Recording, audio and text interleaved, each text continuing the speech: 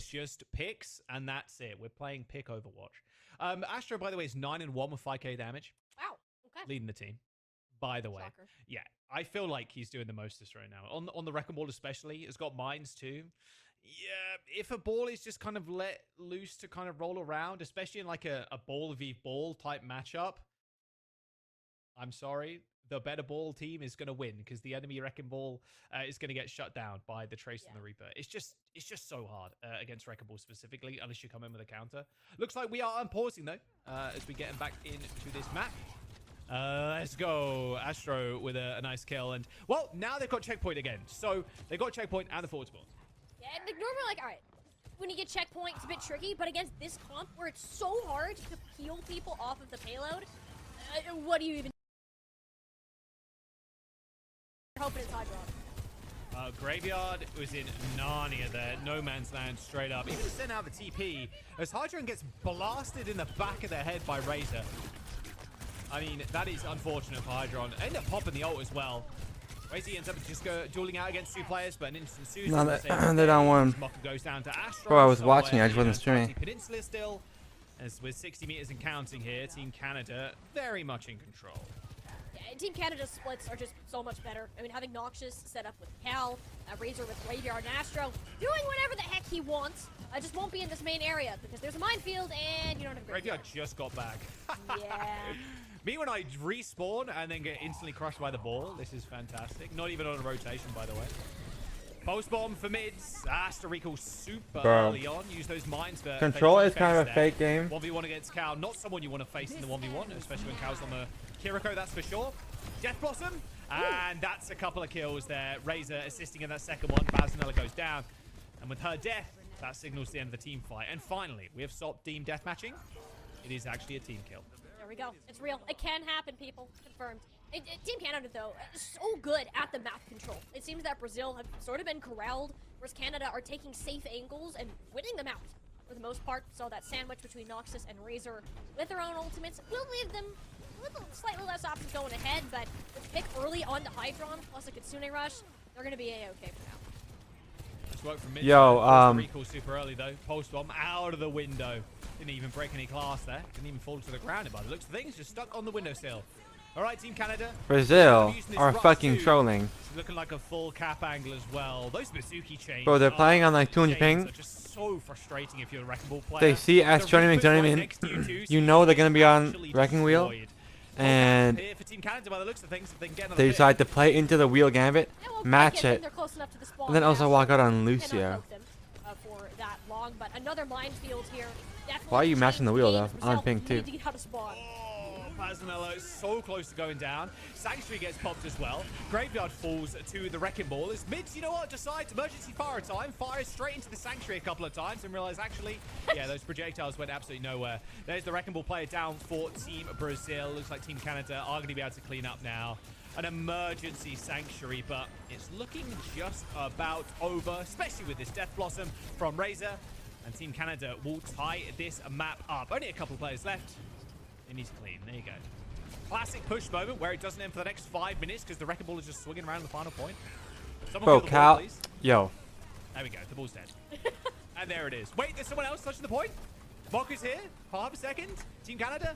And there we go. Okay. 1-1. Team Canada come out with a very swift victory on their hometown map. Look. I don't know what you've done. Cal is on TSM with fucking Guru, Lulz, Gale, Adelaide, and Bedtime Story. Okay. Stack test team. Okay. I didn't know about all that. Right. I don't know who the fuck Gilbert Noodle is, but I'm sure he's good. Of course they are. It was real. I think this is just their comp.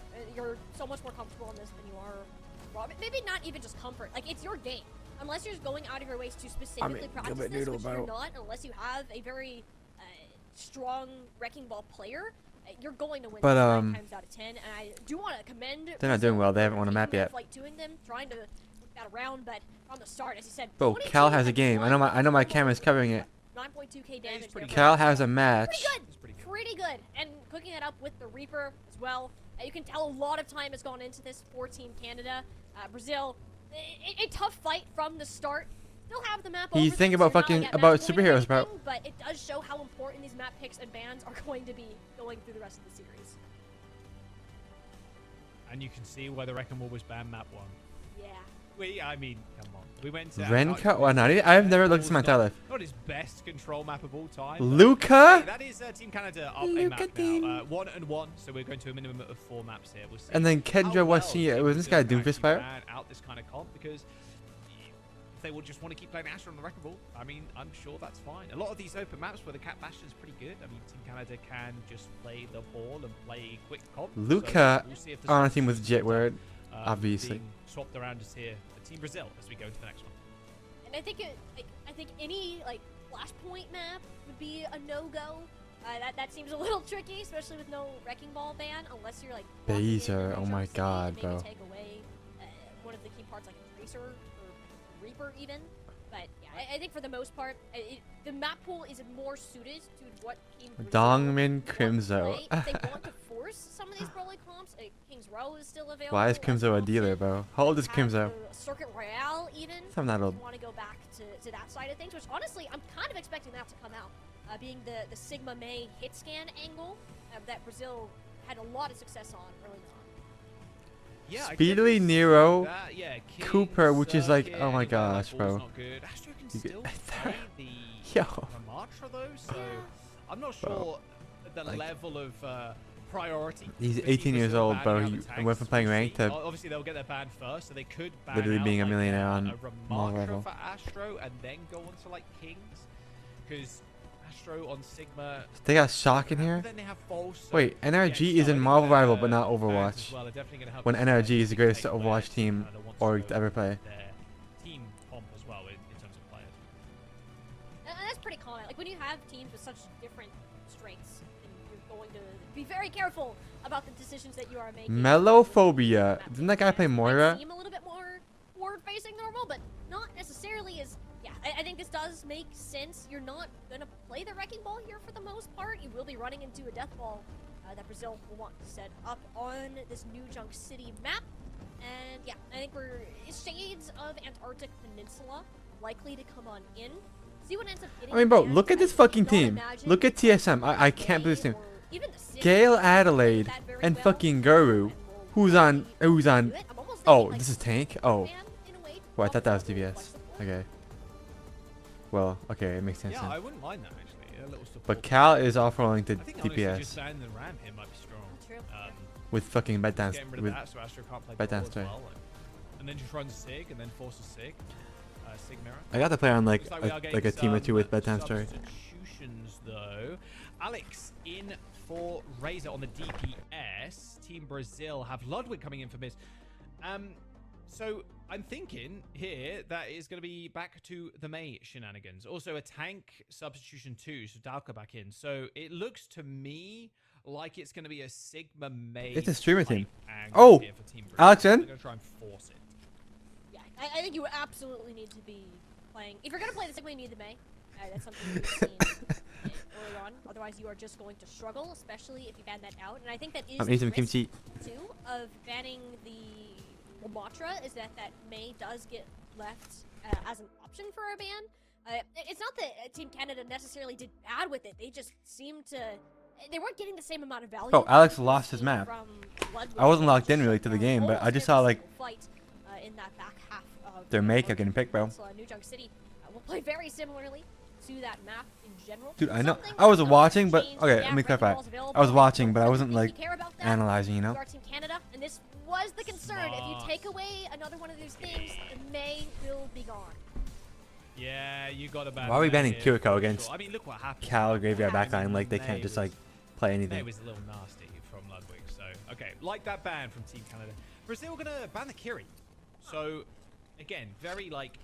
Okay, we want to play Juno Brig, like Sigma, so we can even play like Juno Brig. We can really bring it back. Juno Brig, Sig. You can still play Sim. You could have like a Reaper too. I mean, there's plenty of angles that Brazil can go even without the May. So we'll see what Canada kind of respond with. I think it's a smart ban though, banning out that May. Just get the. There's two devils in this game. I firmly believe, Molly. Sim and May. Those are the two demons of this game. They need to be sated at some point, so I'm glad May's out. So we were in a very dark place in map 1 is what I'm hearing. Oh, we were in the darkest, but we're in the darkest timeline of all time. We're seeing Let's go, Alex. Sim main mirrors. Let's go, Canada. Just walls. I'm cheering for Canada. Everywhere. Like, yeah, we were in a dark place, but thankfully this map a little bit brighter. This may have been bad. We'll see what luck we will display. I mean, Sim is still not. I'm cheering for Canada. We'll I mean, see. yeah, but you know what? 1 is better than 2 in that situation. I'm cheering for Canada, and I like it when they have Estronium Exonium in. He's my favorite one. This would be something if we end up going for it. I'm not going to comment on that for now, but I think for Team Canada, targeting the flex support I think makes a lot of sense for Brazil. No, it doesn't. Playing an Ana here. No, it fucking doesn't. Risky. It will be helpful into Dalka's Malga and a The lot other of thing is position, false, but bro. actually staying alive is going to be another story. You can be easy to engage No, on. it doesn't make sense to ban Graveyard. Kiriko when you are the noob Or team and you're there's playing still against some evil in the world, Alex. Graveyard and Cal, who are like, Hello. This is so sad. oh, yo?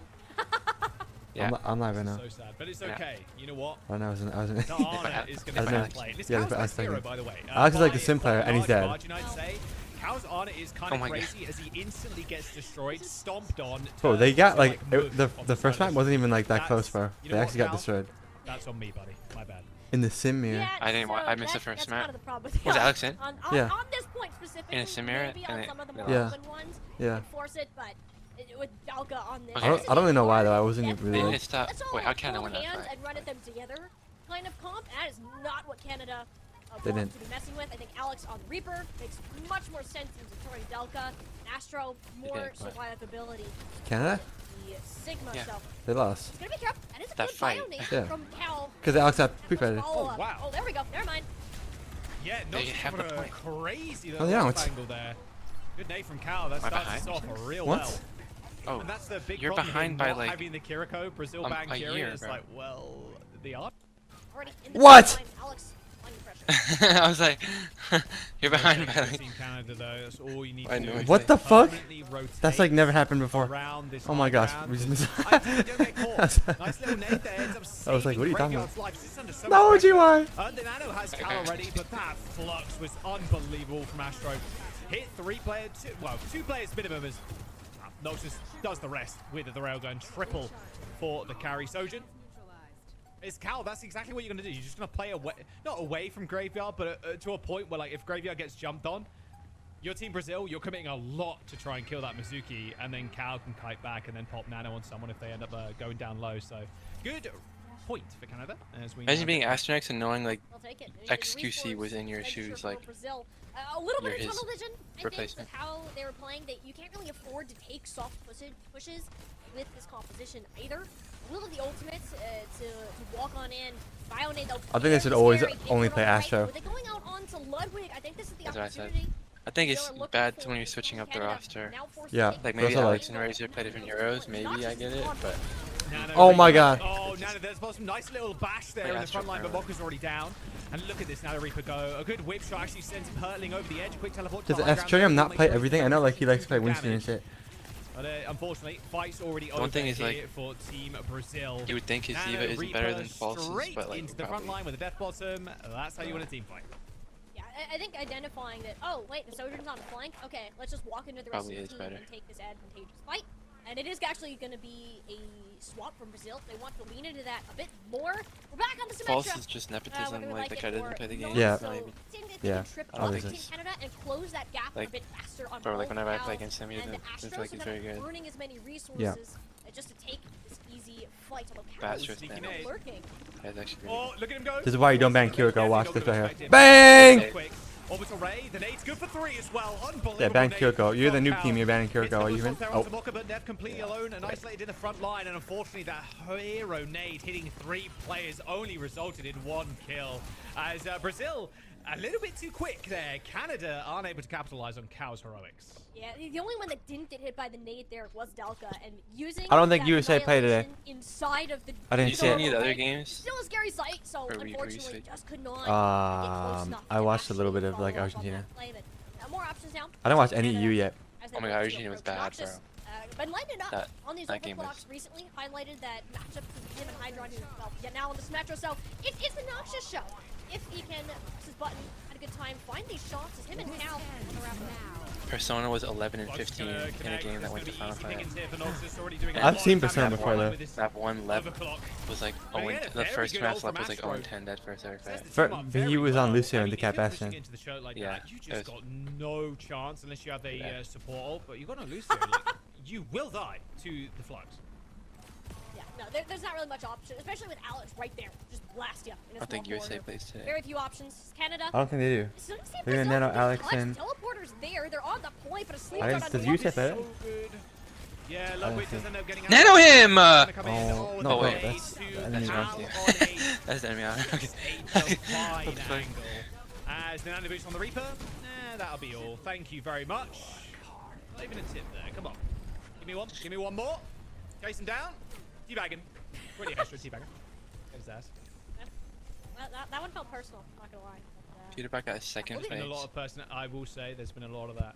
And that's what I will say, one thing, Molly. Yeah. The World Cup does Wait, really what? bring out the fun BM banter side of things as well. You know, Brett teabagging in the last game, left a little bit. I think Canada and the USA always have a good time as well. Ash ends up getting bashed, but not before he can isolate two with the Death Blossom. And once again, Cal. How good is Alex how at pressing damn Q? good they are on the Ana. Hits 3 with a Bionade in the front. Brazil, licking their wounds a little bit. Crying, maybe, out of both eyes and having to back up.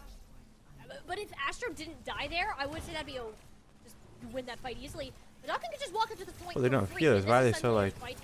Brazil very happy to take with the photon barrier. Not much Canada to do. Be able to answer it. This group is like the most balanced group in the entire all three regions. Kind of stay in this one because What are the other of two that teams? ultimate. Colombia, Puerto Rico. Yeah. Puerto Rico was not All that four bad. teams are pretty close. No, Puerto Rico fucking Mogs. Very early team fight here coming through for Canada. I mean, Will I dude, play next year Flopping over like a Overwatch fish C? on Is dry that World land. Cup? That will be Brazil Bro. also staggering Cal. Okay, Ludwig did need to hit him there. Probably could have just died to the turret, but all good. Stagger Cal for a brief moment. It's part of that personality, you know? You gotta show the Personality on my left and my right hand. Even if Ultraviolet and Luke Mino Brazil, though, and Orbital Ray, Landon all retired next week, they would still have the nepotism to be on the team in the next like 5 years. So like. Was rip people's heads clean off. Flux ends up coming through in that choke point. Cal in trouble, and yeah, with the orbital ray, there's just no way you're not insta-killing someone there. Well, there's not how they would Bro, just even then, guess. like, you're not making a good the team focus over. fire from Team Canada ends up bringing down the Sigma. And now, unfortunately, Moko's 1 HP, scurrying for cover as Nox is saved. The whole team fight for Team Canada, picking up 2 kills. What I think, if Noxus can find an angle, well, that's kind of the only thing that's going to stop that. Alka did also put himself Graveyard's on probably the like island. half American. Can't do He'd it have the when spot. Astro was on, their monster Yeah, like festival Rockets palace, would probably so come that back. is always a threat to worry up. So Canada will be denying the extra points to Brazil for the time being. Dude, how hard is it to like be good if you're not in Overwatch League, bro? Annihilation, though, as a win con here for Team Canada, that is TJ. terrifying. If I am Bro, Brazil, there's a lot of good American flex force. I know, but that's why I I like. think there's a lot of good American tanks. I literally think tank and flex force are the two best roles in our ult region. here. I'm gonna be honest here. No. Yeah, just Or like, nano actually boost, maybe not. Okay. Nemesis form, run it I mean, down. think about And again, a good nade from Cal. So Dalka's like what, half HP. Shaq as well. Okay. Fight, can't get healed. Let's not get ahead His of scan it. is pretty good. That's not much that you need. And I His think scan is not good. Annihilation's gonna be really helpful. We had Aspire and that was it. Brazil, build up some more of those I guess I'm talking thinking about? more like tier 2. Like, okay, like in Master League, I think tank is The worst. No. What? The 5-man nade! Oh, I don't know that. Oh, and then Cal fucking died. Came through and the nade But hit this is so fine, good. the wall Brazil comes have it. up, and there it goes. Oh, Bro, tank is Cal Thanos, but, like- again. Bro, Within you the are like Yeah, literally the like- best tank in like the league. Just can't No. capitalize 'cause of the wall. Bro, we have like Cardi fan is like on the bench, bro. Like, Brazil, they'll that's take saying point. something. They're gonna make sure they're not completely swept on this New York City. It's saying something that you're like one of the best tanks in the league. You know my Oh. competition? Kinda crazy. All things considered, we'll be going to the I think open flex support is of good. the next match, which I But think it's you good that like. my competition is better, so it makes me But it's better. now That's harder like to get to Cal, what so it's like I being think it's trained. easy. You can definitely say main support and flex DPS are the worst. They're not. Tank is not. deal What with are you saying? Tank is Canada decent, getting bro. into a space, getting No, it's not. in a position There's to the succeed tanks Bro, are pretty in the good. name of You team. have no passion and you don't play the game, and you're literally like Okay, well, not that high like, ground. Dalka, the best tank in up 2-2. there already with the team and just gonna deny the silver clock entirely. Another good nade in the back line. They can just walk up this one for free. just firing shots down range. This Noxus, and they managed to claim the high ground for free. But the competition being great. Alex is not like just not into that after Elden. He got moved off the map, but he always gets so many kills, bro. He's probably died so much. There's just nothing you can really do against. You play Lara, so I think you should be compared with main supports. I'm just laughing at the sound of the Reaper going, "Whoa," falling off the map there. That was bad. Yeah, he did enough. He did enough. Don't need to do any more. No, it's good. But yeah, Brazil. Yeah, the main supports are fucking garbage. That's tough. You can't do much about Oh my gosh, the main supports are garbage, bro. Don't let him get away with this again. Me when I just ate in the front line. This is why you don't ban Kiriko. I can't believe Brazil. I'm loving this. They ban Kiriko until like the Cal keeps dying though. It's so bad. No, why am I ever talking? Every time he's done that shit, it hasn't worked. It's 3v3 though. They can still win. He has ram out. It's over, guys. They just win. Going dangerously low. Hits the shit to get away, but it's all on Astro to carry this fight, and he's going to do it with ease. He's just got so many resources to play with here, and even with this wall, Hydra's just going to get walked at. The sim cannot stand up to we don't even have a main support good enough to be on Team America, bro. Looking to take this one away. So once it's like Vega and then like Leb, then it's like main sports suck. Yeah. I know they're the worst for sure. Yeah, they suck. I think that, bro, they're good flex support. Like, okay, at the highest level of play, bro, RuPaul, Ultraviolet, CJ, Landon, Luke Mino. And the Doom ends up pressing the point eventually, but this point is just Astro. Bro, Kaitan, of course. Bro, Cal has a Marvel rival game in 1 hour with Bedtime Story, Guru, Lulz, and Gale Adelaide, and so he's not locked in right now. He has a game. It's literally his game in an hour. Without the May, really struggle into this brawling type matchup that he's in. He was in Sugar Free's chat after map 1, after they lost to Brazil. And fucking Gilbert Noodles. I can't. I didn't mention Gilbert Noodles. There's so many like. Then you got, and then like tier 2, all the flex supports with Thanos. No, they're not. They know where their strengths are. Yeah, they are. Weaknesses are, and they have targeted it. They are. The map picks and bans. Like, bro, pull up Wikipedia and like look at just like the teams and masters, and like look at like I'd be okay with playing with like most of these flex supports. I think. What are you saying? Cal is just hitting these fat antis like over and over and over again. Well, looking good though on the deaths. What are you they've all got bro? 10 each. So you know what? Team synergy on point. Can't be said for Team Canada. A couple of players with 7, the rest with 6s. But pretty good. Like, yeah, that map Kiwi's was really all good. Cal and Astro, honestly. Can't really Kiwi's really good. MVP here. We have fucking 3 flex sports on our team for some reason. Anymore, sadly, but we have. I would definitely give it to either Astro or Cal. Astro for that last point specifically, but Cal hitting these a crazy nade. Like Caravan thinks I care about shit like that. Like I care about what role is the hardest to fucking play and be in. It's so embarrassing that you're actually like a little fucking Reddit person, bro. You should like go on. You spend your free times on the Overwatch forums, like. Kiri has been dominant in Overwatch since her very release, right? So it's nice to see that strat still working out for Team Canada. Yeah, it's definitely not seen before Hero Band. Scroll down. You haven't even got to the graveyard for the Philly page yet. Like that's like you get stacked, you get more stacked. No, okay. No. It goes. There's a tier gap between like it's like even if they do those options. Me, Graveyard, Kiwi, tier break, Shaq, tier break, Frothy Philly. Your hand is close here. You are going to and then everyone below is just like. Unless you are wanting to play. Then everyone's in the same Shaq is not in a tier of his own, bro. So yeah, it just seems that every map yes, he is. you go to, it seems like But the tanks are like the tanks aren't bad. Look at the tanks. Like, they're pretty good. For Team Canada, and no, they're not. I'm not even being mean. The tank roll is just. There's one tank a team, and they still. The best tank is fucking from Germany, bro. Okay, maybe I'm. Maybe the tanks aren't that good. They're just not. They're just trash. Dion was on the bench. Dion is good. But look at good on the ball. Also, look at the flex as well. So it was a little bit of counter watch at the very beginning, but. That was Team Canada's through and through. What about it? We'll see if this does end up being a 3-1 though. Canada find themselves in a match point scenario. And to be fair with you, I thought today might be a bunch of 3-0s, but they're gracing us at the very least with a couple of 3-1s at least to start out. Let's have a look at the map pool once again. And something we spoke about. Now I'm looking at it, it's all pretty equal, bro. Maybe 20 minutes ago. Just except it's still in the pool, so it is going to be Brazil picking that one up. And you for sure have the May, and I hope you protect that signal. I think that is a must for this team. You do not. I don't think you want to play a Ramatra here. if No, you have the choice to do so. So absolutely just, not. I think you ban the Revive Mono, main sport role. suck it up with the Kiriko, That's why you and need have- to you need or to the you need to Ana, become a main sport have the player, Kiriko Liam, if you back, want to like. to be able to counter I will that. actually But revive I main do sport not role. think in any way Actually- And is the best time to ever do it because you main sports play like Alari now and like Mizuki, which is basically just not a flex sport. Yeah. So now is I'm your time trying that to you gotta do think that. how It's Canada just kind of Lucio. over here too with the back line because It's just Ana's Lucio. great on this map, obviously long sight lines, Lucio's- yada yada yada. so but also Lucio's the worst. You can, He's never Cal can just play like Alari That's as not well. true. So if you go for the Sigma head to head, like okay, we just play. I mean, you can get away with just not flex ever playing Lucio ever in with, Master League, the, even if it's like the meta. Alari as well. Like Alari in general, extremely good. This is her best map. I already know the ways of the You yellow, bro. can't- I can't really think of another one.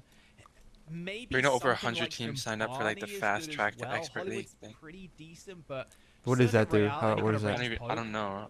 It's just so good. I don't know So how I it- do fear for Brazil. I think the top, coming in, like, because yeah, I do agree with you. If Some you teams make expert. end up having to protect the Sig, you end up just banning Ram. I didn't But know if it. you don't go that direction, maybe you ban something aggressive, like Oh, a wow. backline aggressive character to get Only the the out top of the hands of scorer. Cal.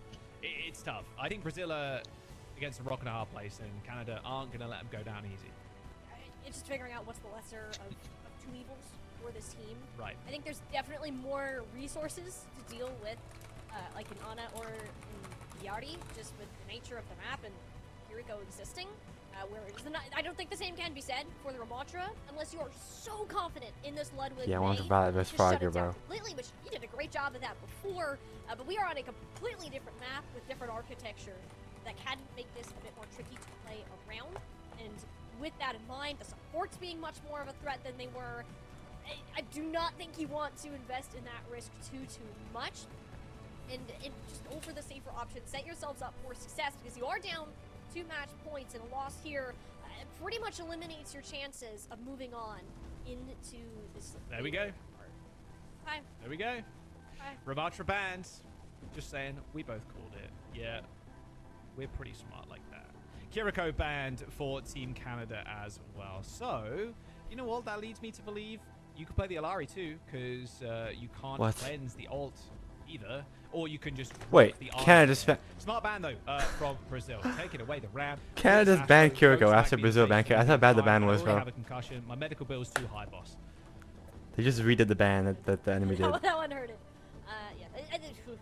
This is gonna be hard, I think, for Team Brazil. Well, the question is, does the Big K have an Alari? In that earlier map, you don't have the hero picks that you're necessarily wanting fully.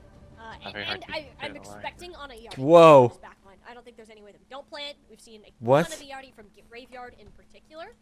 He's That loved is so that fucking one Kappa. out, and That is Kiriko so fucking is Kappa. all the more deadly. Like, That is a honestly, fucking I'm Kappa. more scared of the supports than I am the DPS. In You this can't matchup. lose the By game on On this Alari. map? Like, Oh, yeah, I you can just make a watched few more that happen shots. on Team You Philly, can't- bro. You I can't just end the watched game Team and Philly. lose. On Lucio, if you like Lucio make a first, mistake for half a unfortunately. zeptosecond, You should say flex Unless support. you die and you lose the game. Yeah, Unlike exactly. you know. I'm sorry, main supports. I They just watched Philly lose a game on Alari. They walked on Alari and then we'll they see what they Brazil died would in do the with last their game. backline. Could just again be the Brig, could be the Juno. Doubt we're going to see Lucio as Delicate is still in and definitely going to play the Sigma. Anna wouldn't mind that at all. Bro, Mokka, Alari is a Fish. character you where could all of easily your value, play all of your numbers, all of your impact, all of your little APM things, like the Mizuki. like the value that you get on the character is just totally dependent on your ability to like So we have the Mei move and your the Simba. mouse and character and shit. Yeah. Well, That part does suck. But okay, every let's other go character in the back to game, go you back just get this passive back value. to- Ooh. But the reason why these players can't play Alari is because like I like it. it's way too hard to I like think get. it's good for a lot of these closer quarters range. Value out of it. Sanctuary. Such a good They just ultimate. like sit there and they don't really do But anything and it's then they poke die. anyway. So it's like Yeah. you kind of To need master the AoE in craft a of way, Alari, bro, you and have to like also actually be the like Sanctuary, insane. It's so good on corners. So But popping Brazil it just down the really like corner, it putting makes the Hydra on fight almost Symmetra. unwinnable. Oh, it's so good. Yeah, We and see it's Cal- It's well, just they're on less Ana. than Yeah, master Ban game Curie now. play Ana Okay. and Alari Ana. Now we're cooking, chat. Oh yes, Alari Ana. Flex support's dream on this map. And another problem, Alex on the Mara, there is no my answer Sigma to this. player. There's no answer to My that. Sigma. Yeah. Oh, the answer was the teleport that was right next to him. Bro, poor Alex. Like I was in Sugarface stream, and I mean, this is tough. I don't it's think you just people bother asking if he's Rifle Seeker. unless Like you just watch that 1,000 video, messages. but Does not look like he's doing that. He's not his own person, bro. We'll still Oh my gosh, Secret could have just played on the This team is where the camera. He corner just chose starts not to to. get scary. Okay, there we go. The team now would have been those are swaps to make a lot more sense because you don't want Alex to get a free fight. And Noxious is playing good. Yeah, you have to swap. Basanella as well, swapping to the Ana. Okay, there's 2 players now that can check the Pharah.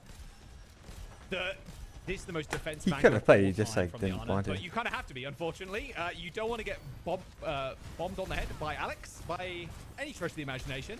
And also, you're going to take hella poke from Graveyard too. This is poke to the extreme from Team Canada. Which is hard for Brazil because you need to play around this Mei wall, and that's not an ideal angle. It's more of a defensive get away from me type of thing, which Asha happy to do that. KGY? Look at their health bars, by the way, on Team Brazil. The support players cannot catch a break right now. Also switching over to Alari themselves, but Rock into nade, no hands. Yeah, this is very over this first point. It's tough. It's real tough. If your Pharah's hitting rockets long range, if you're...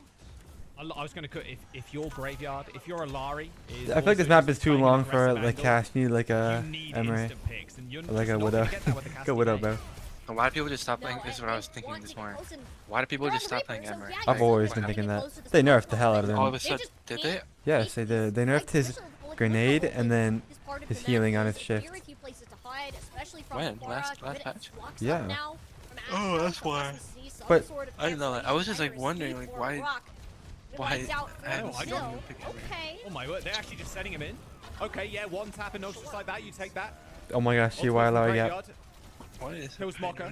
High noon. Hydron, I think the fight's already done, mate, sadly. Oh, the flashbang's good for the kill onto Cal, although Team Canada are still in this. They're going to try and chase down the DPS. Ludwig TP's away.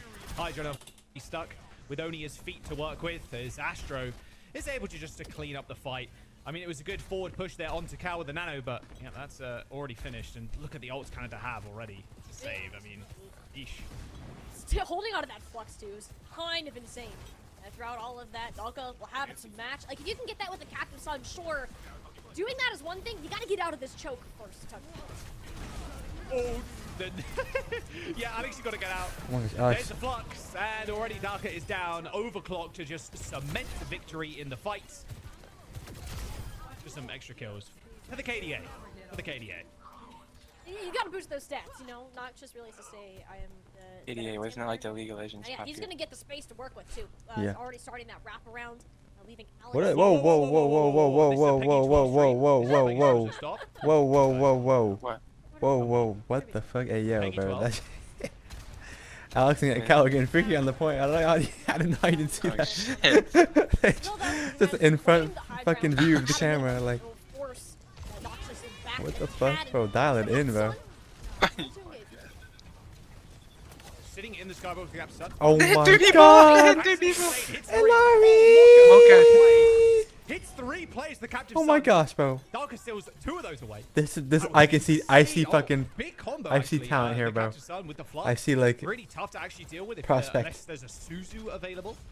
Team Canada, though, in the hills both those ults were I think fucking favelas. The fact that it's like you could see an outline of where that ult I was can going. That's see the it. only way I can There's believe potential there. Mocha managed to find that angle. Actually incredible there, and it sets up Team Brazil perfectly. Team Canada pushing through this choke. If I like break my wrist, I'll like take in an apprentice, bro. Yep. Or like. Sleep, Barrage, goodbye. oh, they're gonna barrage him. Oh, the disrespect is crazy from Alex. Ludwig? Good shot as well from Cal, sleeping the Nano Reaper. Be able to get to this choke point as soon as they heal up. Yeah. Oh, the Nano. High noon from Hydron. Pulling the trigger.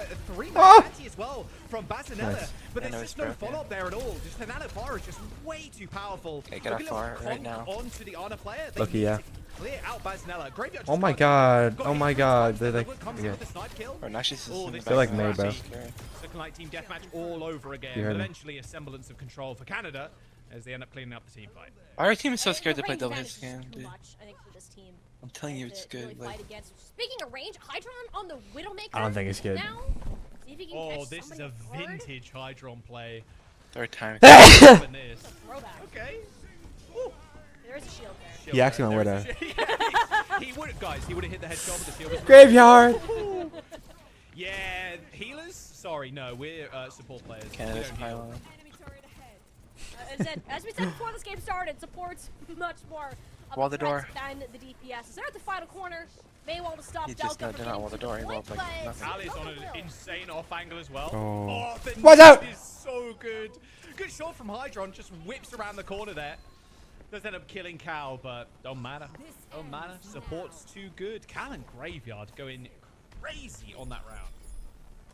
No, Astonium is like, he's gotta be so good, bro. One of my concerns when I saw this roster announcement was, how are you going to I swear make he's this good. work with the 2 flex support players? And I think that having this meta with Ana, Yari in such good spots as they are, and having these 2 on your side is fantastic. Could that be a problem? Graveyard could probably pick up Lucio if you wanted to, bro. But I think for now, it is something they can absolutely. These players are just too like, they're too like molded and like shaped by society, and they're too like, they're so unfree thinkers. The thought of like these traditional flex parts, and they're so committed to being their set in stone like contribution to the fucking whatever. They think that like they can't play. You just can't pick up Lucio. They would. The thought of that would never even. I'm just the most unconformed by society. I'll just do fucking anything because I know that I'm above this and I'm above what was set by everyone else. For Team Brazil, match point as well for Team Canada, mind you. I would love to see Hydron on Widow. I would really enjoy it. Hydron, if you get what I mean, right? You cannot hear me, but play some Widowmaker, please. Very vintage Hydron, and honestly, like you mentioned, these people, they grow up, they think that they have to fit. Like Graveyard grew up, he wanted to get a good game. He thought he had to like just follow the exact same like path of like fucking becoming a flex. No, bro, pick up the Lucio, bro. Now you have Cal on your team. Pick up the Lucio, bro. Genji, something we saw. You would never even try. Yeah, from I believe it was Team Mexico, El Melto guy yesterday. Made this pick work really well, and it can help punish some of these squish your targets, aka Graveyard and Cal. Yo. Lugwiz DC'd. He is DC'd. 100% Lugwiz is DC'd. Yep. If he was anywhere else on the map, he's fine. They're Genji DC. This guy kind of crazy, actually. That might have been a DC. Okay, well, you get the deflect, but unlucky. Right, so I get like this has got to be like the best bait ever, but no, it's just. No. That was not quite the bait.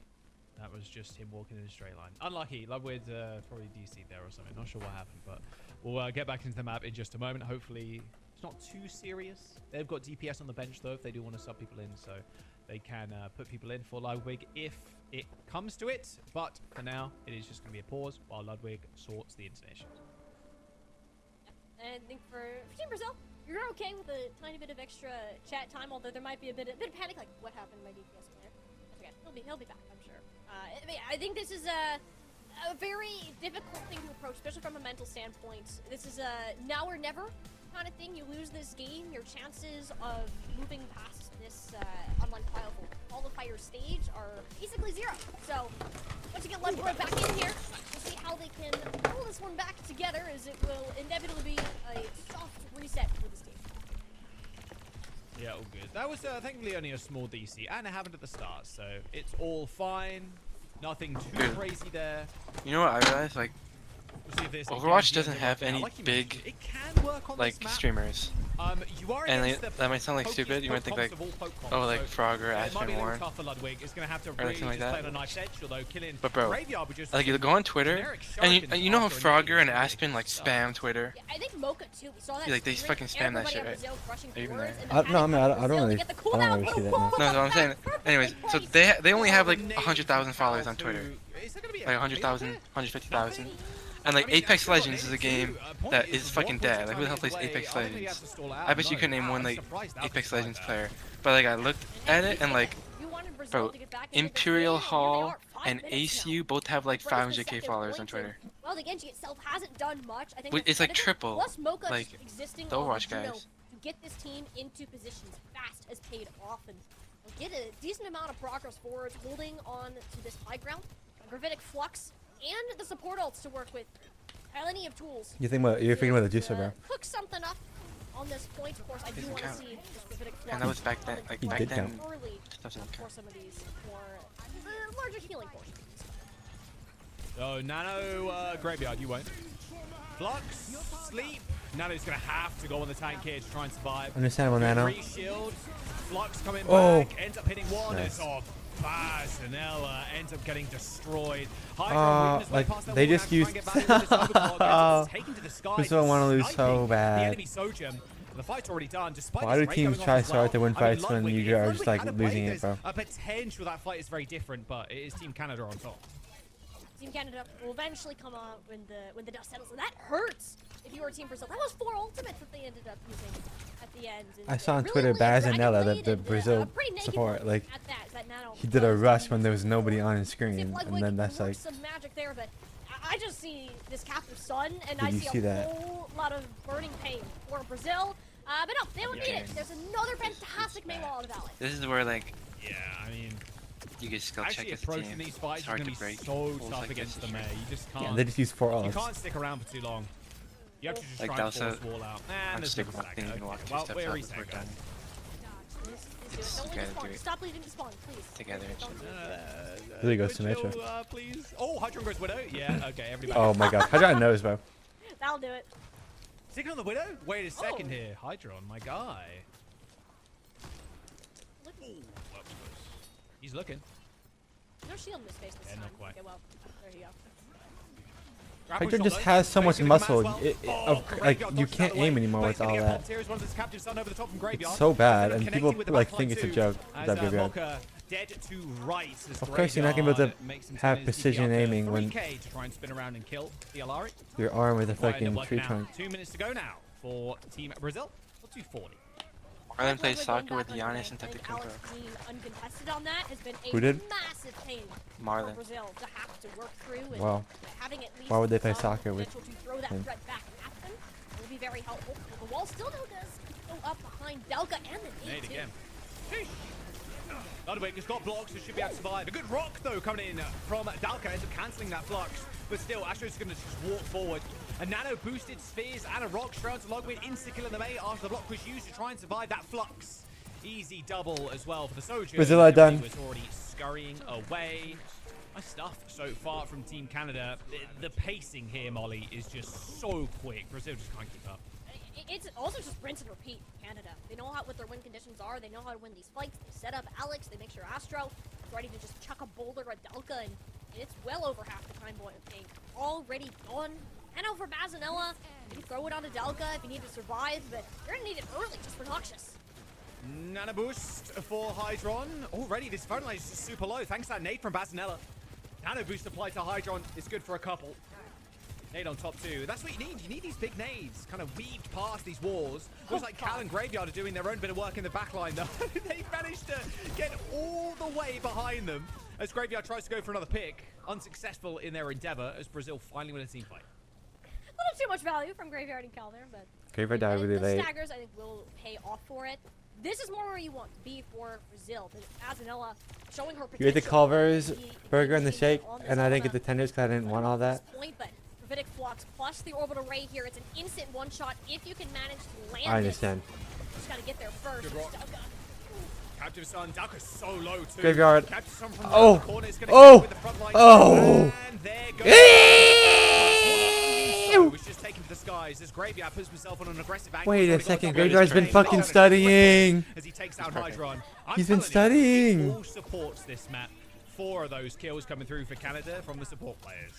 Yeah, I think there's so few teams that can actually say that about their support line, especially in this region in particular. But Canada, far and away one of them. Final fight now for Brazil to keep themselves alive in this series, in this tournament even. What's up, Graveyard? Have the wombo combo still, but Canada been What's up, so Graveyard? proactive with these fights. That flux is so early. Good Oh, sleep. and Cal slept Oh my god, he's it. got fucking Luna Snow. Insult to injury. Blizzard, I don't even get- Astro I don't even get, like, forward, I don't even and get it. that It's is funny. just I was about just thinking, he's done. thinking about like Marvel right now, but he's thinking Cal, about the superheroes, and I need Canadian to like. superstar, flex support They have to player, win has this just map. done it again. Astro dodges out of the way of the Blizzard as well, happy to take the 1v1 of the staircase, and Dalka accidentally elims themselves with the hyperspheres. Canada come up big, a 3-1 victory as we end this match. Wow, unbelievable stuff. Brazil with a little bit of teeth on the first map, but it was all Canada all day for the next 3. You know, it was like it was a wake-up call for Team Canada after that first map. Really pulled it together towards the end. Feel bad for Brazil because they have 40 such passionate fans, to like, end this one out. That's pretty good. and they got map 1 and they were like so excited Even with his remote after map 1 because like happy But on a you know, little space grandpa, but Canada, that's Team I Canada know, for everybody. It's not fair. This is kind of what we expected from them. Highly predicted to come out on top of their group. It's not fair that their team is just like so far, they don't. It's not fair that they don't have Alex, bro. If you like these passionate ass fans, bro, they just do that or at least qualify within the top 2 if things all go well. Pending that last match. Like America should be the team that has as passionate of a fan base as Brazil, because America is a fucking Thanos, beautiful, amazing team. My chat, I put on Team America, they're all cheering for the Ops, bro. It's embarrassing. Graveyard and Cal, a dynamic duo in the support line. I'm excited for Team Canada this year. I really am. I hope they end up doing well on the international stage. No, I do have a lot of Mexicans in my chat. I don't know how that happened, but yeah, I saw that tweet. So to be fair, those people weren't really cheering against.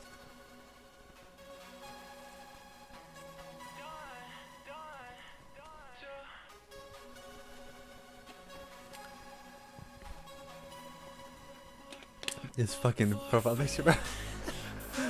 Why the fuck would you ever make that your profile picture, bro? What's this? So I switched some.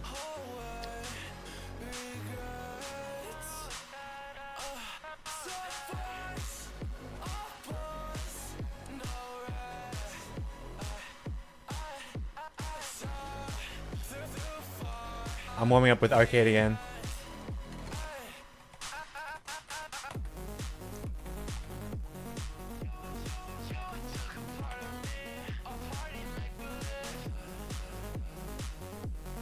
Bro, you still here?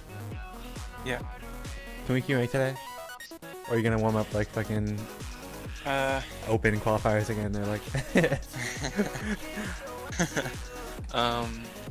maybe. I played 10. I don't know. You're gonna play like Champ 1 account again. Okay. I understand that all my accounts are Champ 1 accounts, or all of them are, except for 2T. I derank that. Bro, I'm by default high Champ 2. Which is how it is. Derank account so we can just like win 4 in a row quick. That's solo queue only though. No, you have to help me. Okay, you have to. Bro, it's fine. The min-max is fine because like we're gonna win anyway, and then who cares, bro? But my per 2T, which is like I think it's like 1 game off Champ 2 now. But that's like bro. I played 1,000 games. All of them are like mid-high Champ 2. I don't drop below that. Until I queued off stream 2 days, I literally went like 0-30. That was really funny. I got typed at by a fucking lifer player, and like that was it. So yeah, obviously, if you're playing on a low account and I'm like literally a game of 2 off Champ 1, you are like it's like down for you because you know I'm so tired than you, right? But like we're gonna win. Like I've literally just like a day or 2 of doing it. Like I'll get Champ 1 and then like we can fucking, but it's not a rush, bro. Just been maxing me for a day. Holy fuck. It's like fine. I can get on my lower account if you want me to. I can make my T account now. So let me get Champ 1 doing.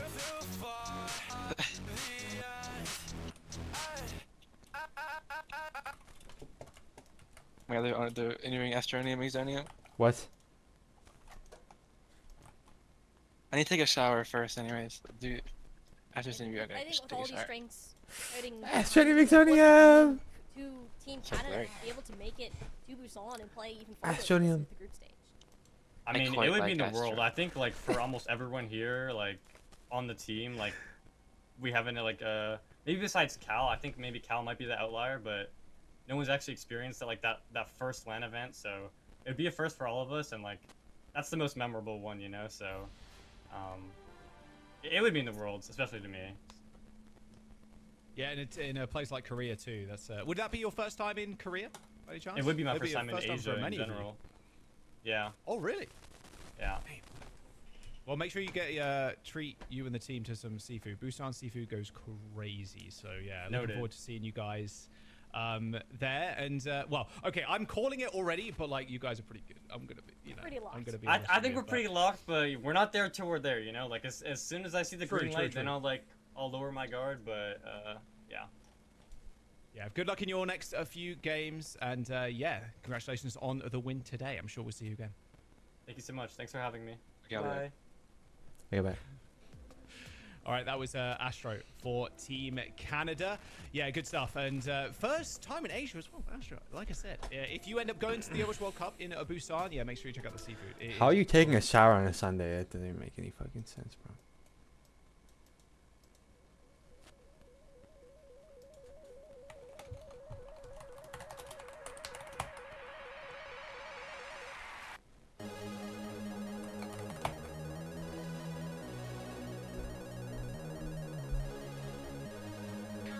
Well, bro, you wake up, it's like, I got nothing to do but like queue ranked all day. What are you showering for, bro? Me, but before I did face cam, I didn't shower even like one time.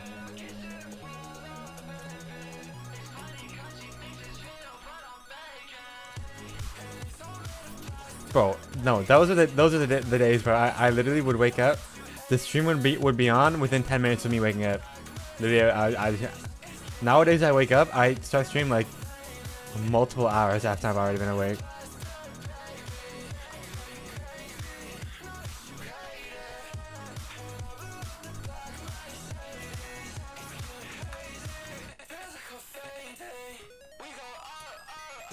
Bro, the last time I've like been outside was like before COVID.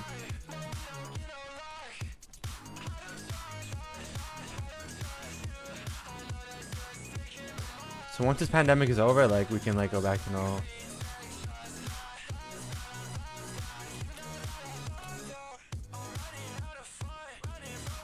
Why do you quit, bro? I quit that fucking attitude.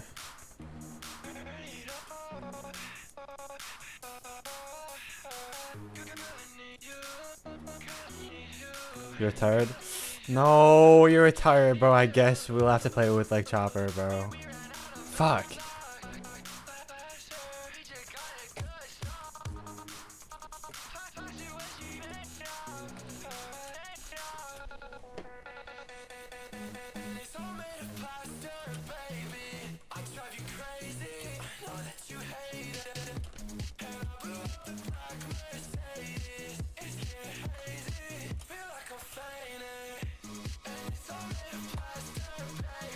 What, you getting Azref?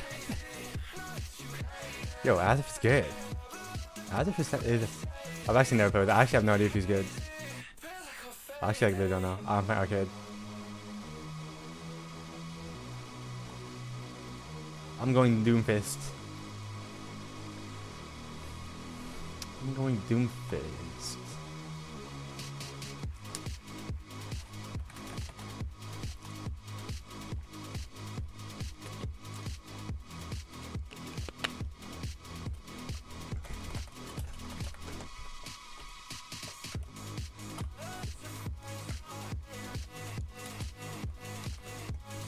I need to fucking quit Overwatch and start making music.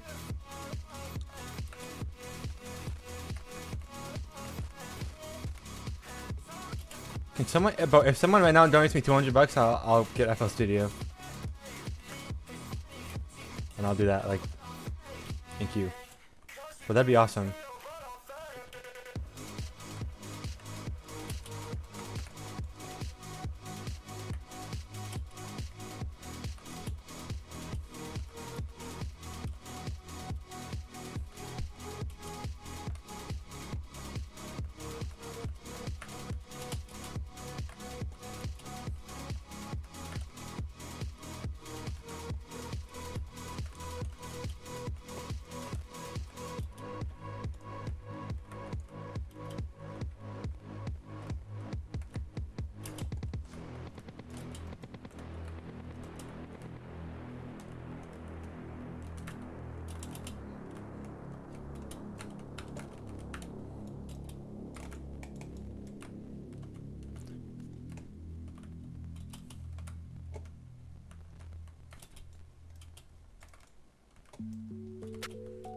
Lately I've been aware of the things you say. Does it matter? Does it matter? Why is Blizzard letting Vendetta be this bad for so long? What are they fucking doing?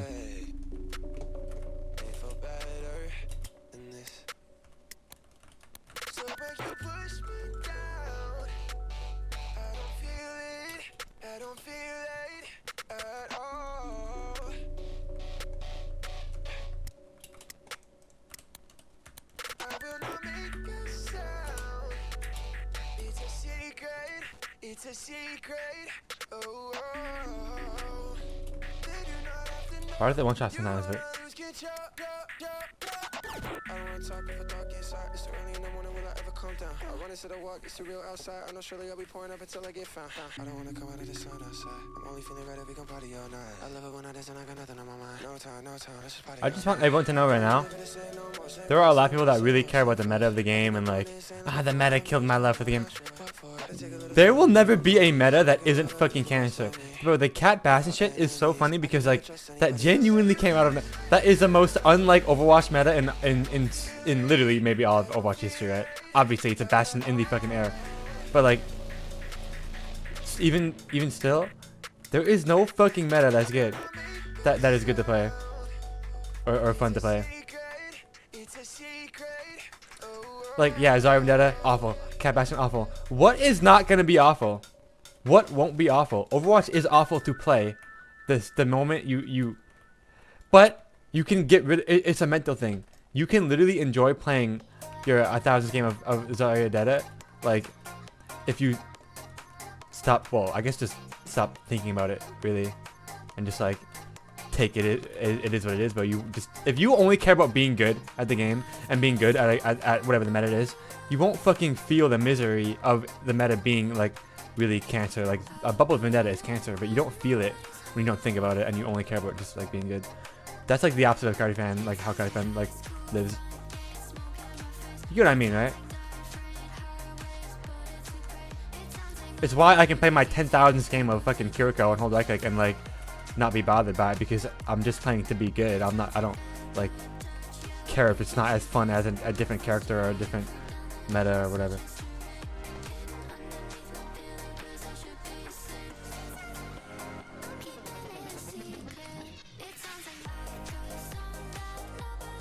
Government asked me to invite you to get your Chilean nationality so you can play for us. We wait. Bro, don't you have a game? Bro, a little fucking late, bro. Are you not like playing like right now?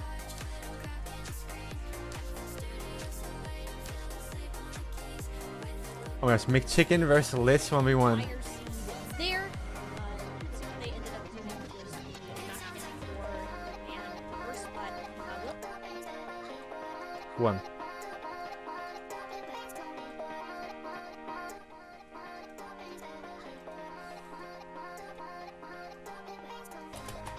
Fist.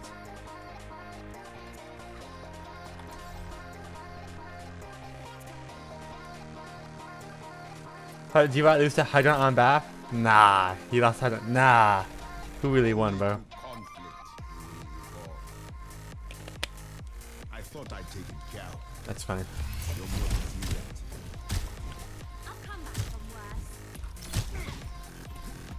How are they?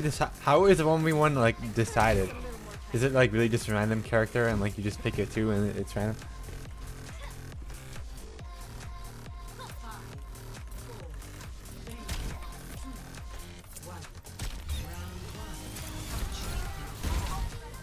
I forgot I'm DBS Doom and I just like.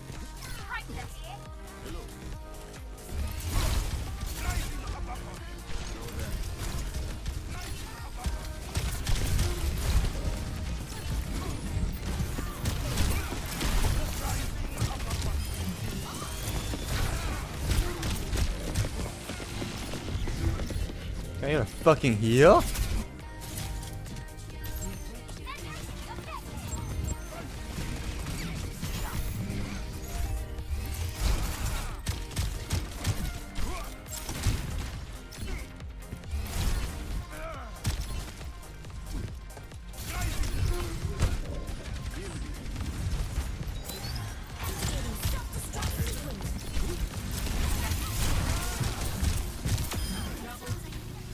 Oh, I know a really good solution to Roadhog right now. Just make it so he can't move while healing.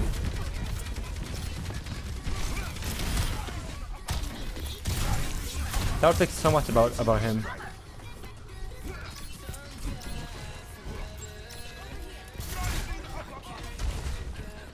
Yeah, it was like that before, yeah.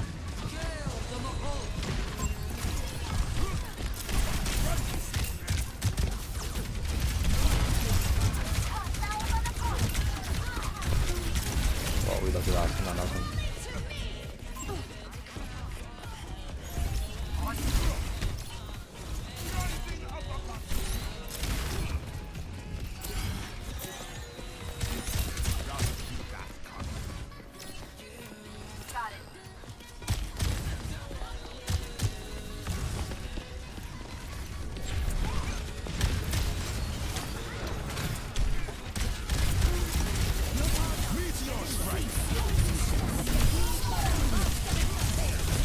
Oh. It's so fucking cancer.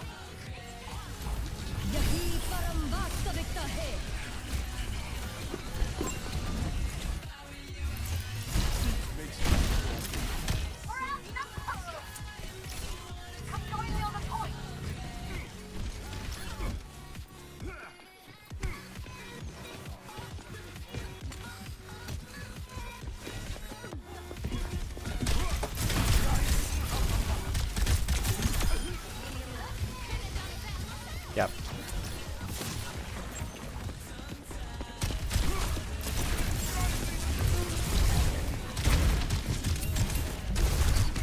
Heal.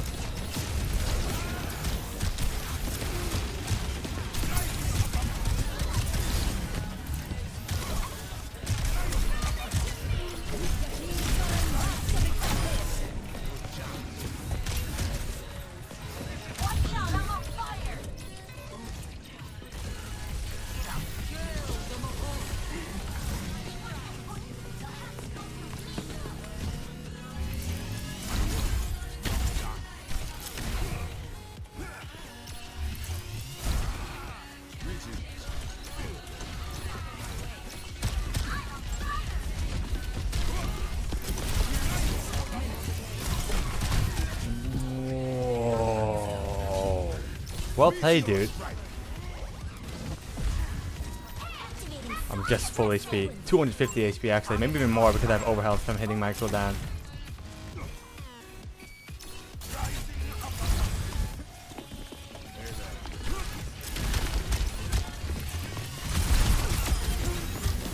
But like next time.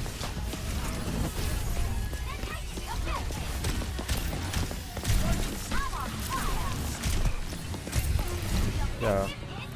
They're healing each other. I could have two healers on me for 15 seconds. I don't get any help killing them. Any help killing them from my ball tracer fucking diva comp.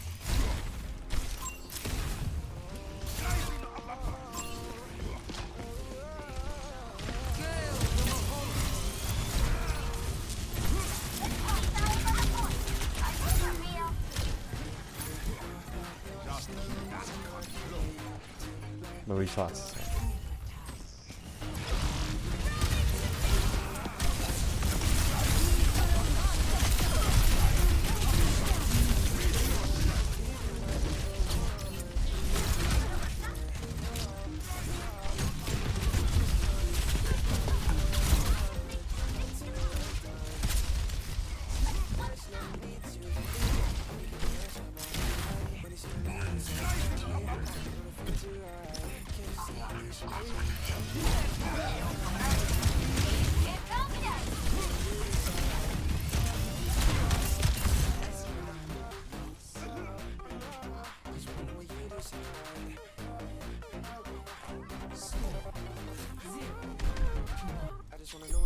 Let me be the one, I can show you around. Where's on the run, we can shut it down. Let's keep having fun. I can't wait to get into the fight. Do you know that your heart falls into mine? Truly is wasted on the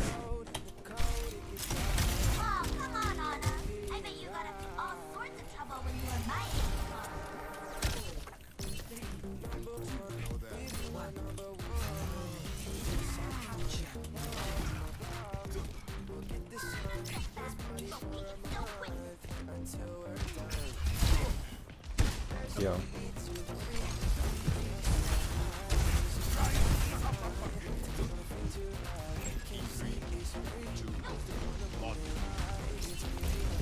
Nice shit, ball. That was good, dude. That was good, dude.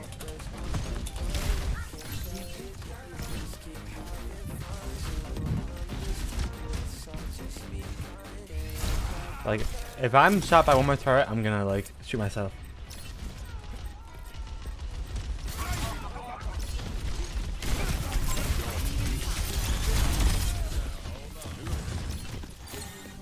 My team's gotta deal with that. I can't deal with it.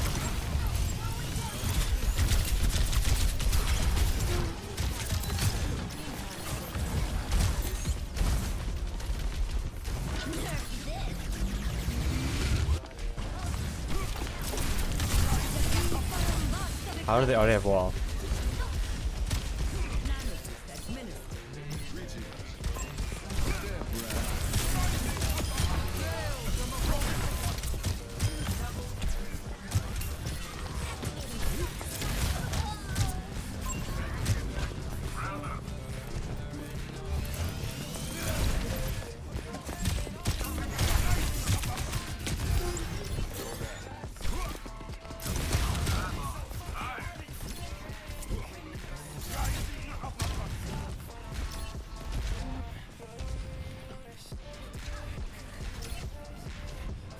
People always just feel the need to fucking share their thoughts, bro. Like, why?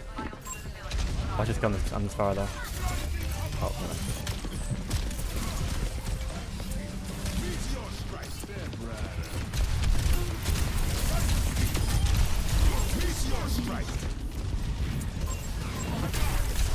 no. That was dumb. I thought it would be cool, though.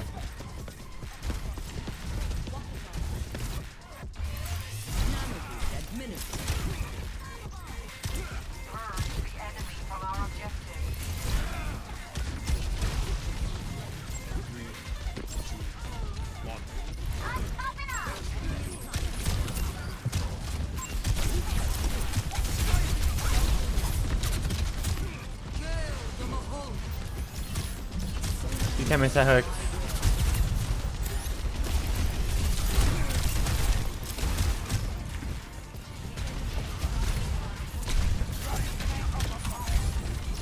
I have to hit a fucking diag to kill this tower, but I'm gonna do it, watch. Just wait.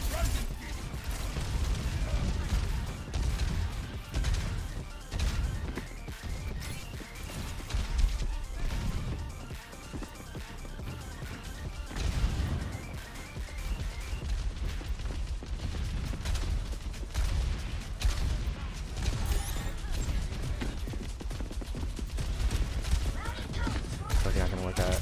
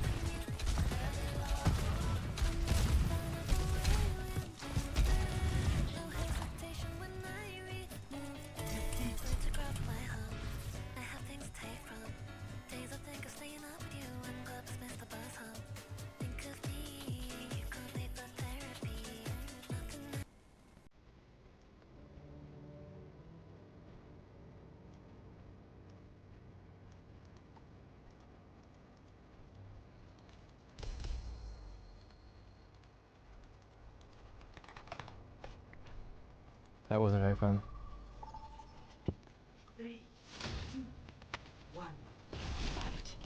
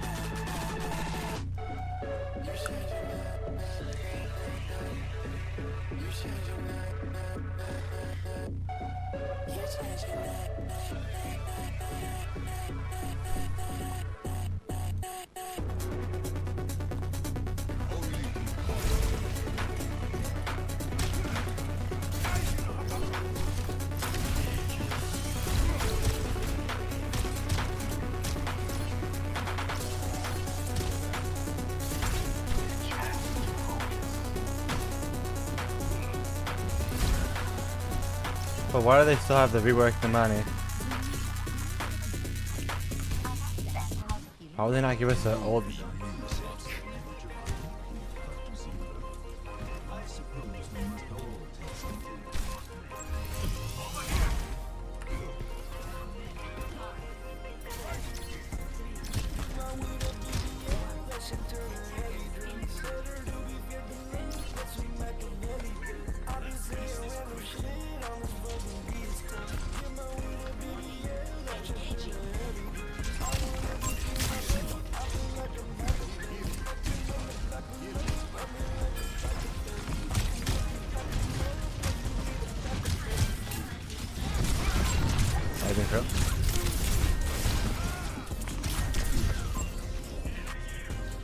Like, what?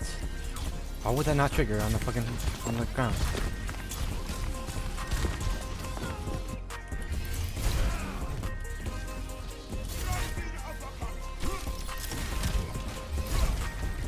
Just lose the fucking RNG.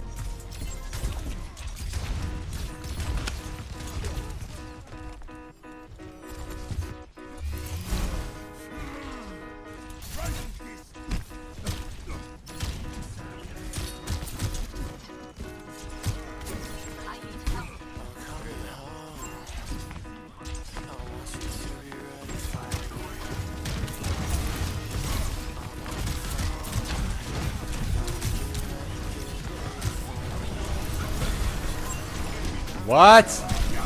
What? Help me. What the fuck? Why did it not cancel the thing?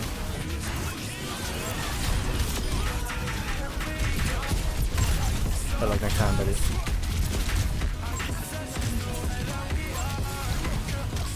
5v2, mate.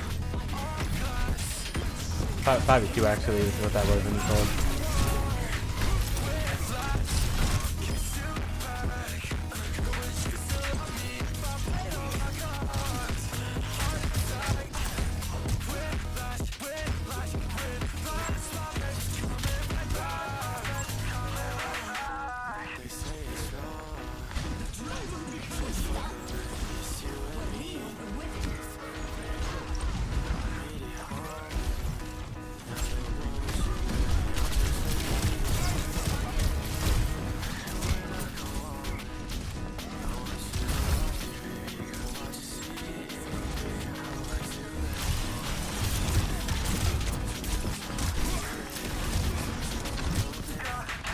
have my ultimatum.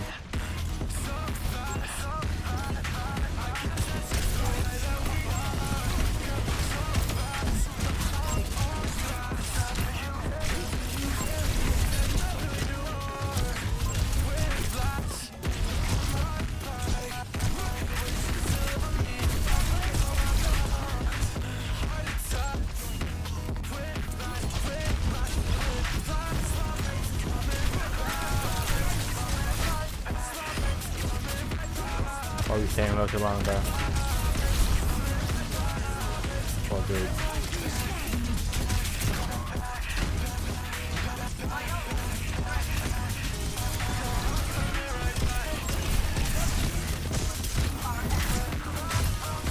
Yo. Do anyone else?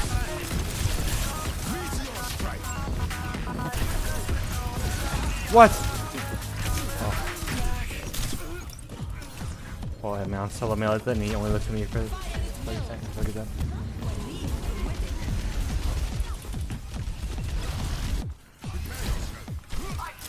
Bro, I swear that DPS Doom is just like clunky. How do I punch a wall there, bro? I'll be back, I'm not be back.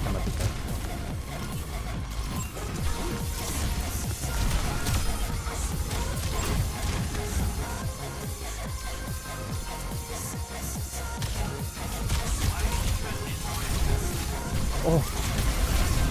Oh. No.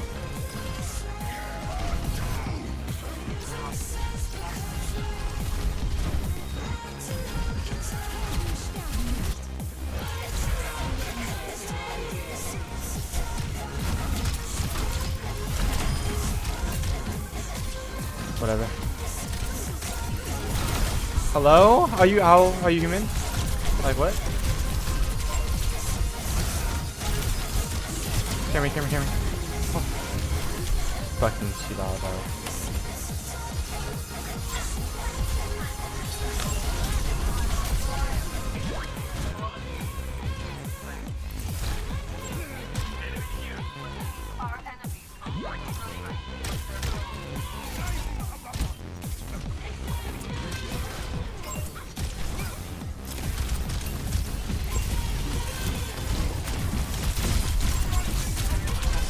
No!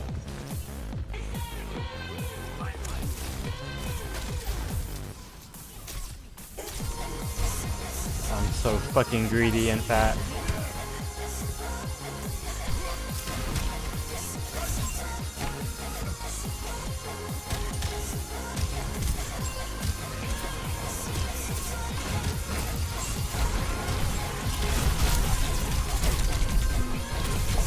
Lucky I can one out.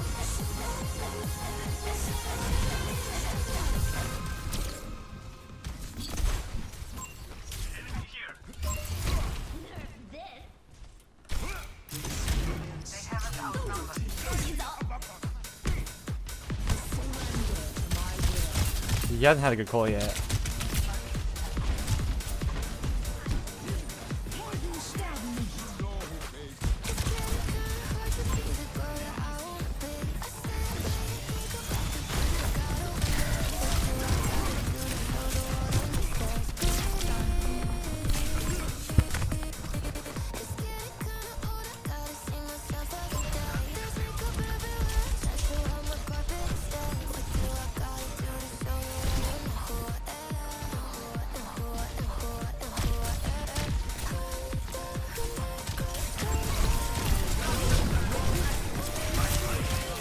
Please!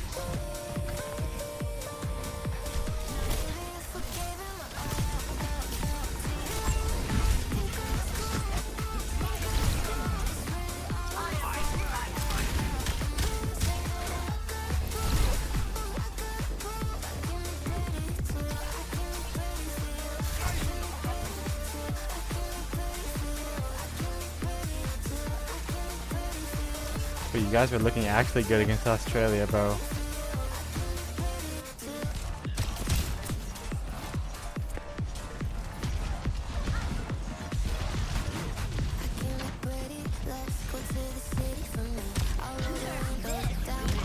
I'll let this, I don't fucking care, bro.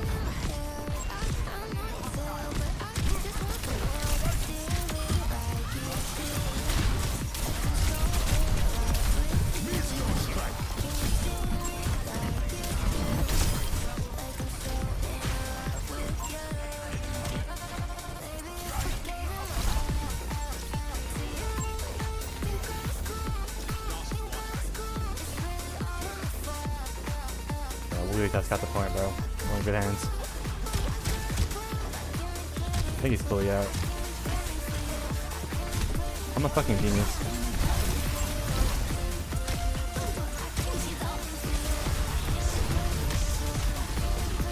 On a dead in 3, 2, 1.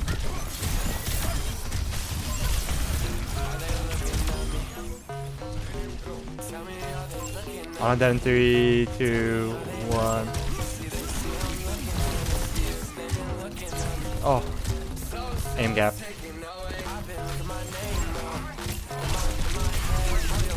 Oh! What the fuck? How was this fair? How'd that kill?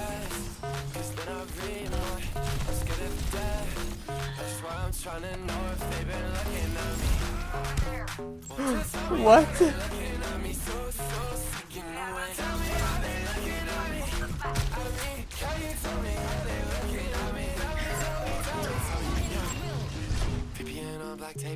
Fucking easy. Everybody I don't know trying to know me these days. I don't even know who I am.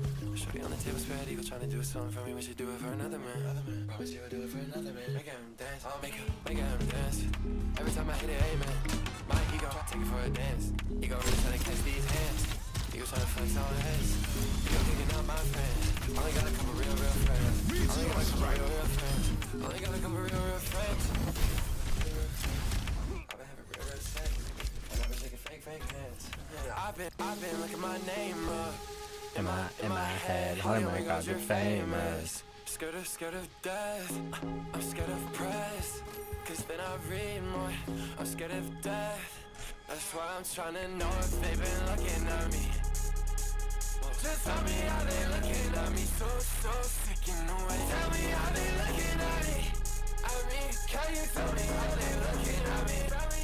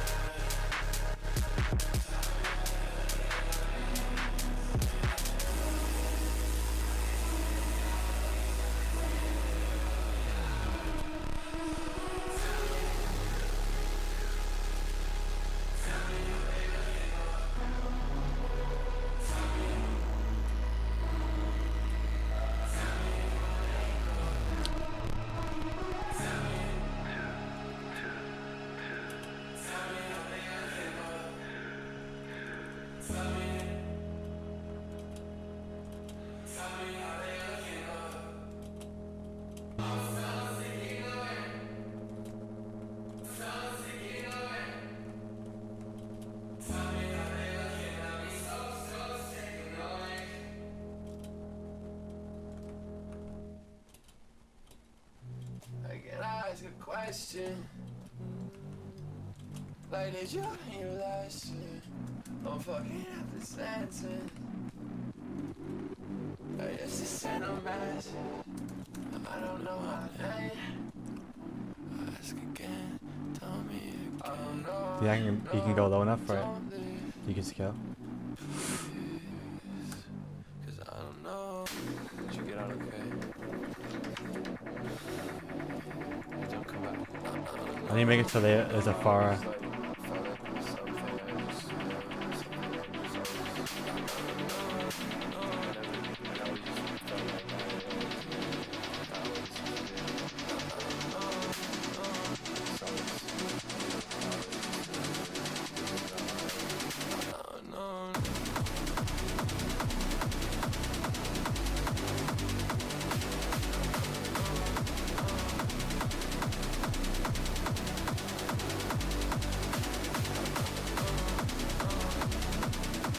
Ew! Nice! Ew!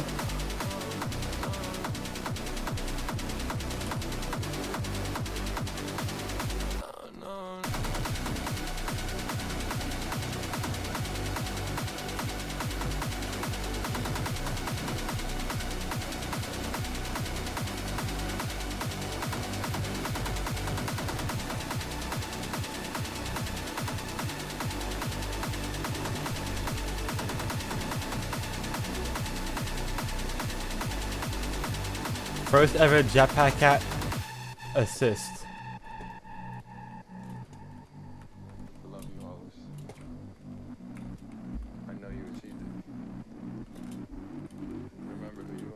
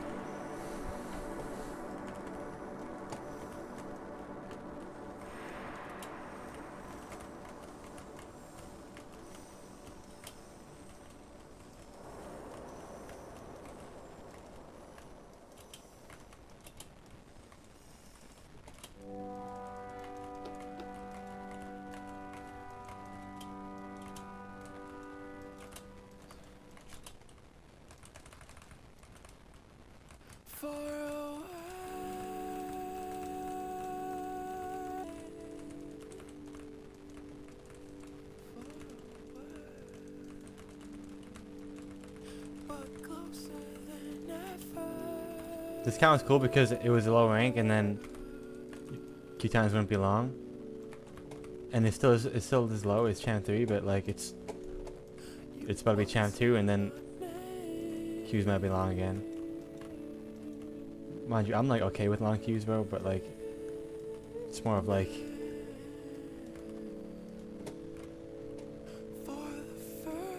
for the viewers, bro.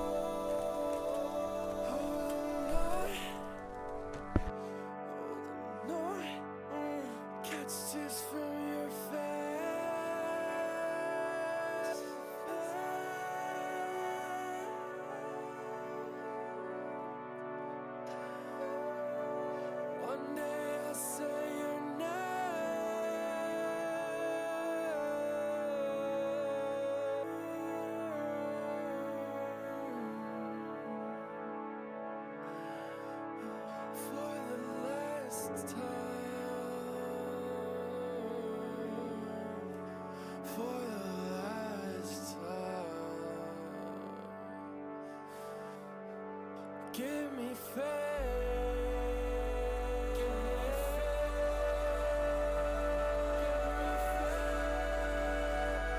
You're not even like close to tapped in enough if you don't know this song by heart.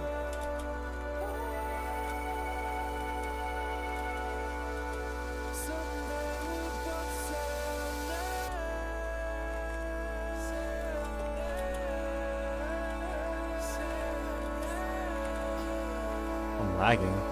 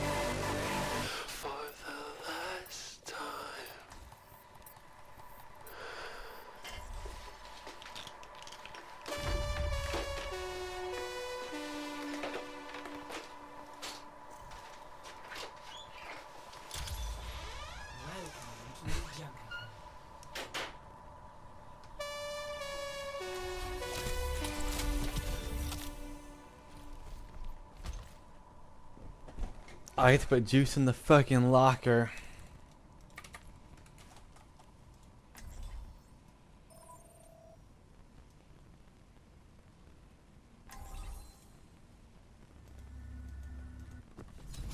I carry my burdens alone. Mother's work is never done.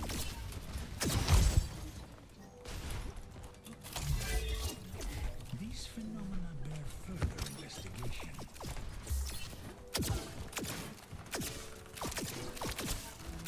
You're only my responsibility if you're close enough to me.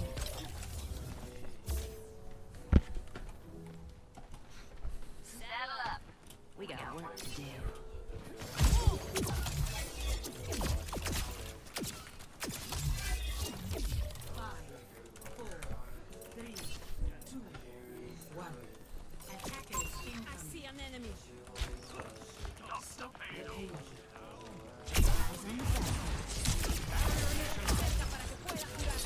Pinata.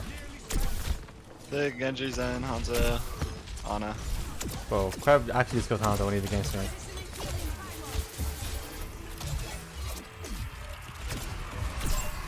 It's unbelievable how good he is at Hanzo.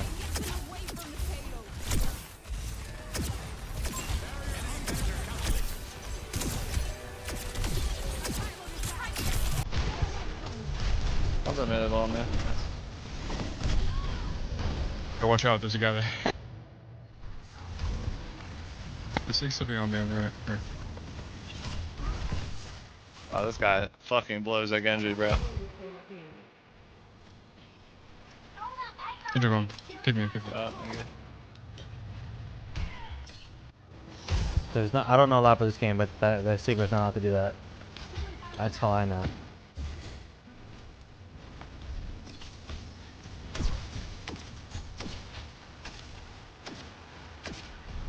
Pick this, no. Doesn't have. Yeah.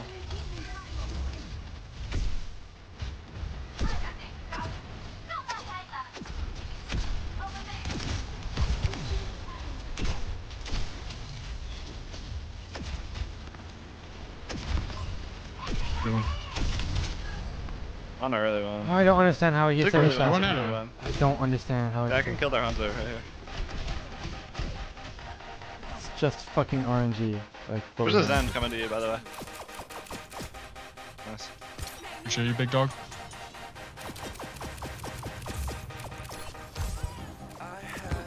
Good shot. I can see you, Ash. Can you keep back here?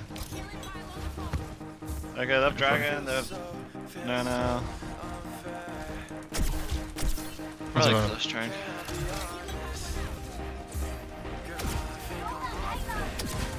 There's a one. Just a.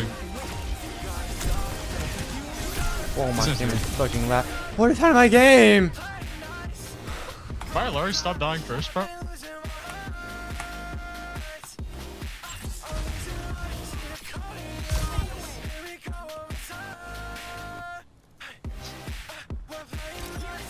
Guys reading chat.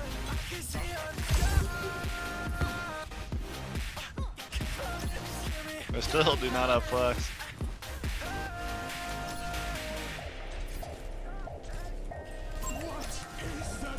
Think no hands, no hands. Shoot him, shoot him, shoot him.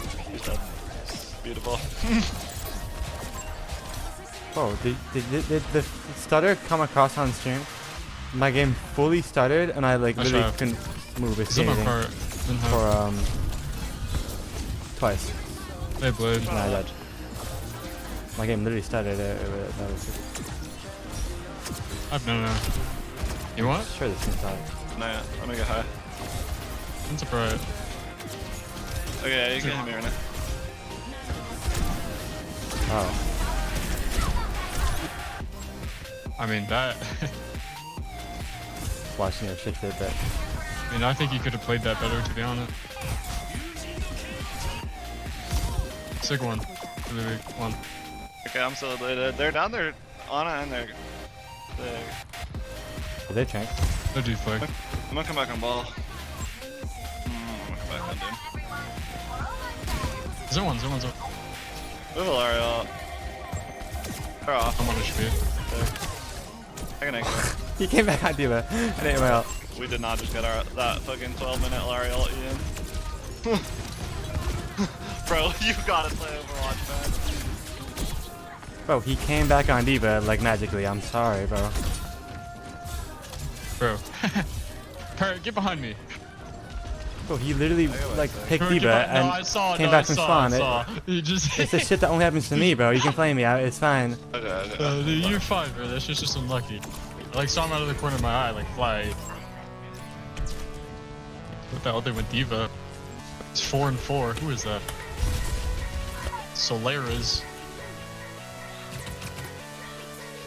Diva one. Genji half, no D. I can't see you. Forcing their Ashe up. No dynamite.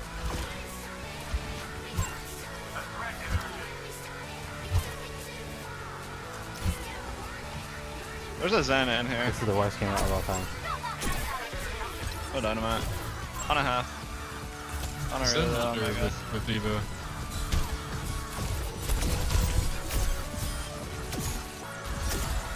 We're up one. No nade, no dynamite.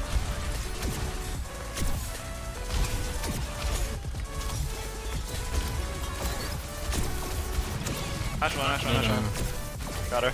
Oh, I didn't get her. You want? I can't see it actually.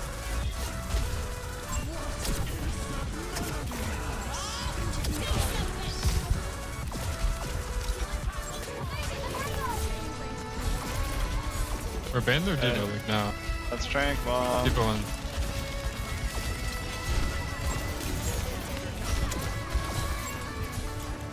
Banana. No, we shouldn't have. Wait, no.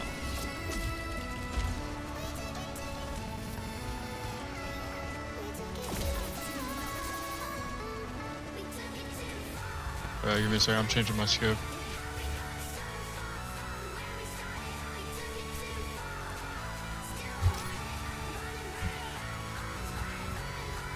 Yeah, they bombed the Nano Blade, yeah? Who's Sonard? Alright. Yeah, they do. You need Nano Mirror now? Oh, I can see. Shit. Thank you. On a one. Oh. Good you one. Zen on our Mega. You can win this. We are running this. Fine, man, dude. No, I like that. You're a beast. Both on. Diva one. Oh my god, she got the Mega. Are you Aspect? Huh? You sound so familiar, bro. Who are you? I'm like Aspect? That's fucking hilarious, bro. No, I'm Berserk. Oh! Okay. Yeah, that's you know why. me? My Yeah. main account got permitted so long ago. Yeah. Bro, I'm an old head, hello? Oh, beast. But you know, I'm gonna rename. You know, Kermit. Oh, yeah. Yeah. I was wondering why you sounded so fucking familiar. Hustler's growing with DMI, so.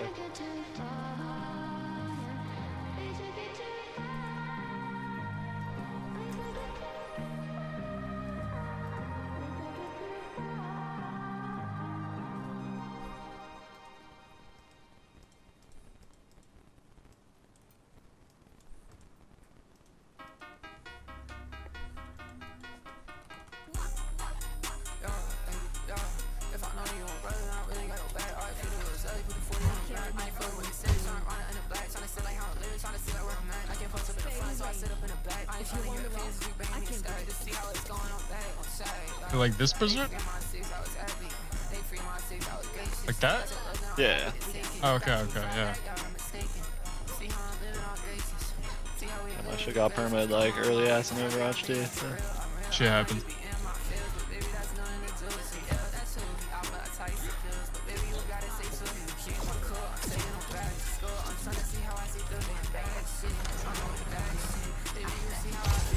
Big on it, man.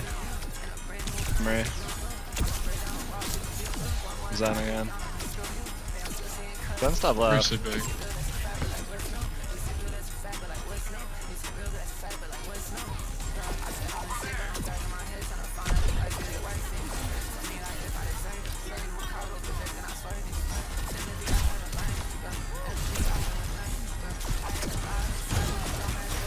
Gonna be killed. Can't see you.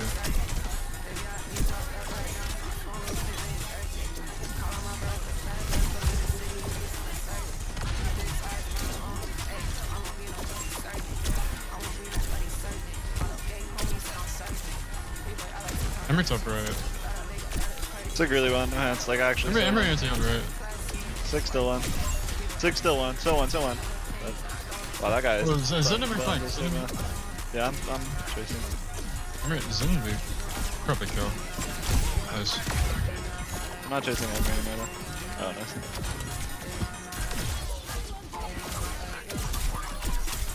Can't see you guys. Alright, nice prayer. Here.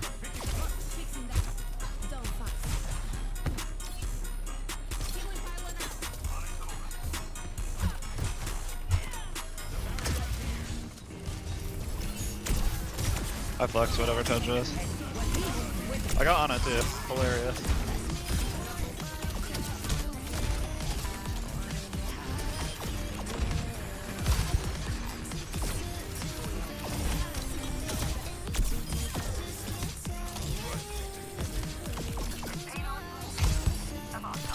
One cart.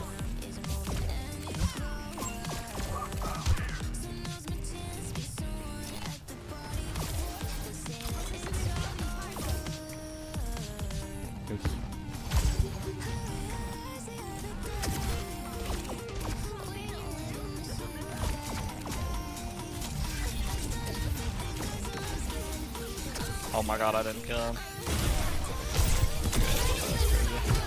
That's crazy. That's GG. Nice.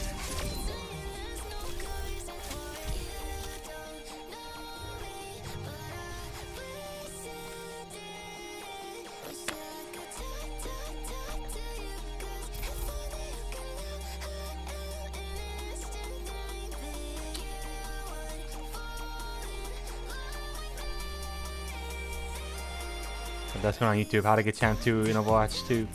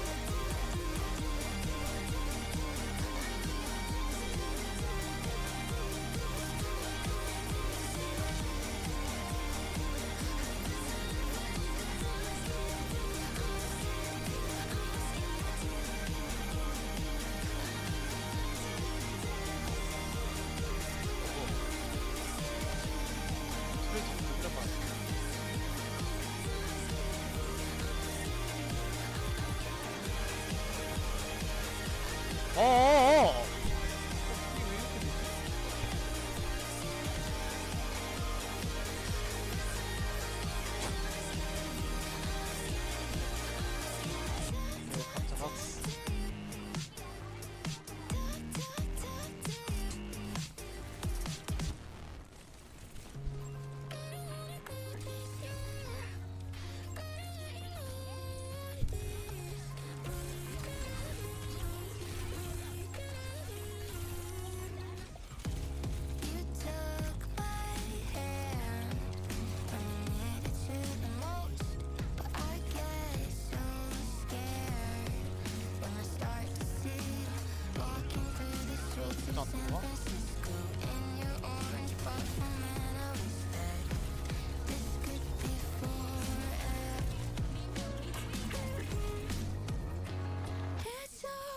Oh, you don't.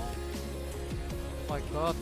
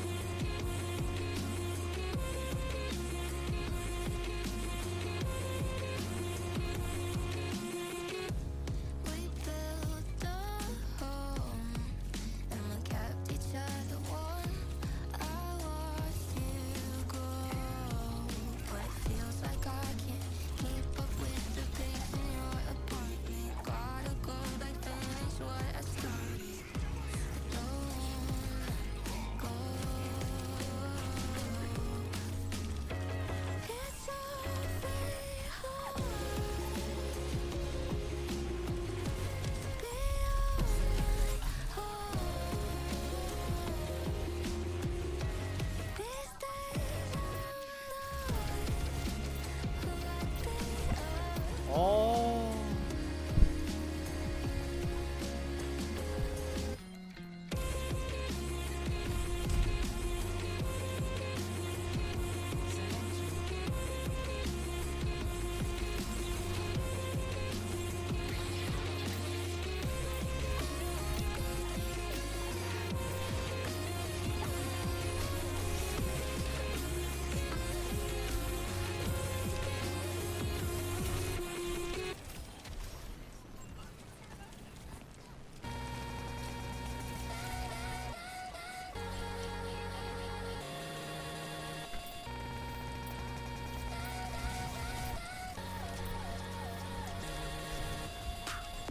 Oh, du coup, ça va?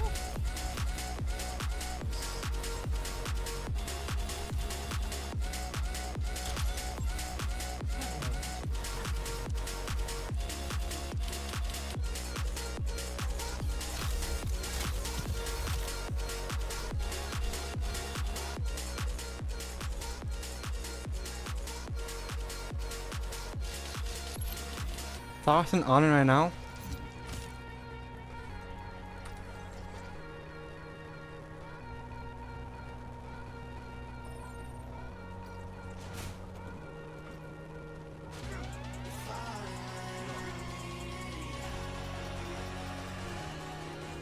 I don't know.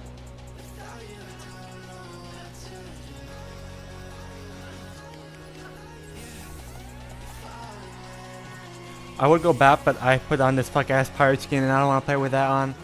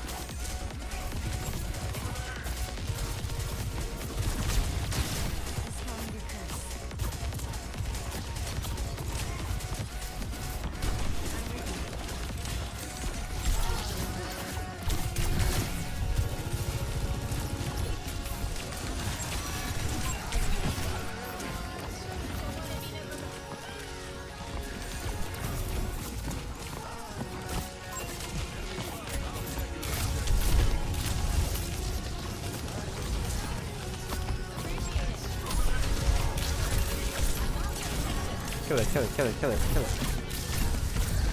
Oh. Okay.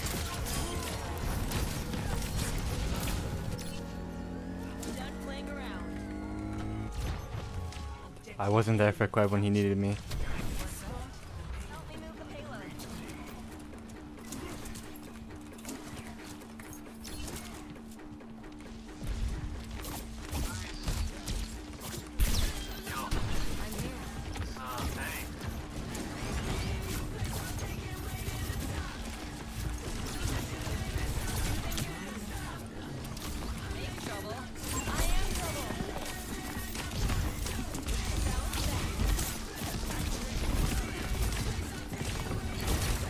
Oh my god, that's so unlucky.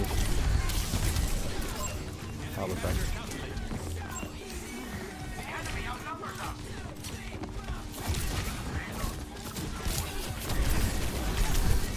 Lucky.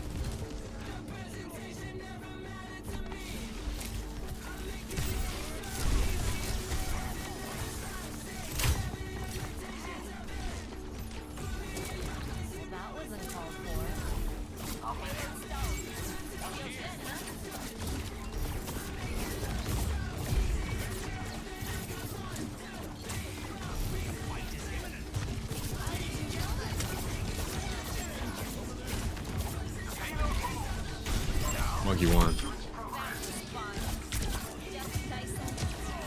Bro. That's rough.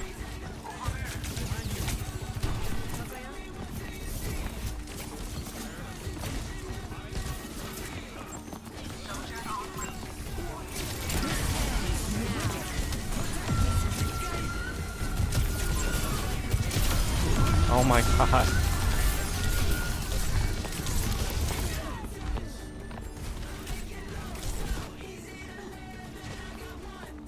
I love Eichenwald on second point.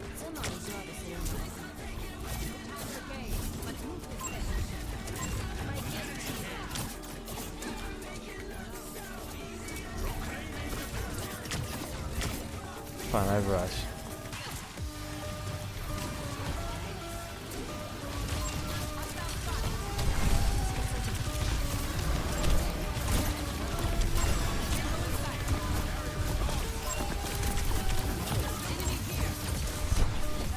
Brutal. Oh, just coming there, just coming.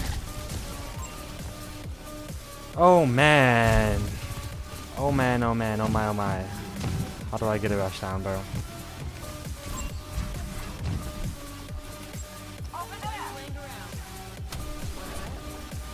Can we walk through left and I can like put rush on cart? The rush will not do anything, but it'll make it so we don't die like for 3 seconds. It's good enough.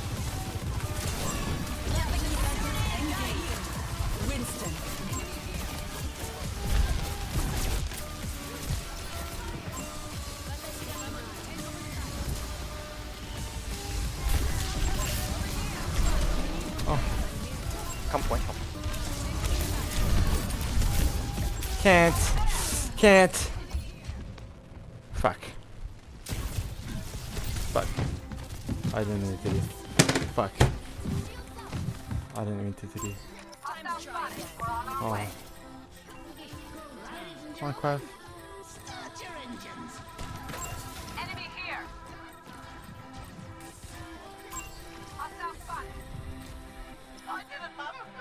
Oh my god, thank you, team.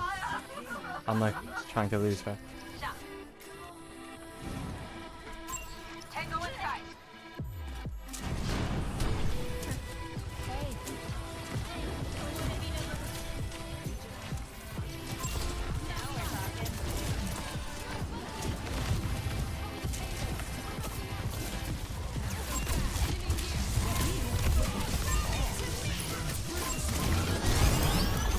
Not good.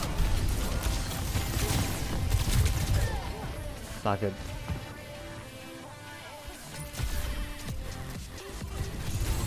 Fine, they only have OC and Mizugi out and Primal.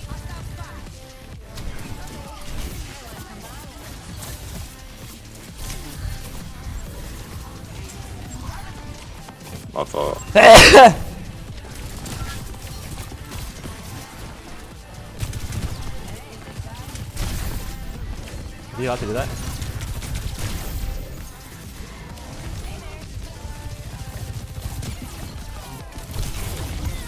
Oh, projectile RNG, where are you?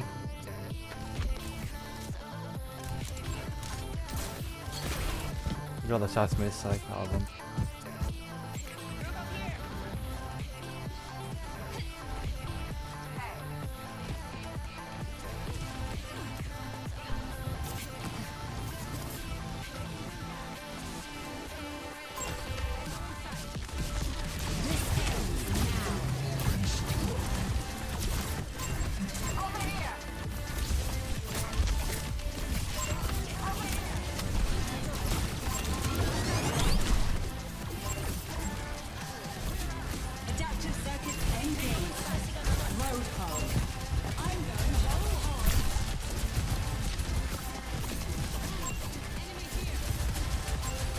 Oh.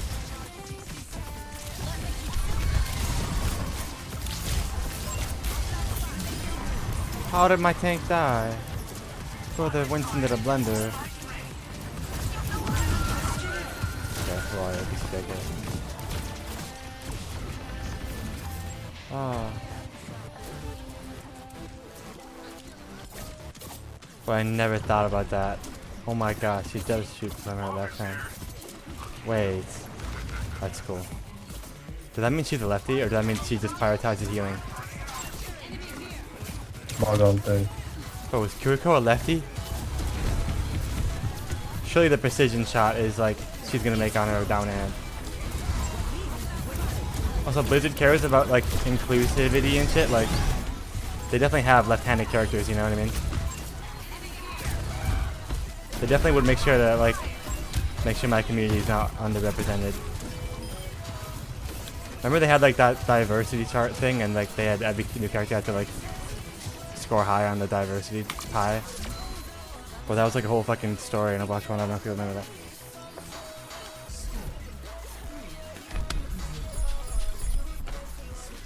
They made like a system, and it was like you have to like get a certain amount of points to like.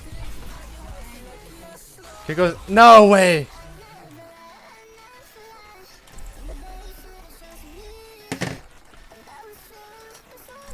What, do we full cap? Oh, Google AI Orbit, bro. They definitely have official statements on whether she's left-handed or not.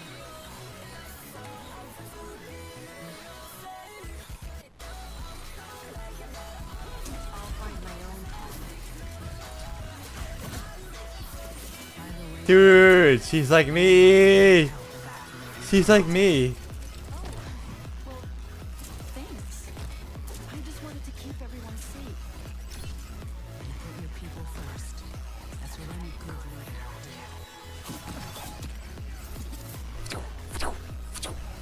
It's like, that's fucking awesome, bro. Tropical fish emoji. Bro, Taylor, thank you for the 16-month sub, bro. For the 16, thank you, thank you, thank you, thank you, thank you.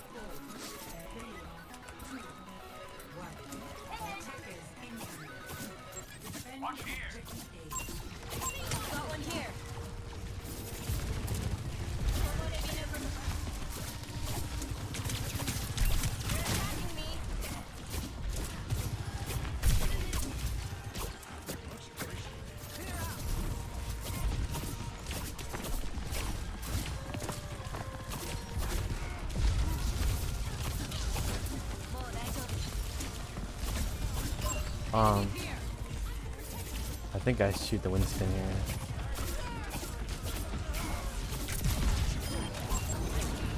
I'm sorry. Got fucking beef cheap, and my rack time is so slow because I haven't played against beef cheap in like 3 years, so I forgot what it's like.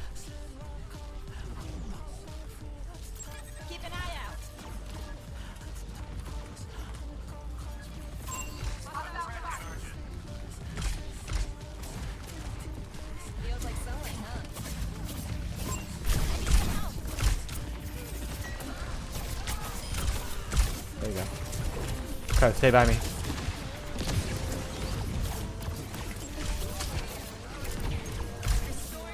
Yes, Crab.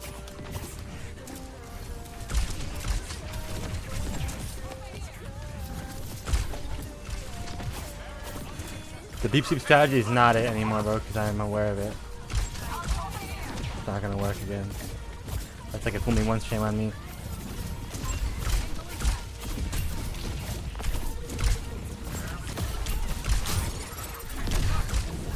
Oh, I'm very low though.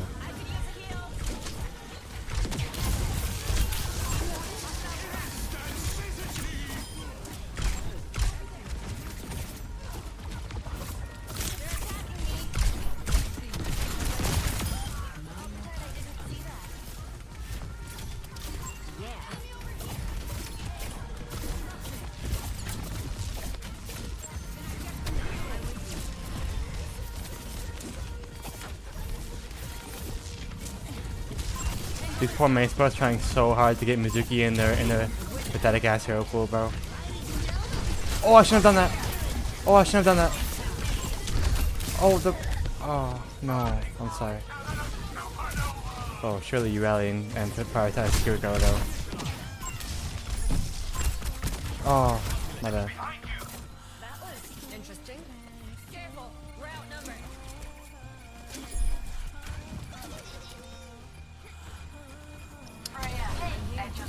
Oh.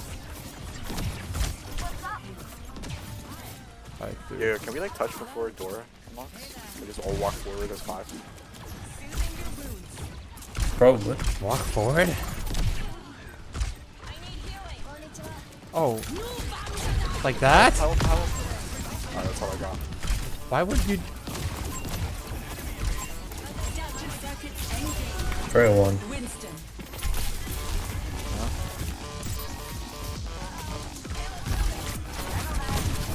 Oh.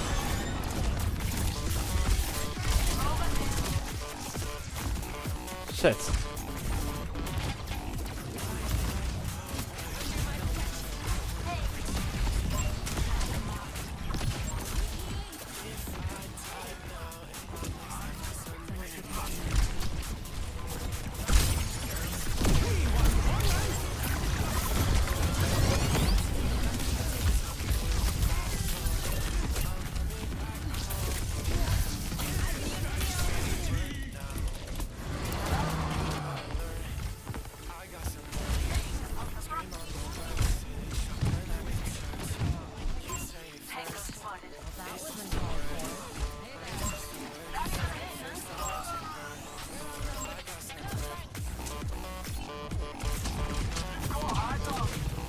We can rush point. I got point.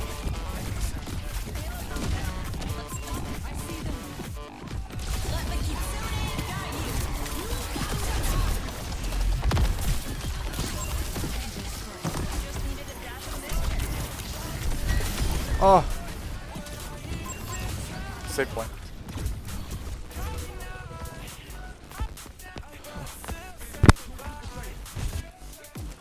Let's get back to it. What's up?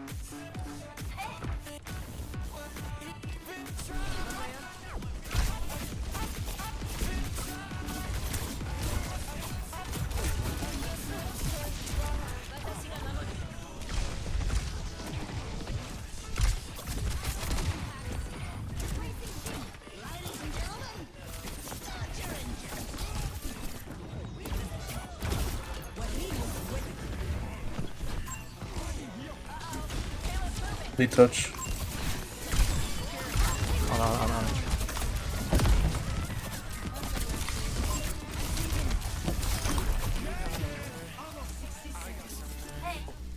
Okay, we can make the walk up a little harder, I think.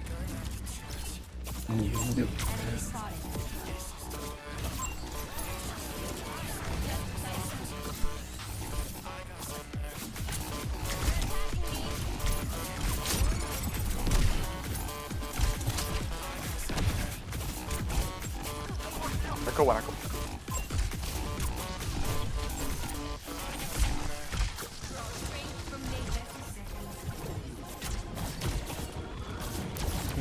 Oh. On a 1. I tried.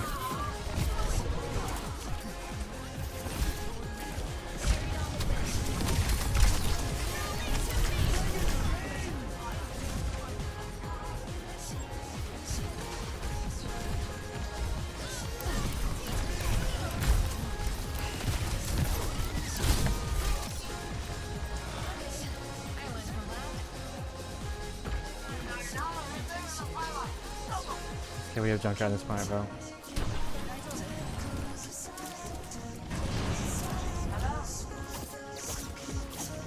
Yo, can you guys scout what tank they went?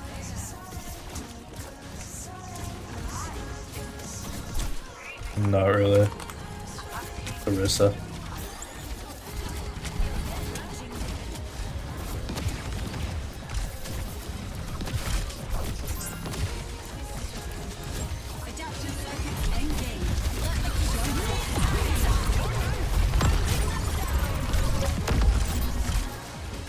Fair one.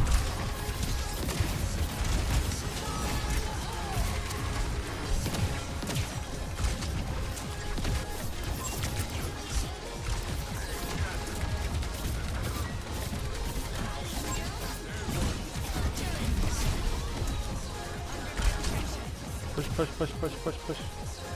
Push, push, push, push, push. Double me.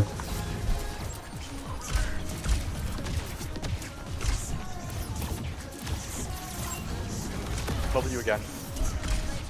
Reinhardt. The shooter shield, I have full charge. Oh my gosh.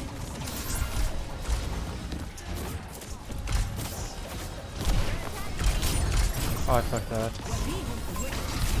Oh my fucking god.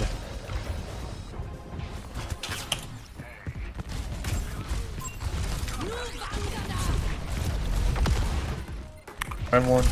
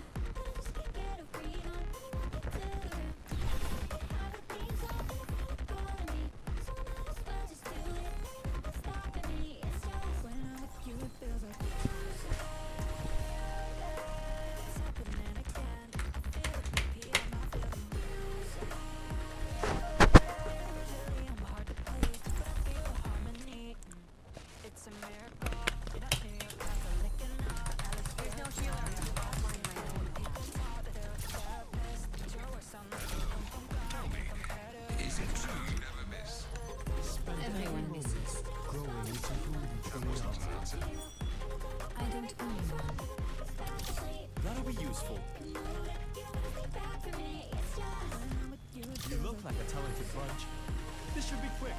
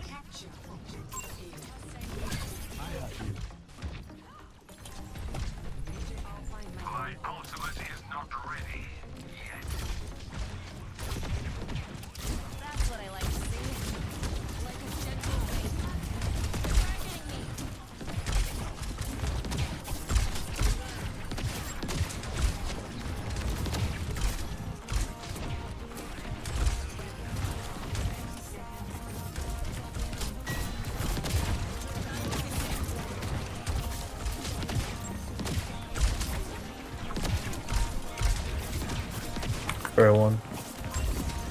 Wing left, kill wing, kill wing.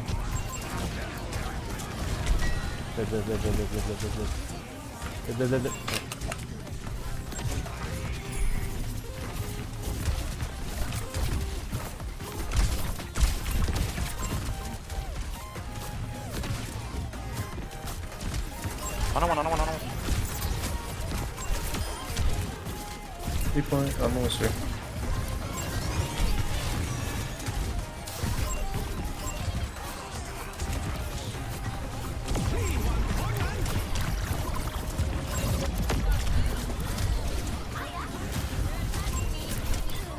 Look, I go behind.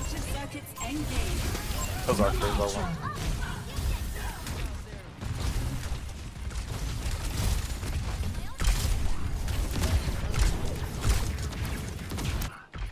God. Oh, you've no healing. I don't have my buttons flipped. I shoot with my middle Rush finger. first, second, Ramo third, Pulse fourth, and then Tire fifth, okay? That's the whole plan. A duck on Quack can't count. I'm looking Pulse, bro. Bro, Pulse is the fourth though. Make sure you don't use it first. Too late. What the fuck are you doing? You're throwing. You're not doing the order right. I'm sorry, bro. You guys just didn't go fast enough. Like, I don't know. I'm dead, by the way. Yeah, blame your I live. There's Echo like behind, bro. He's gonna one shot me. Keep shit. One bug. I threw it. My bad. When they drop, I rush. We've It got, was a we've strong got the order. fucking numbers, bro. We've got the order. I mean, we're just order gapped. I don't know. We are order gap. What the? Oh, he's not in voice chat. Oh my god. Hero, you're duo. Yeah, I'm flaming him right now, don't worry.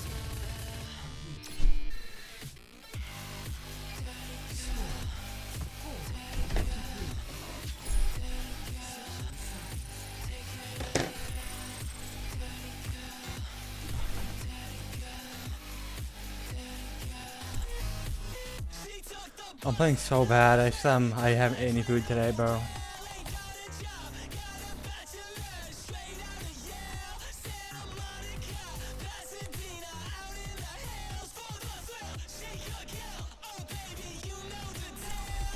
I could have suited my guy, bro.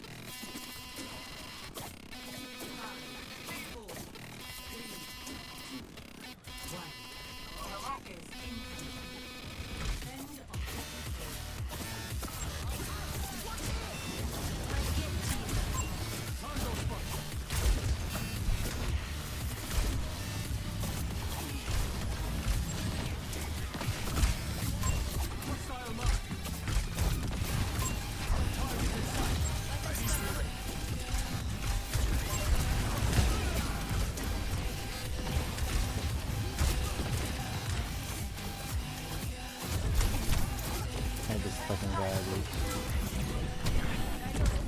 What's your food? Oh.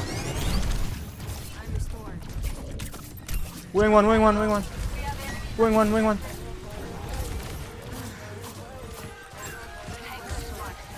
Wing solo. Echo half.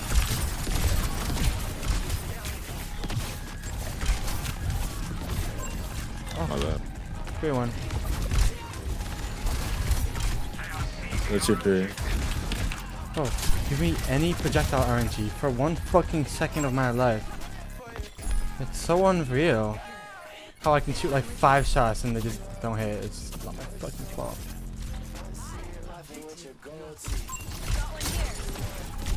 Yeah, we can get 2 fights, I think.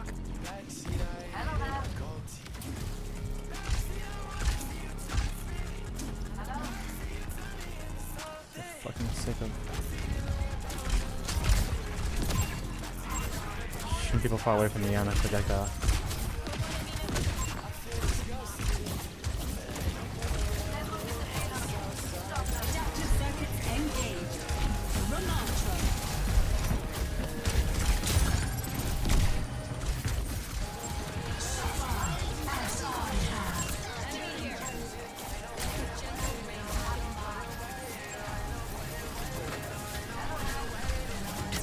Thank you.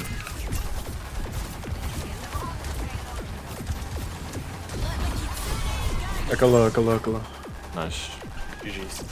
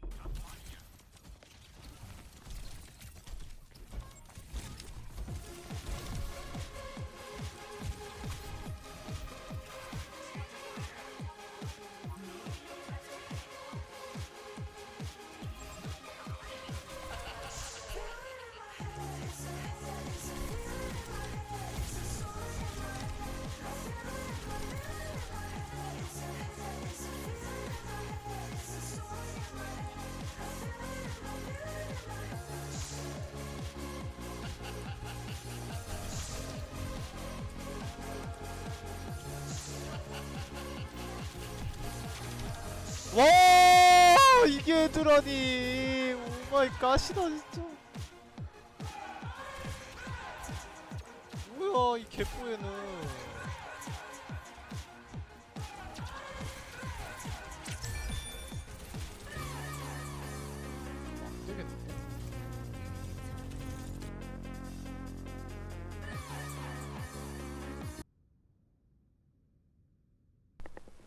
Yo, yo, yo.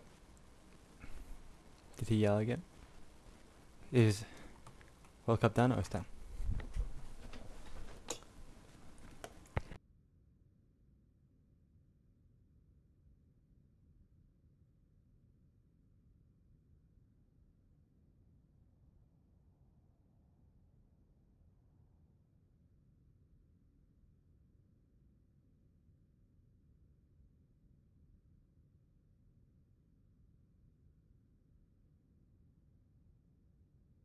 I feel like it's fine. Planning. Said you gotta help, I think. I checked site or something. He got the scalp blood in the water, bro. That skin is so clean. Planning for cat. One cat. One's probably ninja. Yeah, one ninja. One snipe, one ninja. City's not dead, ninja. Ninja and cat. Can see. 8 HP, that fucker. Sid, where you at? What universe, bro? They're fucking going. Hey, you're staying long. You don't gotta stay long that long when bombs going up cat though. No one ever said bomb was hate. I don't know. If you would have died from long, you would have flipped out. No, I would not, dude. You could walk backwards and no, or I go know in how pit. this shit You works. go in pit, dude. I played this game once. Let's show them who we are.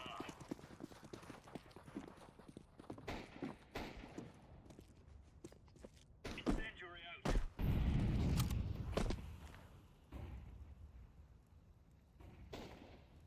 Throwing smoke. One top mid. Flashing a window.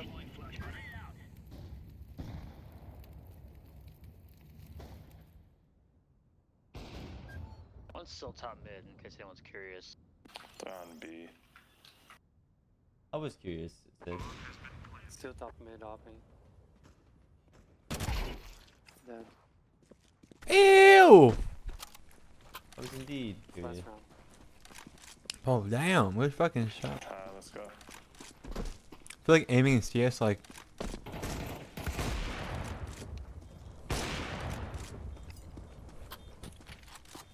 You went from Temple to Taiwu. You changed his name to Taiwu. Taiwu is so much better than fucking Temple. Temple sounds like shit.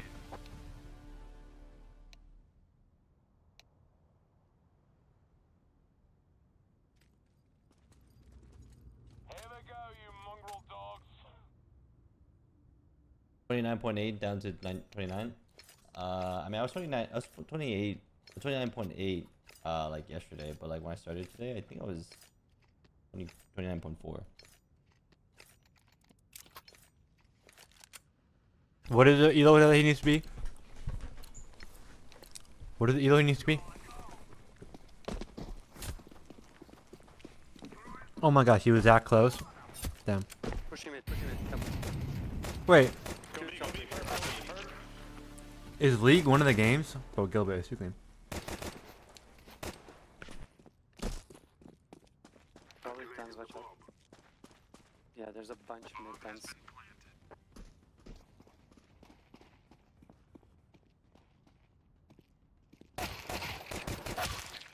One more mid. I don't think he's cheating.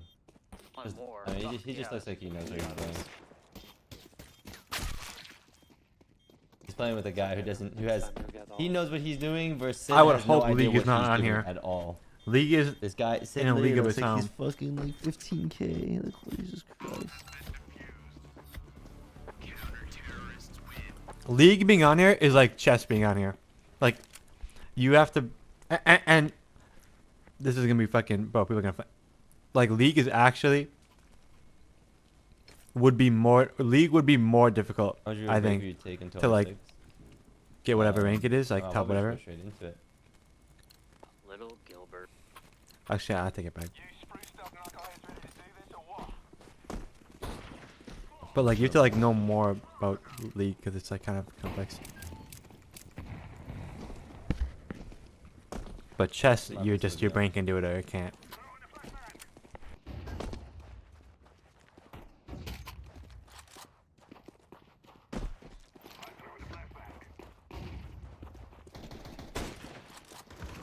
One more cat. There was 2 cat. Wow.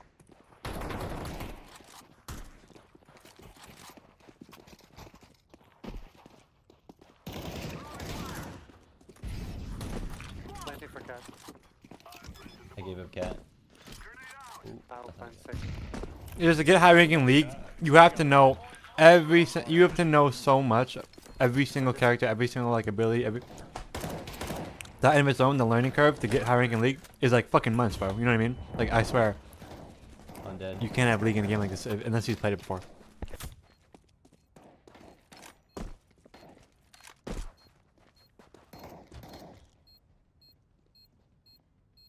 You can't pick up League and then get highest rank in like a week or 2.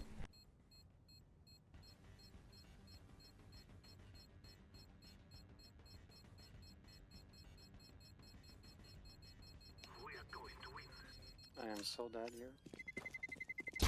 Terrorists win. We are the best.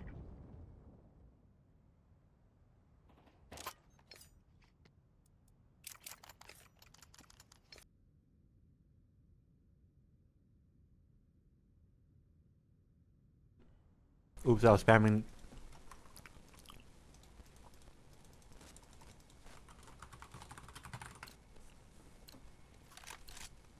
Now is the time.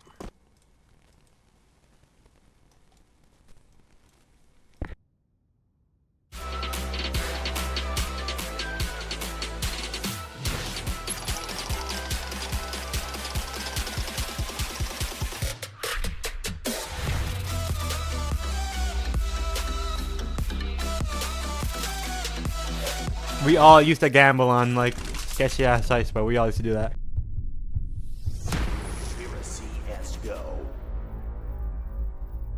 It's a double, it's a triple man boost. He sees them down there, straight headshot, they have no idea. Smith's looking confused and dazed. And it's a follow up headshot from all up. You gotta be kidding me, takes down Hiroshima as well.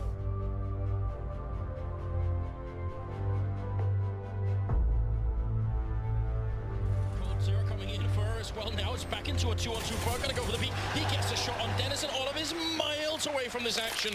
They don't have a smoke. This over still.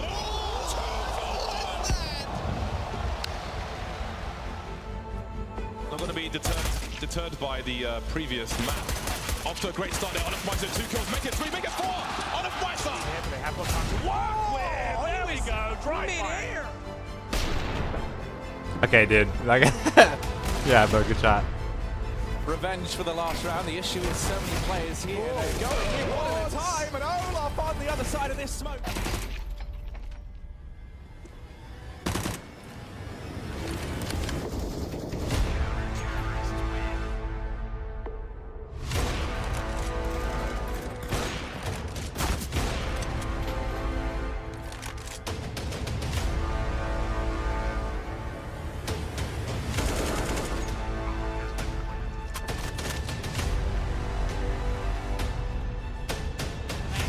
He's hoping desperately that he can play this to time and he can line up the shot, smoke on it. Olaf's gonna hold this. Olaf's gonna hold this. Glaives off. No. Olaf's got it. 2 seconds. Olaf's got it to overtime. What an incredible play from the world's former best. Okay, looks for the aim mate. Olaf gets 1. He's gonna look for the second. He gets the second as well. Having it backed up in the box at the back of checker. He gets the 3rd. There's a 4th one coming in through Takers, and he takes the 4. Oh, Olaf.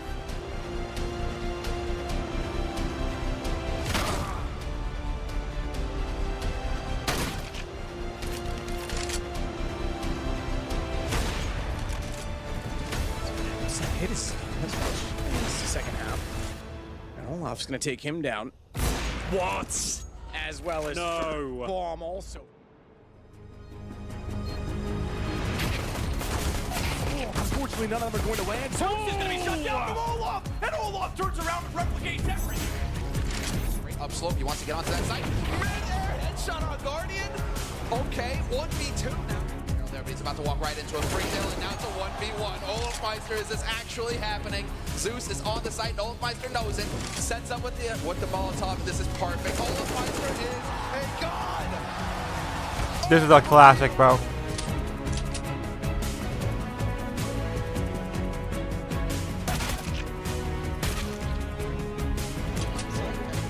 Device holding close towards CT. Zimnik spots 3 of them out, but it's Olaf again to find Device. And Olaf coming in with 4. He wants the ace, and he gets it. There we go. What a superstar performance from that man. First 1v1. That would be it. There's a beautiful headshot to follow. The next one's coming from snapping heads for days. Olafmeister's done it. What an incredible.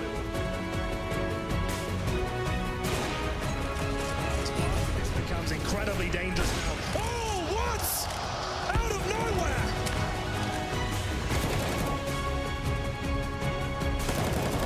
AWP in hand at 28 seconds. Oh my lord! It can't be true! What the fuck? What the fuck? That is so fucking funny. This isn't, there's the ult, mate. Oh. Have it. Take the ult. Take it. You're not taking Olaf. He gets the clutch done. Fucking Dragon Lord, bro. He didn't even need the Molotov. Olafmeister rapidly shot in the back. What? He picks up the kill on Josh. How is that possible?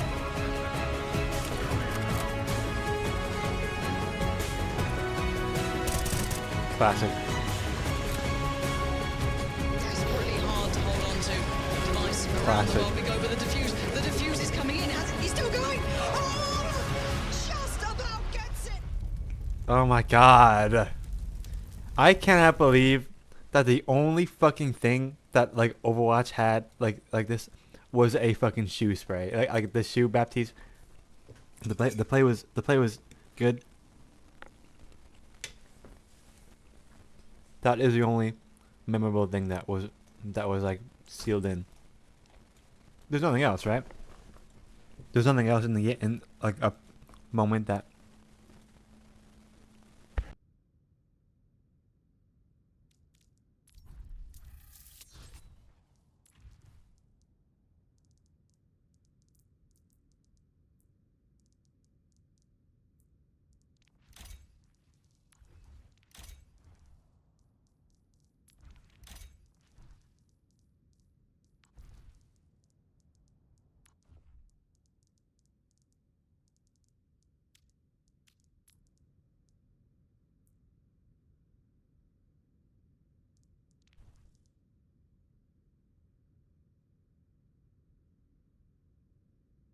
I'm telling you, they should have shit on the map. They just should. That is just the best way to like make the esport like legitimate. You know what? I don't. Bro, put little things on the map, and then it's like people will talk about it, and then it'll just be cool. Like what? Why would they not?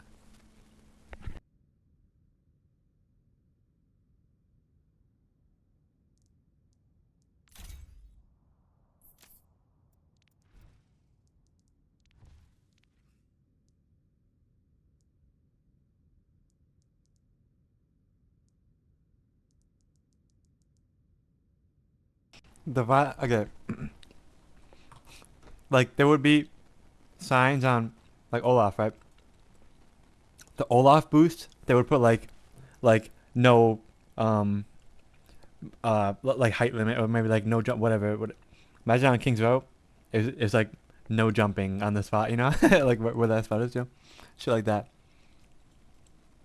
Also Olaf, the Fnatic 4 ops in Dust 2 spawn on the oh my gosh, that's so fucking iconic, bro. They bought 4 ops and just shot down to just shoot the guy on the walk on the cross to fucking be. That shit is so funny. So they put a spray for that.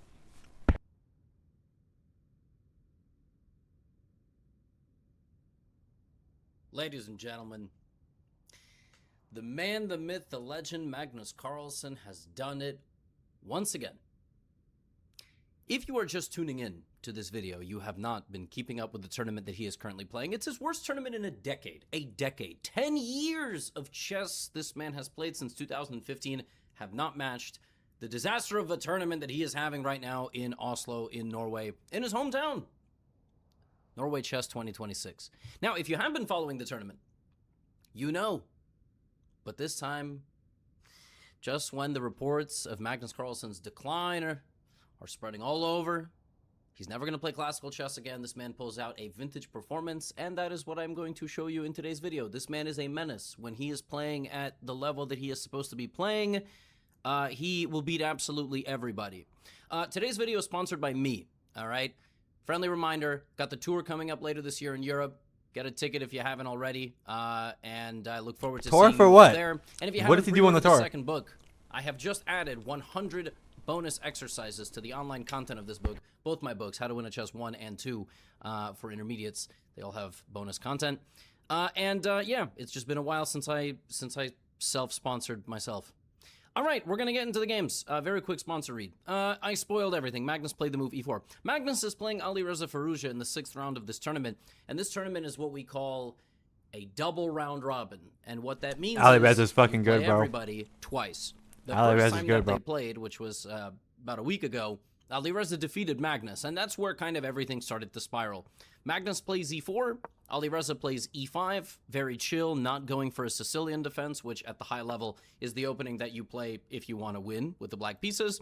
Also not the Caro Kann, the Scandinavian, the Pierce, the French, the Alekhine, the modern, etc., etc. You play e5, knight of 3, knight c6. Now, Magnus has made his bread and butter over the course of his career in e4, e5 positions with both colors. We have the Spanish, Ruy Lopez. Black can play many things. This is the classical main line, bishop a4, knight f6. And now we have the first deviation. I made a video recently here in 2026. It might be hard because I make hundreds of videos about Magnus. And in my defense, it's because he's the best player in the world. If one of you was the best player in the world, I would make a lot of videos about you. So just get better at chess and don't complain. In those many hundreds of videos, and in the recent one, it was called, This Game Proved Magnus Carlsen is Not Human. One of the pillars of the Magnus Carlsen School of Chess is to take the opponent away from an opening that they know. In this position, after the knight attacks the pawn, historically, white castles in like 90% of the games. 85. In the other, 14%, white goes d3, defending the pawn right away. That's just one of the ways to play. One of the moves you almost never see in the Spanish, despite it being a very natural beginner move, is knight c3.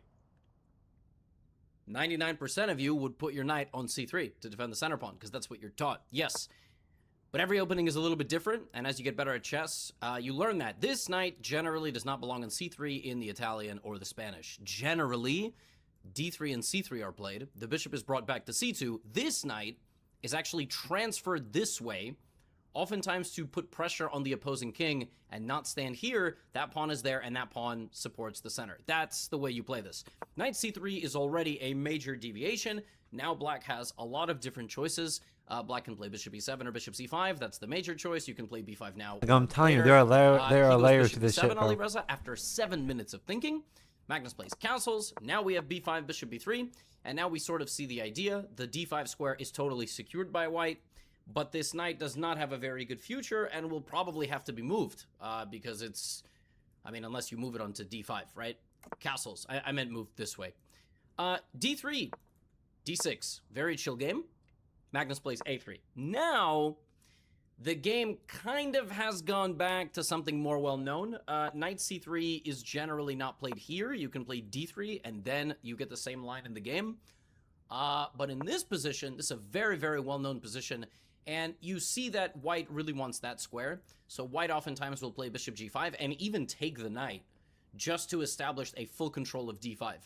Hey, remember in the beginning of the video, I promoted my second book for intermediate level play, up to like 1700 roughly. One of the chapters is on gaining control of outpost squares for knights in the middle of the board, fighting for key squares and which trades would require that.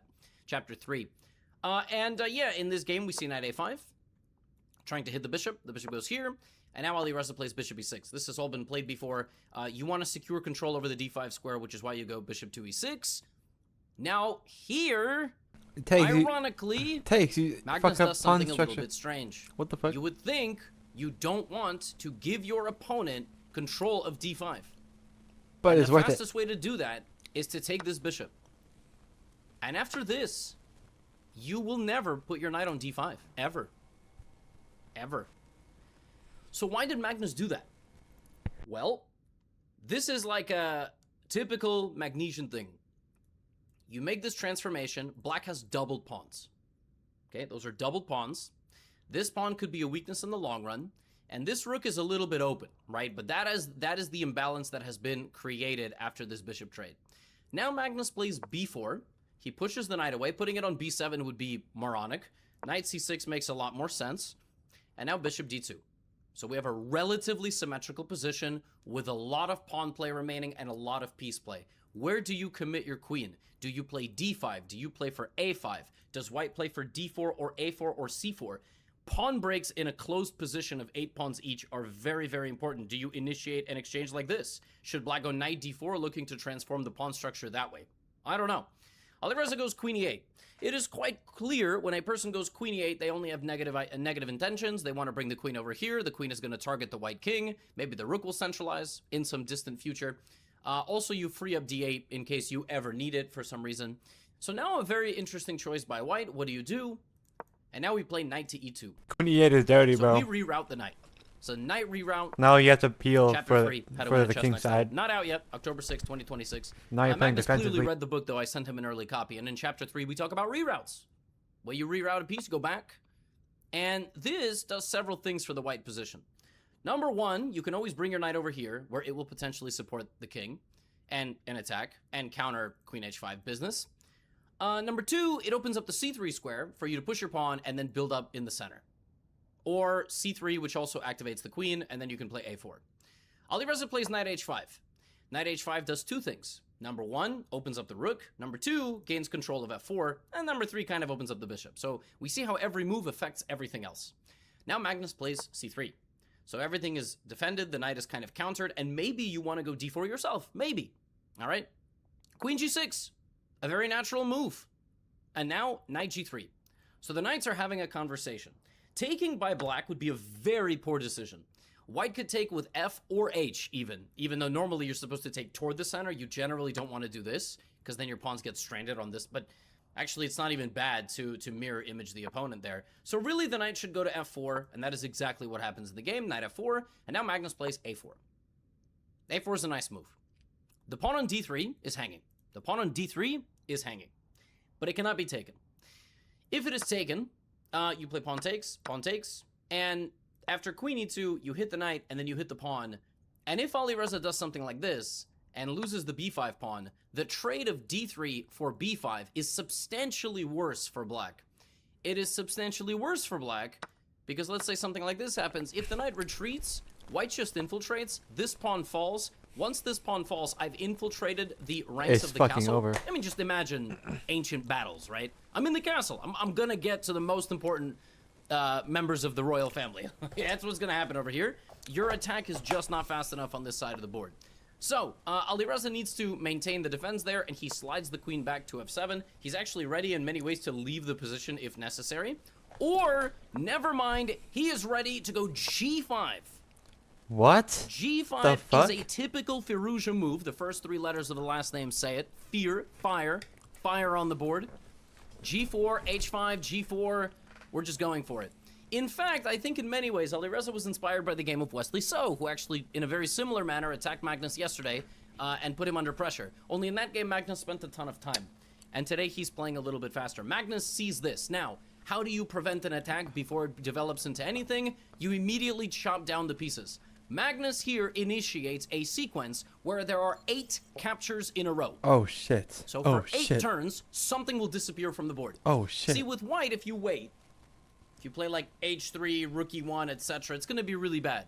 Another instructive moment here, if you play something like a5, just, again, locking the position.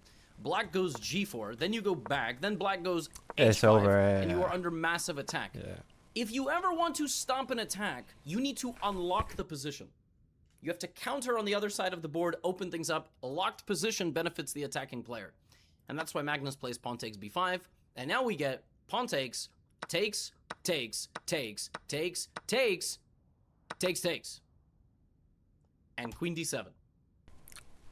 Oh, and the queen's in. Went into the confessional booth at this point, which is this like, which is a booth where they confess. Well, no shit. And It's a thing done at tournaments where players can share their thoughts with the general public, and obviously their opponent doesn't know because they don't have access to devices during the games.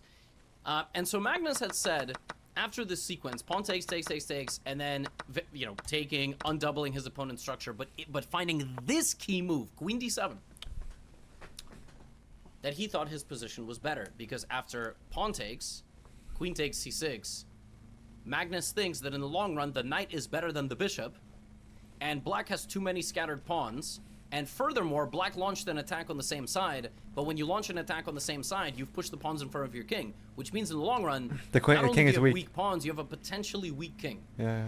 I think Alireza saw this sequence, but missed one key idea. That's my prediction. D7. I think Alireza missed pawn takes g3, queen takes knight, pawn takes f2, and here you would think if white plays rook takes, the rook comes in with check. If white plays king h1, that might be reasonable, and then pick up a pawn.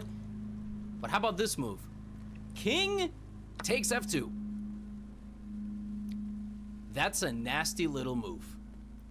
The king takes the pawn. The king never joins a board like this with a queen staring down. And a rook staring down. But after this moment, you are stuck. Because black has a hanging rook, a hanging pawn, a targeted pawn, and another targeted pawn. 5 things in black's position are under pressure, and all this king has to do is go straight back inside. Pop his head out, Thank you for the little raid. bit of rain, get the package from the mailbox, come back, wipe your face, and you've got the package. And that's it. King on f2.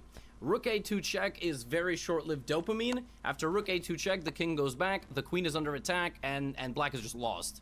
Straight up losing here. So Magnus outcalculates everything here, but in the confessional booth, he did mention, unless he has missed something and misevaluated, because he has been doing that the entire tournament, he wouldn't fully trust himself, which is kind of funny. Now here, thank you for the raid very on much. a very high depth, I ran this position through, not I ran it through, it's automatically, anytime Magnus plays, there's something called Sesse, S-E-S-S-E, which is a Norwegian very, very high depth computer, which might just be Stockfish, and it follows his games on a very high depth here. The engine thinks that black is still fine, which is very fascinating. Why is black fine? White is about to win a pawn, maybe another pawn, knight back to d2 and go to an endgame. The computer doesn't care that it's going to be down a pawn. The computer with the queen and the bishop knows that these are long-range pieces, and in the long run will put a lot of pressure on the white king. The white king is actually just as unsafe, maybe, as the black king. But Alireza is a human, all right? And he has to defend a very unpleasant position. Apparently, king e2, running into the center, very bold, was better. Putting the king, tucking the king over on g1, it looks safer. I was an IM, like, back when I was, like, if you go to the corner, 14. there are a lot of positions. The queen and the pawn and the bishop can corner your king, and we're going to see that. It's actually better to be out in the open where it's harder to get to you. Ironic, because you think out in the open, it is easier to get to you. In an endgame, maybe not. In a middle game with a lot of pieces, yes. Magnus goes king g1. Alireza should go bishop d6. That is the best move. And Magnus picks up a pawn and is like, bro, I'm just up a pawn. Like, I don't know what the idea is here. g4, knight d2. And now, Alireza needed to just move out of the way. The computer wanted him to move. Rook f8, king f8, and allegedly this position where white is just very comfortably up a pawn. This is around equal. On a high depth, the computer goes queen g5. It's hard for white to move the knight to the queen comes in. After something like bishop e5, it is very hard for white to make progress here. White's king is weak. It's kind of weak. Now, if the king had been on e2, I'm not saying this would have been any easier, but now you certainly can't go there. Because if you try to go there, I immediately attack this pawn. Now, again, if we hypothetically were here, actually white is winning. Isn't that incredible? The king needs to be in the center, because what would happen is you would hide the king over there, and there would be nothing to attack. Since there is nothing to attack, like in h2, you can just leave. You can just go away. But when the king is here, you can't do that. So white needed to run his king. Magnus had to run his king in this direction faster. But Alireza didn't quite understand this and went bishop to f4, trying to play bishop e3 check. And that is exactly what he did. He put his bishop on e3. So his bishop moved from there kind to there. of feeding a bit, Like you're a very natural thing. overextended. And now he went queen g7. His logic was, my bishop on d6 is worse than my bishop on e3. Here at least it's doing something. He's not entirely wrong. Queen back to d3 from Magnus, and after bishop b6, the advantage is now very substantial for white. Again, Alireza needed to play rook takes and try to hang on with queen and bishop. This king, again, just a little precariously positioned. It can't really get out of the territory. If rook f1 had been played, actually there's a very reasonable case to play king f1. And after queen g5, to maybe go king e2. To yet, you know, go for this. But again, you have problems. That's the issue. Anyway, Alireza goes bishop b6. I think Alireza sort of gave up here. Dare I say. A little bit he gave up. And now Magnus goes queen e2, h5. And he quite... This is not an exaggeration. Magnus solves this position. It's an endgame.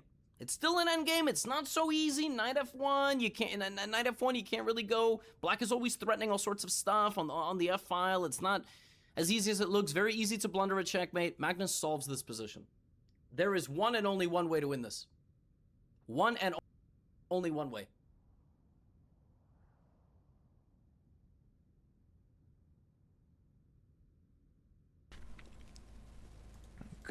Queen c4.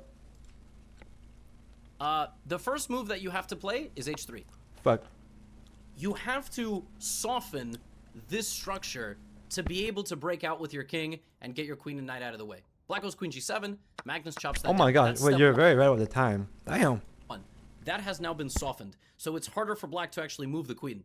Now... It was very obviously not queen to c4. Obviously, you have to like break up the structure because queen c4 doesn't, you know, it doesn't win you the game. And he was like one only move, so like I should have seen that. You lock the bishop out of the game. Look at the top line of the computer. c4. You are threatening c5.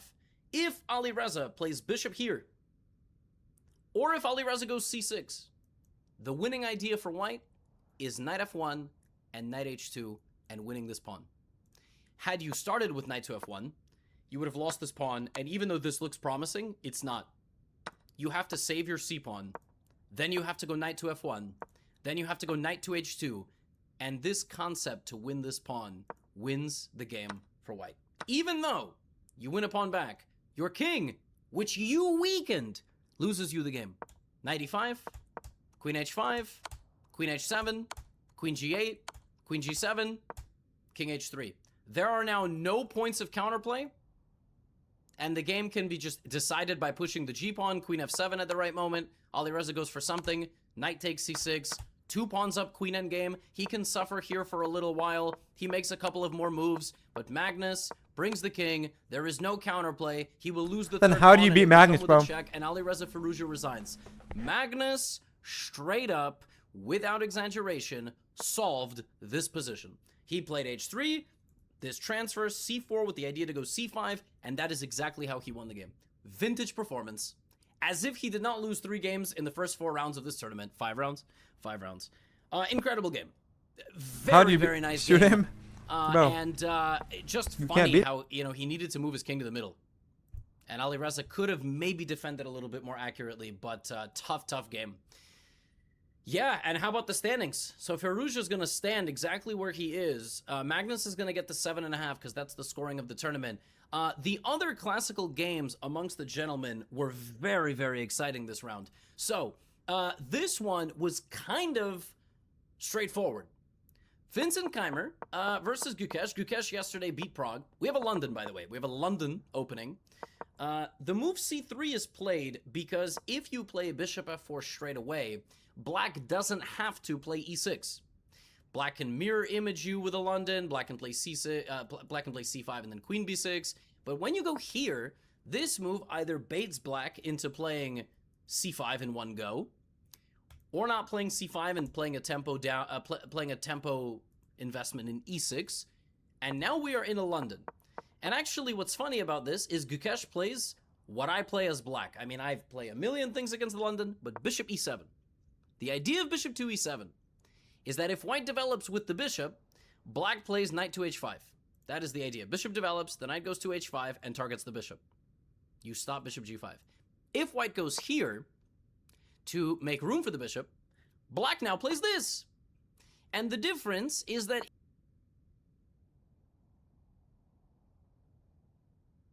The skill gap in Fortnite is so massive that a casual player doesn't even stand a chance against an average competitive player. But it doesn't stop there. Competitive players struggle to even touch players with earnings, earners get outclassed by pros, and even pros can barely damage the best players in the world in a 1v1. Today, I'm breaking down the 6 tiers of Fortnite players to show you truly how insane Fortnite's skill gap really is. The first tier is obviously casuals. To see how they actually play, I hopped into a low elo lobby of the Pickle Rick Skin Cup on OCE, and honestly, I was shocked. There were players with 20-second floater glides, one guy landed and just pickaxed through a roof and tried to pickaxe a guy who already had a gun. I saw 3 players land at the same house, 2 of them didn't even have a weapon. I was seeing some crazy stuff. Players of the skill level will basically lose every single fight to someone who can build and understands right-hand peaks. Then most of the eliminations that they do get, they're just heavily relying on their aim and 50-50. There's a huge percentage of the Fortnite population that are in this skill bracket, but that's okay because not everyone's a competitive player, and sometimes people just jump into tournaments because they might like the idea of winning the skin.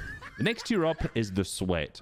Now, in a lobby full of casuals, a Sweat will look like prime Peterball, but in reality, the majority of these it's people like these guys, which is why I play no build. Basic Fortnite fundamentals. I hunted through some of the tournament matches until I found Phantom Menace 72. Now, in ranked, he made Elite in Chapter 5, Season 1, and then he was between Gold and Silver for the rest of the chapter. Then this season, he made Unreal for the first time, and he's just started to dip his toes into competitive as he's just started to play his first few tournaments, which is really cool to see. Right off the bat, you can see his drops are significantly better than the casual tier, which allows him to grab the combat shotgun and get an easy elimination off the rip. Now, this wasn't a drop map perfect glide you would see a pro player do, but it was significantly better than some of the 20-second late floaters we've seen from the casuals. You can see he has a good understanding of box fighting, he knows how to scroll a reset, he knows how to make good right-hand peaks when he edits, and that allows him to completely wipe out some of the more casual players in this lobby. Now, if you watch any of my content, I think you realize, this guy's not crazy by any means. However, out of the 177,000 players who played this tournament, he placed 14,773rd, which means he placed in the top 8.3%.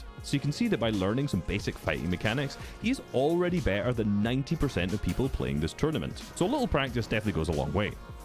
Next tier up is competitive player, and this is actually where I'd put myself, and this category is not just for the average players who play competitive, as this would just put them in the top 50% of tournaments, and as we already know, Sweat's already closer to the top 10%, so this wouldn't really make much sense. But this tier is more for players who have actually grinded competitive Fortnite and have tried to get good at it, and this is where the average of those type of players would fall. At this point, talking about what each rank each player is, it doesn't actually really make sense, because everyone from here and above is easily in Unreal rank. So instead, I'm going to look at their tournament results and where they rank based on PR in Europe, because that's the region I'm looking at right now. Competitive players absolutely dwarf the average Sweat. If I load into a Phil 1v1, Zone Wars, Reload Ranked, there is a high probability that I will be the best player in that lobby. Competitive players usually have a pretty decent understanding of the game. They might understand Deadside, their rotations, early game strategies, drop maps, how to fight. However, they have a ton of weak areas. Using myself as an example, I struggle to make it deep into stacked endgames. In the last little Cash Cup, which is only open to Unreal players, unlike the Pickle Rick Skim Cup we looked at earlier, I made 4 endgames and placed 16th, 10th, 20th, and 25th. In these lobbies, I'm pretty evenly skilled with other competitive players, which makes it very difficult to get eliminations because fights take a long time. There are also a lot of players above my skill level, which to them, I am a free kill. So since I am nowhere near the skill level where I can play out a game perfectly, as I waste a bunch of materials and every rotate and then run out, this makes it really difficult to actually get refreshes and eliminations in endgame to get my materials back, because other players are either just my level or above for the most part. However, there's still a big difference between someone my level and a Sweat like Phantom Menace, as he also played this tournament, and he was only able to get a total of 4 eliminations, whereas I got 10. He also dealt 950 damage total across 7 games, whereas I dealt 3,486. So a pretty stark difference between the 2 tiers. So how close is a competitive player to someone who actually earns in tournaments? Well, this is Bass CB. He recently qualified to Division 1 in both EU and NA Central and has earned in 7 solo victory cash cups. He's currently ranked 685th in Europe as of recording this, and he placed top 1,747th in the recent solo victory cash cup opens, which is actually a pretty low placement for him because he usually places around top 500 on average. He made 4 endgames and placed 7th, 1st, 6th, and 5th. Now remember, I also made 4 endgames but placed 16th, 10th, 20th, and 25th. Bass is incredibly smart at crafting a smart smart game plan, using items that others often don't, as he was one of the first to abuse stealth splashes and invisibility, but he also plays the endgames very efficiently, unlike someone like myself. He barely wastes any materials on every single time he rotates in boxes, he always chooses good layers, and he always has a really good understanding of the meta. Now, looking at the eliminations, I actually got more eliminations than him in this tournament, and I had a better damage ratio, so you may think because he uses this stealth splash strat, and based on these stats, that he just made it into Division 1 because he's smart and that he can't fight at all. So I tested this in a 1v1. I also 1v1'd a pro and then Shark, a tier 1 player after this, so that I could myself feel the difference between what it's like fighting someone from each of these tiers. Now, one of the main differences between me and Bass when we 1v1'd was just aim. There were a few good times where I was able to piece him and get some damage off, but I just wasn't able to finish my dinner. From a mechanical perspective, both of us weren't making fantastic peaks by any means, and we were giving each other a lot of opportunities for the other person to hit them. Oh my god, how are they fucking showing this, bro? 5-0. How are you gonna show that? To me, between a competitive How are you gonna player show and that? someone who actually earns is just a mastery of the basics. He As just got smart boxed and like a can come up with fucking good game fish. plan, but more importantly, he can actually execute that, unlike myself. And he can actually hit a shot. So what about a pro player then? Well, I also invited Dexy, a pro player who's currently ranked 74th in Europe and placed 10th in the solo series finals earlier this season. He also has a really great YouTube channel that I would recommend you all check out. In the 1v1s against Bass, Dexy actually lost 3-5. Now, in his defense, he was winning most of the rounds and was clearly mechanically better and honestly just a better fighter, but Bass's aim was genuinely nuts and he one-pumped him 3 different times. So maybe if we went more rounds, this would have been different. No. I also one-pumped Dexy in our 1v1s, so maybe he's just a one-pump magnet. You never know. What? Oh, the Met. Well, the solo cash cup was a completely different story. Overall, Dexy got 32 eliminations with a damage ratio of 2.8, which completely blows Bass's stats and my stats out of the water. The main difference between pros and earners is just how easily and fast they're able to wipe out competitive players. So at this level, almost every single pro will W key their first match and go for high eliminations because there's just a very low chance that they'll die. And even if they do, they can just try again in the next game because most of the time they don't run out of games and qualifying for finals is pretty easy. In this solo cash cup, for example, he dropped a 16 elimination win, which is almost the same amount of elims as me and Bass got throughout the entire tournament combined. Since pros are just so much better at fighting, that also means that they're way better at getting refreshes on their materials in the moving zones. This means that they can afford to make a mistake or two early in the match, maybe take a fight that other players wouldn't, as they can win those fights, and even if they start to run low on materials in the endgame, then they can take a different fight to get their materials refreshed. When I 1v1 Dexy, and from my personal experience 1v1ing other pros, it really is clear how little opportunities they give you to hit them. Here, I wanted to double edit and then jump to the right to take a shot on a right-hand peak, thinking he would place a wall in front of me, but Dexy had already placed that wall in front of me and edited it and one-pumped me before I could even jump. He read this play like an absolute book. Same here, I pieced him and I get doubles, but he just grabs a wall between me and one-pumps me through a window. Pros take advantage of every single mistake that you make. Like here, for example, I left a wall open behind me, but he just placed a ramp, slid shot me, placed a ramp in my box and grabbed the wall and then double edited it to pump me from behind a good right-hand peak. Of course, I did hit the lucky 200 here, so I think you should subscribe. The thing is, this does not happen with the best players in the world. The final player I invited to this 1v1 gauntlet was Shark. He is the best fighter. This is probably where I'm no longer in this tier. TD, and they've won both Reload This is probably where I'm like in between. and 1 Divisional Cup finals as well. He's currently 4th in Europe this year with over $40,000 earned in just 2 months. 1v1ing him was depressing. I have never felt so bad at a game in my life. I literally could not hit him. There's been a trend lately of content creators going against pros with a first to 100, with the content creator getting a 99 elim lead. All they need to do is win one single round, whereas the pro has to win 100. Now, you may think this sounds easy. I could get a lucky 200 pump, it would be no problem. But I'm here to tell you that against the best players in the world, you will not. Stable Ronaldo, who has won an FNCS, and sure he may be a little bit washed, lost 100 rounds in a row to Peterball. When I played Shark, we only played 5 rounds, and as a reminder, I have been playing... No. That is going to follow him to the fucking grave, bro. Imagine, that is so bad. I feel so bad for him. Fortnite for 8 years. I've studied the best players in the world. I've made countless videos on how to improve your fighting, and covered basically every single strat you can think of in that period. 100! And I dealt 0 damage to Shark in 5 rounds. Like, I wasn't even close. I made a joke at the start that you need to watch out because I might hit him with a lucky 200, similar to what I did against pro player Dexy, and his response was, be scared. There might be a random bailout pump, you know? Okay.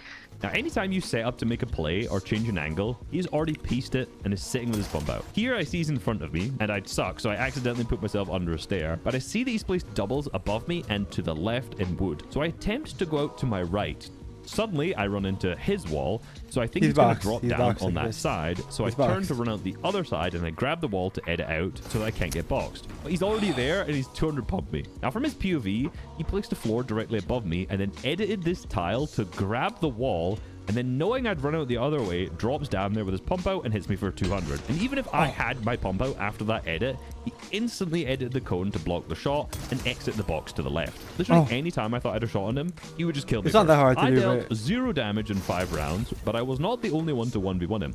I had Bass, our Div 1 player, and Dexy, our pro player, do it too. Bass, with his nuts aim and gun out Gary playstyle, did around 400 damage, but the rounds honestly were not even close. Even if he got him weak, there was one round, for example, where he got into his box, Shark had always some play to win the round. Most of Bass's strategy does revolve around his What great is he aim getting doing? in the box. So What here is you he can see doing? he cracked him, got him weak, Are and you then human? phased into the box. But notice the movement out of Shark. He intentionally walked to the back corner of the box so you could use his cone edit to protect himself from Bass's shot and kill him. And then Dexy, when they 1v1'd, dealt 58 damage across the 5 rounds. Now remember, Dexy is currently ranked 74th in Europe. He placed 10th in the solo series finals. He's an incredible solo player, but he could barely hit him across 5 rounds. How this translates into tournaments is very interesting. Where Dexy's highest elimination match in the most recent solo cash cup was 16 eliminations, Shark dropped 23. Now it doesn't sound that different until you realize that Shark actually died when there were still 15 players left. And throughout the last 14 solo tournaments, Dexy's averaged a highest elimination game of 15.7, whereas Shark's was 26.3. For reference, Dexy's highest elimination game was 23, whereas Shark had 3 different 34 elimination matches. One of these events was particularly interesting to look at, which was the Nvidia Cup, as Shark He's placed Korean? first and Dexy placed second. Oh, Across the entire fuck. event, Shark had 92 eliminations, whereas Dexy had 51. And it's not like he wasn't fragging and playing well in these matches. He had some of the highest eliminations in the tournament. It's just that Shark was that far ahead. Tier 1 players can dominate pros in fights like it's nothing, so it's no surprise that in a low elo lobby full of competitive players, or 1v1ing someone like myself, they can finish fights in a matter of seconds. Why It's did it always say funny when I Korean? read comments from players saying that they would be a pro if they were Koreans, on 0 ping, because like, Shark is doing all of this on aren't good 30 at Fortnite, ping, right? and his teammate Teeny dropped a 30 elimination match on NA Central on over 100 ping. Tier 1 players spend most of their day fighting other Tier 1 players, and that gives them such a deep understanding of every single play that another player might make. So fighting pros or earners or competitive players, it's just literally effortless in comparison, which does make me feel slightly less bad for not even damaging him in our 1v1. Please like the video. I thought there was gonna be like a Peterbot tier, and I thought there'd be another tier above that.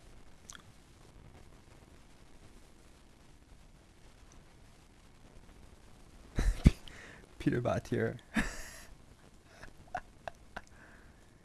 He's a 14-year-old Romanian with like 230,000. Oh. How is he for? Oh, how are 14-year-olds even good when Fortnite was popular when they were like 2? They're like behind. Bro, I think one of the best. I think there was a time where the best player was Slovenian actually. That was like a while ago now, but there was a Slovenian that I'm like pretty sure was cracked. Does anyone know his name by chance? I doubt it. He was like best in the world though. I swear he was like.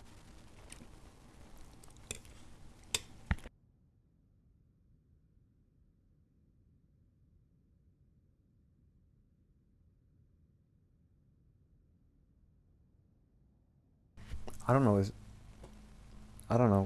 know what he was good at. I didn't watch Fortnite.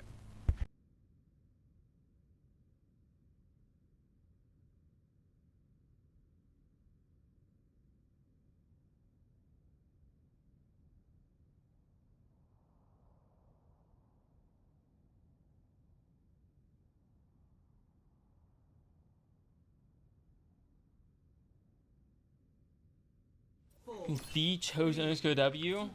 But that's actually what people say in 6v6. It's bad. Can't live without me? Enemy here. You are safe with them in the ground. Moving the pylon. When I met you in the summer. Show me your wounds. Oh, an ice cream truck. Oh, fuck my back. Yo, careful. And go and get away from me.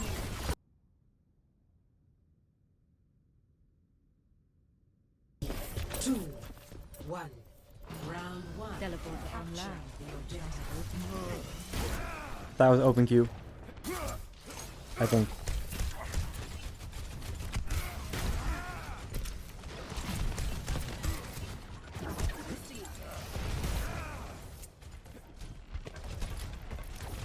He did not leave Simon, you're lying.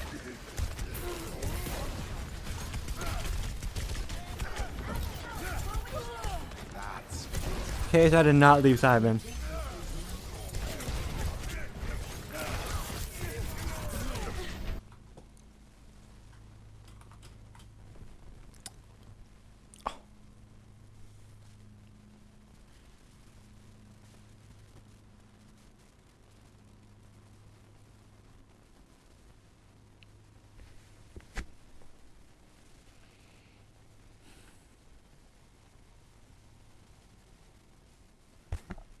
I might have to end my stream, bro.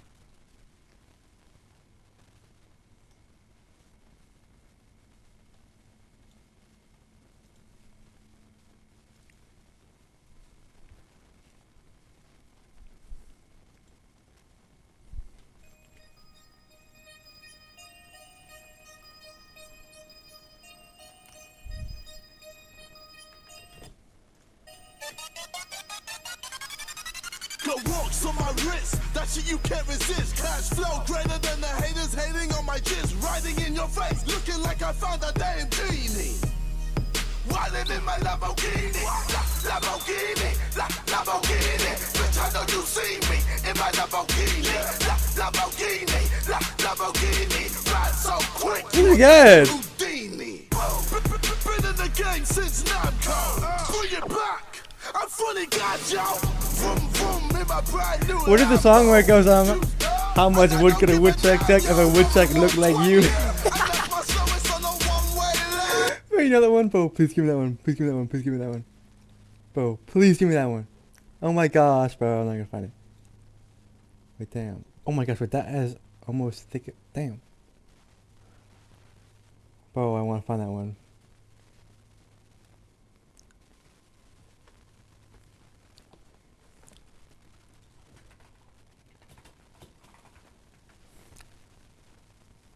What? This is who's at? This is not the video. What is this? Oh, who is Afro Gum?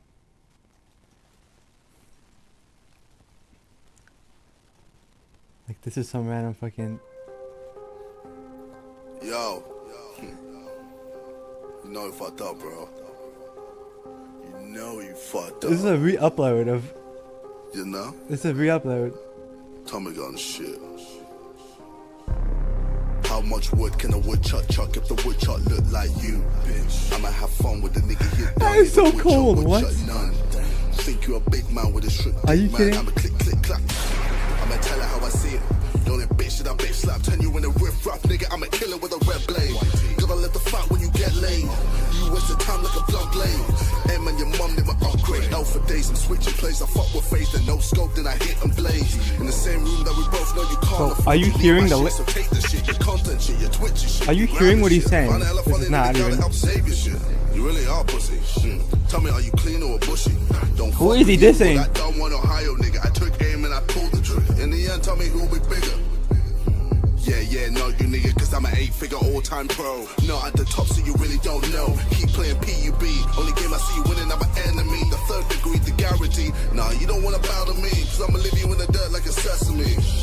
Brother, you are not ready. Top heavy prick with a pot belly, Rob Kelly, whoa. You think that the diss at your king is the wise thing to do while I'm feeding you? I'ma keep calling you fat cause that's all of the shit that I see in you. No. All 6 side boys heading cause the nigga was the man in the whole group. Nigga in the room running words for the tune cause I come with a 6 earthquake. Earthquake. Yeah, see nigga move that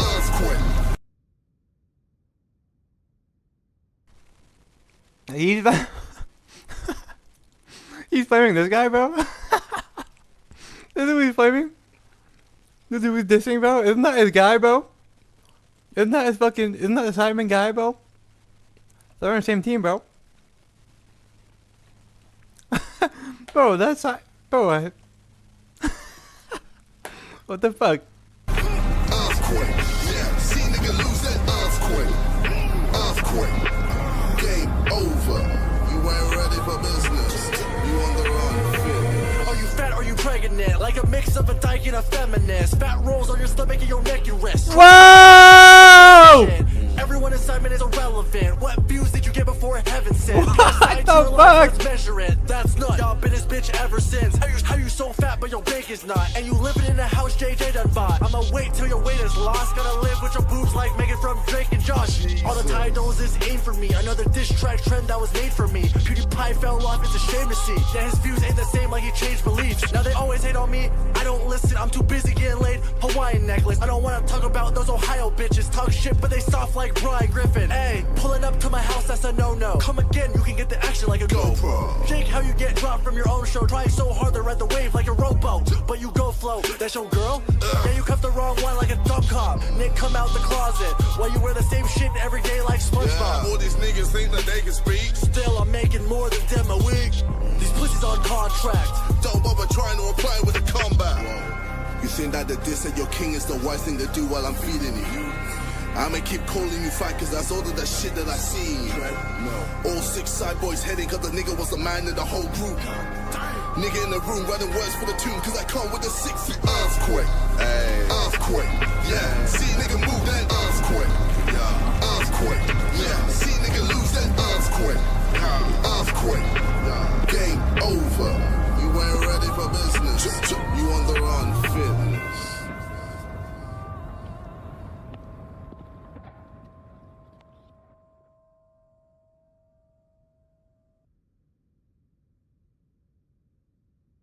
What is the name of this one? Oh, shit, wait. I swear I've heard this beat before.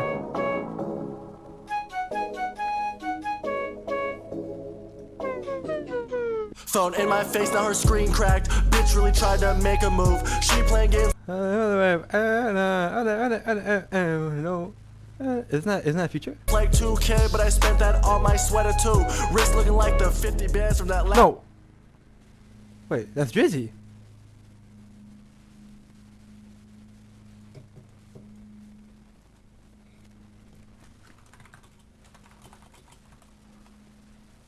Where's It's Drizzy, bro. He saw the fucking Drizzy beat.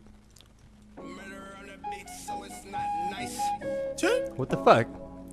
Yeah. It's all her BB's thing, yeah. The song's so good. Yeah. My side girl got a 5S with the screen crack. Still hit me back right away.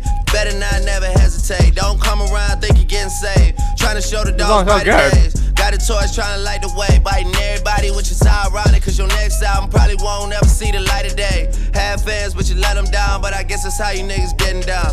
I'm so high up, I'm like how niggas really getting down. I could never have a kid, then be out here still kidding around. Boys playing around. Where you really wanna take it now? I got $150,000 for an after party. And I gave it to the killies just to break it down. Bring us up, I never take us down. But if you bring me up, then they might take it down. Fake fuck with me back then, but it's getting hard for you to fake it now.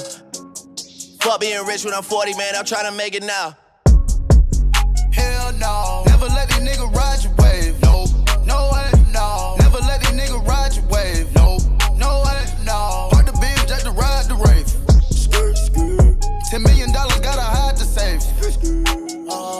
Michael Phelps with the swim move. This that I did on you. Now they mad I'm making better moves. Now they can't afford to be up in my shoes. Jordan 12 and they OVOs. Big nose try to lie on me like Pinocchio. All of these fake accusations got me tied up like it's 0-0. Now how was you allowed to do that? I needed that cause of diss tracks I was laying low. Have to come back like a season pass. Should be doing more like a season low. Made it seem like I beat a ass. I ain't lay a finger on that bitch at all. I just called my lawyer up and he told me he go get it solved. I thought she was high up, but the thing she doing is really low. This thought made a lie up, so fuck her and her shitty show. Have fans, but you lied to him, but I guess that's what you really like doing. Saw my neck, put some ice to it, now I'm on the roll like a bike moving. Tana Mojo tell fake stories, and you are too like a gun shooting. Didn't hit her, but I threw her phone like I'm Odell with the spike moves. I remember I was sitting down when she walked up and started kidding around. Said get the phone out my face, but she didn't, so I had to knock it out. Now she claiming that I scratched her up and I beat her ass and I pinned her.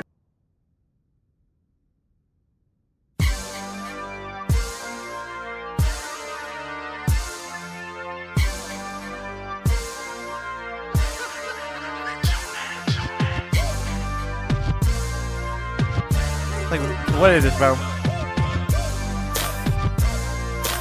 Are you for real, bro? Try and roast me? That's cute. You lost your virginity to a prostitute. Was she crusty, bro? Did her vagina smell? You bitch, I bet you paid to eat her out as well. Calling me little boy? What the fuck's up with that? Bro, we're both the same height. You're just more fat. And you're roasting Ethan for being the fat one in the group. You have a personal trainer, yet your titties still droop. And my diss track got more views than Creature, and I didn't even need a Rice Gum feature. Plus on Earthquake, he had a better verse than you. Your rap career's finished, and you know it's true. You're just a meme, you're a joke artist. You've had chlamydia more times than you've charted. And you and your brother have fucked the same chick. I bet you've got your sloppy seconds all over your dick. I'm the one who's posh? You must be mistaken. Your parents paid for you to go through private education. How you making gun fingers with a straight face? You had to wear a suit to school, you fucking disgrace. And you're saying I do drugs, you hypocrite. Did you forget about Ibiza when you snorted all that shit? I'm talking bump after bump after bump after bump. Motherfucker, you had a blocked nose for a lump. Does your girlfriend know that you cheated on your ex, or does she have no idea that she might be next? Speaking of JJ's ex, this is an unreleased tune that he wrote about her. Here's that stupid boy you love and hate. Always had our issues, but then after we would fornicate. Remember back when all your friends would hate me, but I didn't care. No one understands. If you're having girl problems, I feel bad for your son. I'm loving my life, banging JJ's mum. Bro, fucking audits. This is the worst thing I've ever watched, I think. Did you know JJ wanks onto his mattress, doesn't clean it, sleeps on it? Bro, that's stress. Okay. There are actually things I... This is honestly the hardest video I've ever had to make in my life. I've gone back and forth. No. On this decision for a very long time. I've spent months trying to figure out what the right thing to do is. No. But after a lot of thought, I have decided that I will no longer be doing Sidemen videos. Today, 31st of May, will be my final Sidemen video. Even saying these words out loud, it just doesn't feel real. The Sidemen have been such a huge part of my life for over 12, 13 years. For almost half my life, the Sidemen have been my second family. We've grown up together. We've traveled the world together. We built something that none of us ever thought was possible, especially back then when we were making random videos together and playing GTA. I still remember those early days with no idea that tens of millions of people were going to be watching us on the channel. And somehow this turned into an incredible journey.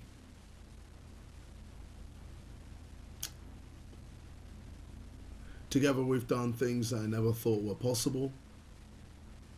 We sold out arenas, we sold out stadiums, we've broken records, we've made Netflix shows, we've done a lot. And we've shared so many good moments on YouTube. And those moments will stay with me for the rest of my life. We've been there for each other through some of the highest highs and the lowest lows of our lives. I've watched these boys grow into incredible men. I've watched these guys grow into fathers.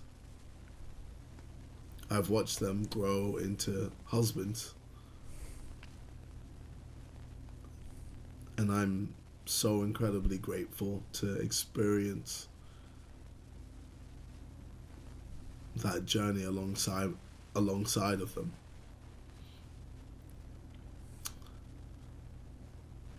The truth is, nothing bad has happened. This decision is completely my own. Over the last few years, I felt myself being pulled in a lot of directions than ever before. Between everything else in my life, I feel like I've been running at full speed at 100 miles an hour. I spent so long trying to be everything for everyone, trying to be everywhere, trying to do it all, trying not to let anyone down. But somewhere along the way, I started losing the balance of my own life.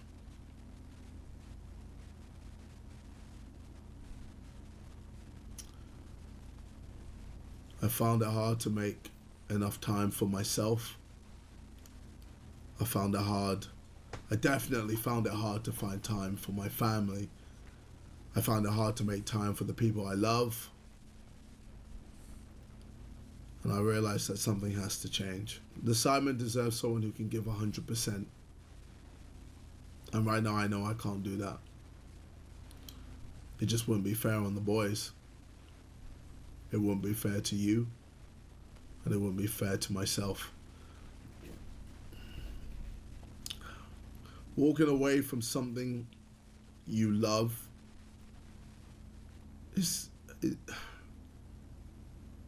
it's painful.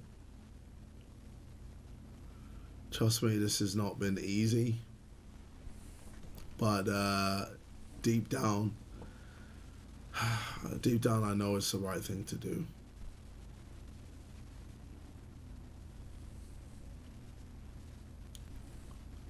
Those boys help shape who I am today. And I hope in some small way that I shaped who they became too. To Simon, the friend I've known the absolute longest, from the times we fought when we were young to all the happy, great times we had when we used to live together. It's so cool. It's so incredible to see you as a family man now. I also know how hardworking you are. I remember you told my brother that one day you were going to be bigger than me on YouTube. It might not have happened yet, but I know it still could happen because you are relentless. I feel like no one works harder than you, bro. Honestly, you are a machine. And you'll always have my full support.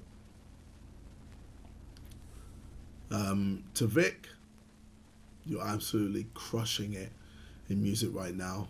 When I saw you at Tomorrowland, bro, I just had the biggest smile, and I was just so happy. I was so proud of you, man.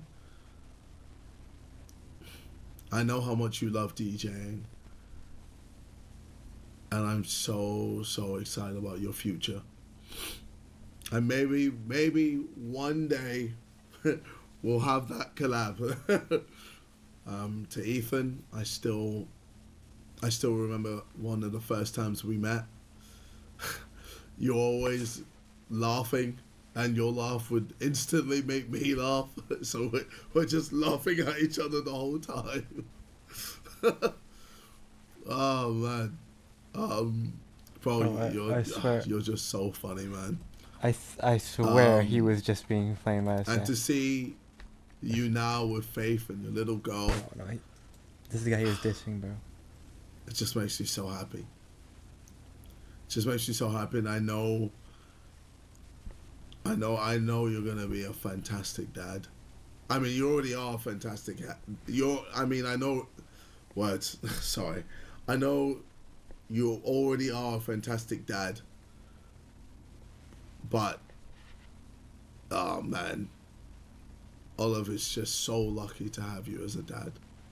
To Harry, bro, never change, man. Even when us as boys are having a heated argument, you would be the one that would just drop a meme and make us all laugh. You are one of the greatest people I know, and I'm so glad to have you as a friend for life. To Toby, I mean, everyone calls you the nicest sideman, and it's because it's true. On and off the camera, you give each and every person respect, and I just love that about you, bro. Many of you have been begging me to make another Ash Guide for years now, but at this point, I've pretty much dished out every last tip and trick I could think of. So I decided to ask for some help and hired 5 levels of Overwatch coaches to break down a very average game of mine in Grand Masters. You can expect great... What? Right, hello boys, welcome to Try Not to Pee. You have one job today. Do not pee. Now, you'd think that is a simple rule, but today... What? He dropped the shit and quit, right? He dropped the shit and quit. Challenges that will force the losers to drink liquids, making holding your pee much, much harder. When somebody finally caves in and pees, they are eliminated. The final remaining player with the strongest bladder will earn their team £10,000. Now, a number of you have appeared in a specific set of files. Mad. What? Mad. The piss files. Oh, okay, all right. Okay. And inside those piss files, we have found your teams for today. Toby and Jamie form the blue team. Simon and Mr. Bubbly himself, Joe Weller, are the red team. Let's go, Toby. Ethan and Jack Joseph rep the yellow team. Man, don't piss on all that. Man, don't piss on all that. That's type gang shit. And JJ, well, he gets Danny Aaron's because he's the last one. Yeah! You will also be looking for these. These tiny toilets are hidden all around the house. The teams that So find and use I them can't will believe give an what immunity for thinking. 1 forfeit to help spare their bladders. Right, go inside, get changed into your outfits. Hey! Outfit. Oh, there's something in your pocket. There you go. It's hard to poo and not pee.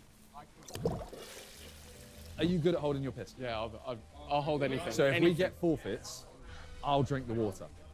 Oh, you reckon And then you, because I think I'm going to piss.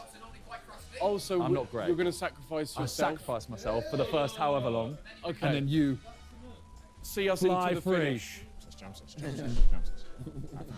Okay. Man already found the toilet. You know what I'm saying? Do you know how I found this? No. I took it out of Max's pocket. 100 IQ plays. What is that? Is that Simon? Nah, that's actual semen, bro. Yeah, trust me, guys. Guess what? Seaman and... Hey, mate, I might go to sea and see a man Yeah, come on the on. sea. Yeah, come on, guys. I'll tell you what, yeah. I am really happy with you. I'm happy with you, yeah. I took speed today. Not legally. No, yeah, legal one. Yeah. No, genuinely, I'm prescribed it. Yeah. And rule 1, I actually looked up the NHS app, how to stop weeing. Oh, okay. And rule 1 is don't take speed. Genuinely. I'm not feeling confident with you, man. I'm not feeling You confident. seem pissed off for no reason. I'm not gonna piss, bro. I was really happy with you until you started coming with attitude. No, it's just a lot of times you do stupid things. Like what? I didn't do anything. See, this is why, man. It just does stupid shit. There's also one thing that we haven't mentioned. You can be making bets with each other. We have extra water. Now, for any point throughout today, you want to suddenly sidle up to one of your competitors, be like, hey, I reckon I can hit the crossbar before you can. Ooh. But you then have to state how many shots of water the loser will have to take. Now, that is up to you, but please do come tell the piss masters that you're doing that. I bet you shit right now. I'll flip this. Heads or tails? For what? For a shot. We're doing heads or tails. Doing one piss masters. Already? Yeah. For one shot. Okay, for one shot of water. Wait, Heads or tails? see, this is why, Daddy! Plain or no plain? He said plain. What do you want? Plain, please. Yes! No, that's... Yes! You No one's said touched plain. it. You said plain. You said plain. You said plain. Oh, so you lost. Get the shot! Great work. Get it down, you Zulu warrior. Wow. Yeah. It's not going to It kill all me, adds is up, it? doesn't it? Adds up. A shot of water. Do you want to do it again? Double nothing? Go on then. You want to go again? One more shot. I want plain. Okay. Yeah? Plain. Yeah. Right, play for Danny again. 2 shots of water. What? No, it was one. No, it's 2. Yes! No, it was one. See, now we're even. This is scintillating stuff, early doors. I weed so much. How much have you drunk? Well, I stopped consuming liquids this Yo, what the fuck am I watching? Why am I watching this, bro?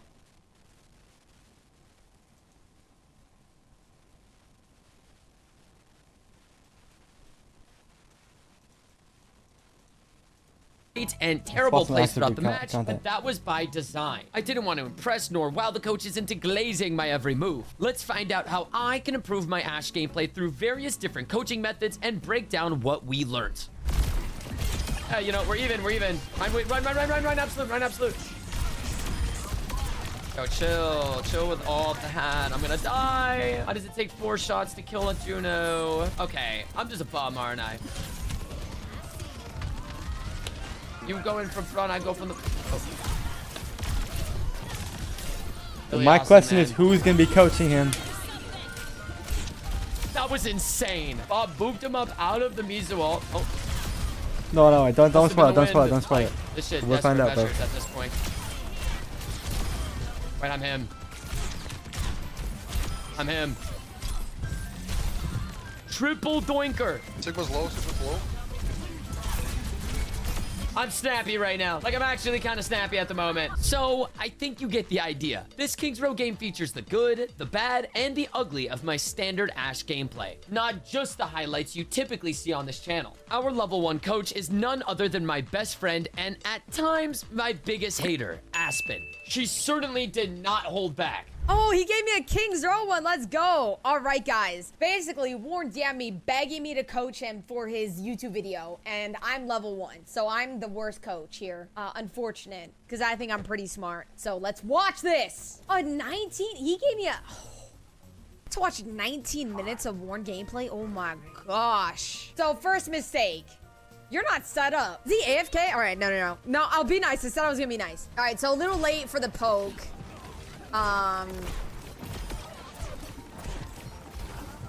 Okay, so I would have hit those shots. That's my advice. Just hit those next time. Yeah, no, take high ground. All right. I wish he would take more aggro angles. I feel like Ashe, you can do that because you got coach gun. Like Warren, I feel like you'd be like more in there. You know what I mean? Like he could definitely be getting massive dynamites like more in there. I was more not aggressive enjoying the pitch poke. video, He's playing bro. very safe actually, but I guess it's working. So whatever the fudge, bro. Well, so he's getting coached by like 5 different people, and I'm level 1, aka the worst. It makes sense now. I know, I know. Like I'm smart, but I just suck at coaching. And why is Brian flanking? Is that all I watch? Okay, so Is that really all I Bob, watch? Yeah. Okay. I would just like aim train a little bit. All right, he's really getting in there. Wow. Aspen is yeah, spitting so facts, let's see bro, though, what like- happened here. Did he have to drop on point? I mean, not really. Like, Warren, you could have been like, Lucio, go punch the Reinhardt. Honestly, I would have kept holding high ground. I would not have pushed that aggressively, bro. I would have stayed on high ground, you know, maybe contest the soldier a little bit. And your teammates were coming back, so you could have won that fight, because I think they're going to cap it now. But what do I know, right? But what do I know? Again, I would just hit an aim train. It's pretty important that you hit those shots. Again, got to lock in on there. So, right, so I would have threw that dynamite. I mean, against Ryan, you gotta throw your dynamites high above the shield, right? I play a good amount of Ashe. Toss him a little bit higher up. So, yeah, so with remote detonate, I feel like if you're point blank with someone, you can't really do that. So I would just hit the shots before attempting to throw a dynamite on someone that close to you. Yeah, we're coaching war on Ashe. He wanted me to do this. Yeah, I threw a dynamite there.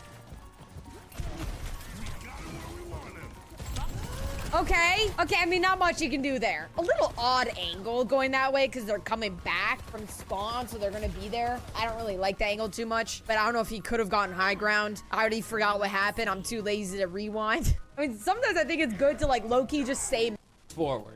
For level 2, I hired a newer face to the Overwatch VOD reviewing scene, Apply. He's recently coined a rougher coaching style that prizes itself on humiliation and brutal honesty. But that's not to say Apply doesn't know what he's talking about. He's a former Overwatch League Flex DPS and played for both the LA Valiant and Florida Mayhem. So let's see how he plans on drilling me for my mistakes. Our first ever Warren VOD review. Starting off, let's do a drip check, chat. W or L drip, what do we think? Yeah, he's hideous. So already we're off to a bad start. Our team's gonna be playing Ashe, Malga, Ryan, Cass, Kiri, Lucio. So we do have a really fast-paced comp, but something that I would do here is I would probably play high ground around these areas and wait for my Malga and Ryan to get a lot of space, go in, and then I would peek. You want to try to bait the attention away from your hit scan in 6v6. I'm gonna say it. I'm gonna settle the score. Everyone says that DPS is better in 5v5 because you have less tanks in your face. I think that's a troll. I think DPS is better in 6v6 because you have actual tanks that you can kill. They have Mei, Roadhog, Mizuki, Soldier, Rhine, Juno. Chat, I'm smelling something about their comp that really enables Ashe. What is it? Tell me. What do you guys think? Say it, chat. Who's got it? They have no cleanse. Wendy, 5 gold stars to Wendy. Most of the time, they're always grouped. They're always in a group over here. They're always in a group over here. They're always in a group over here, which means dynamites are super strong, not only for damage, but for ult charge. You should be able to build your ult constantly. I think when I watch him play Soldier, he always beams people. Watch him play Ashe, he always beams people. But I don't think he gets maximum value out of Bob, Coach Gun, and Dynamite the way I think he should. And I think that's what I'm going to be focusing on the majority of this VOD. But let's just lock in for a second. Okay, so we're just not dynamiting yet. There's no reason, in my opinion, I say to dynamite on cooldown on this map specifically, because while your dynamite's out, it just gives you random ult charge and damage while you're left clicking. You want to go for dynamites while they're grouped. Dropping down this way makes it to where they're gonna split and then you look for dynamite. It's not a big dynamite. Also, why drop? You drop because you have no LOS, but look at this. We now have perfect LOS. We have insane high ground. They can't even dive us. They have no divers. Why jump off high ground? Now, it might not matter much. We got a kill and half our team is gone. And yeah, our team is low, right? Our team is low. It's 5v5, but I still believe if you stayed high ground and you were up here, you could maybe look for another pick. Don't give up what you already have. The main goal for hit scan is to fight for the power position, and we all know what the power position is in Overwatch, and this area is the power position for King's Row on defense and on offense, right? I'm not saying that you need to plant the flag here and say, I'm not moving from here. Why not stay up here and look for more? And it's so easy to look for a kill and then you shift away. Yeah, and then something I think you got to do a little less, and it's up to you, Warren. It's up to you. I think flicking less. You are a very consistent player. You hit a good shot here because your crosshair placement's great, and then it's almost like you force yourself to aim off of people and then aim back on them, right? So far, I think we're doing good. So far, I don't think he's doing anything that I want to finger him about. Don't you play games for fun, though? Flicking is fun. Missing is fun. Okay, so again, I don't think you're putting in a lot of effort with your dynamites, in my opinion. A lot of your dynamites are well, maybe someone's down there. I want you to be more concise with it and almost guarantee a dynamite, right? Bait them to come through choke. When they're most stacked, look for an easy dynamite that you guarantee is going to hit 3 or 4. It's real, though. I don't think a lot of people really care about it. You need to just get teabagged right now. They're stacked. Good. I'm proud of you. Very good. Both tanks dynamited. You took your time. You threw it above the shield. There we go. It's almost like you have a hack for anti-aimbot. You're drawing circles around people. Look at this. Look at the circle. What the f was that? I mean, yeah. I mean, he's saying good shit. Overflick or underflick and inevitably Let's hear have his other hero flick. We have to hear the analysis, bro. As Roadhog, Warren feels the need to flick to. Okay, so after this second shot, I want you to try to figure out how our crosshair managed to be over here. Just keep it on him and click. I was right on the money when I said Apply runs his VOD reviews like a drill sergeant. However, I'm the kind of guy that responds quite well to that level of intensity. He puts a lot of emphasis on playing Overwatch, not just playing Ashe. Now, this is likely a habit many of you have as well. Hitscan is not purely limited to flashy flicks and farming clips, but rather forcing angles and using your cooldowns just like every other hero in the game. Most players absolutely despise Dynamite, and I oftentimes overlook just how impactful it could be in any given teamfight. Newest could be level 5. He's like the best Ashe, just bro. to throw it. Moving forward, I'll avoid downplaying my ult charge and try to turn more fights with Bob and win more games as a result.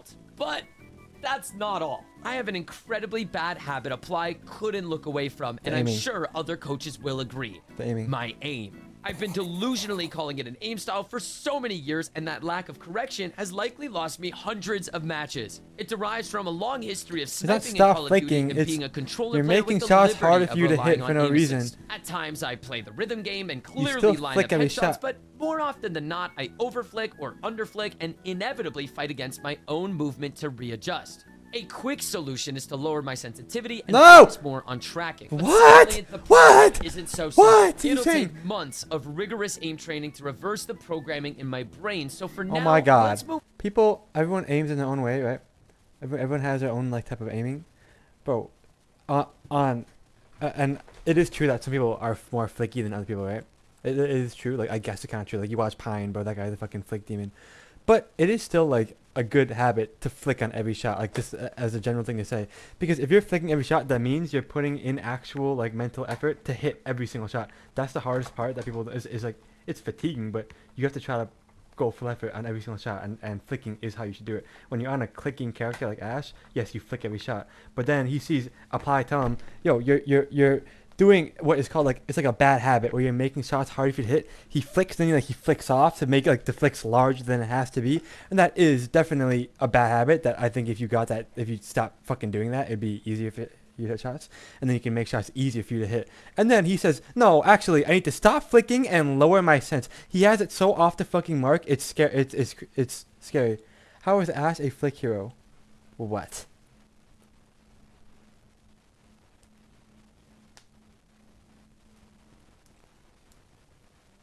What? Bro, flicking is your way to be as precise as possible. He sets up his shots to make the flicks harder than it has to be, because he's moving his mouse when he shouldn't. He's like has a habit of flicking off of the character after he flicks, so then he has to do these big flicks. It's like that's just fucking bad. It's a bad habit. You shouldn't do that. But he hears that and he thinks to stop flicking and to lower his sense and to focus on tracking. Like, yeah, you should start tracking like you're on fucking Zarya. And I'm sorry, I actually upset that he just totally just misunderstood, like as bad as possible. Where it's not stop flicking. The reason why Apply said you like should stop flicking is because what he means by like what he is doing, these overly fucking exaggerated flicks that you don't have to do, that are just making it harder for you to hit. So make the flicks easier for yourself. And yeah, that does take a lot of fucking practice and a lot of VOD viewing yourself to see what you're doing wrong.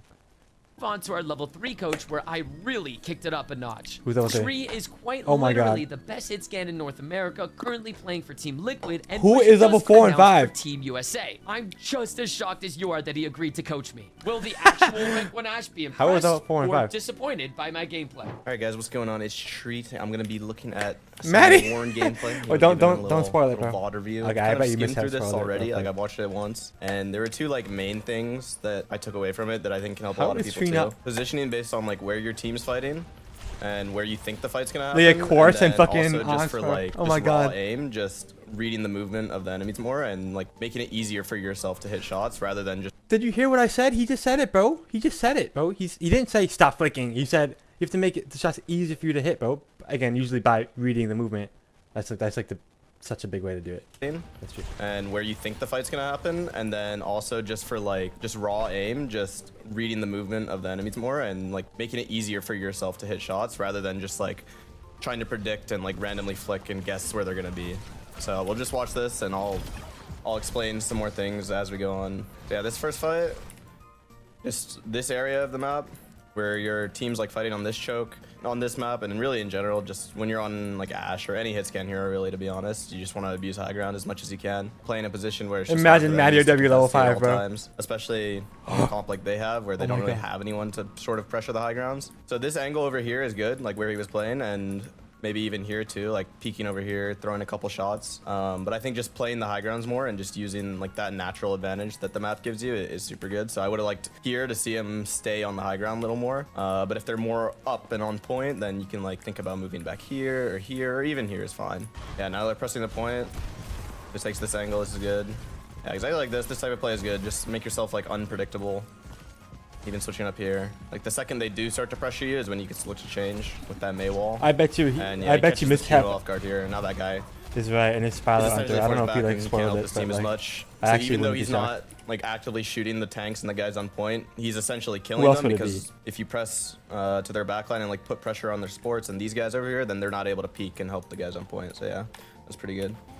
I think even here, maybe because they're so far back, he could play through here a bit until they like kind of get past this area. But it's not the worst thing in the world back here. Just for the Ash fall off could be a bit better.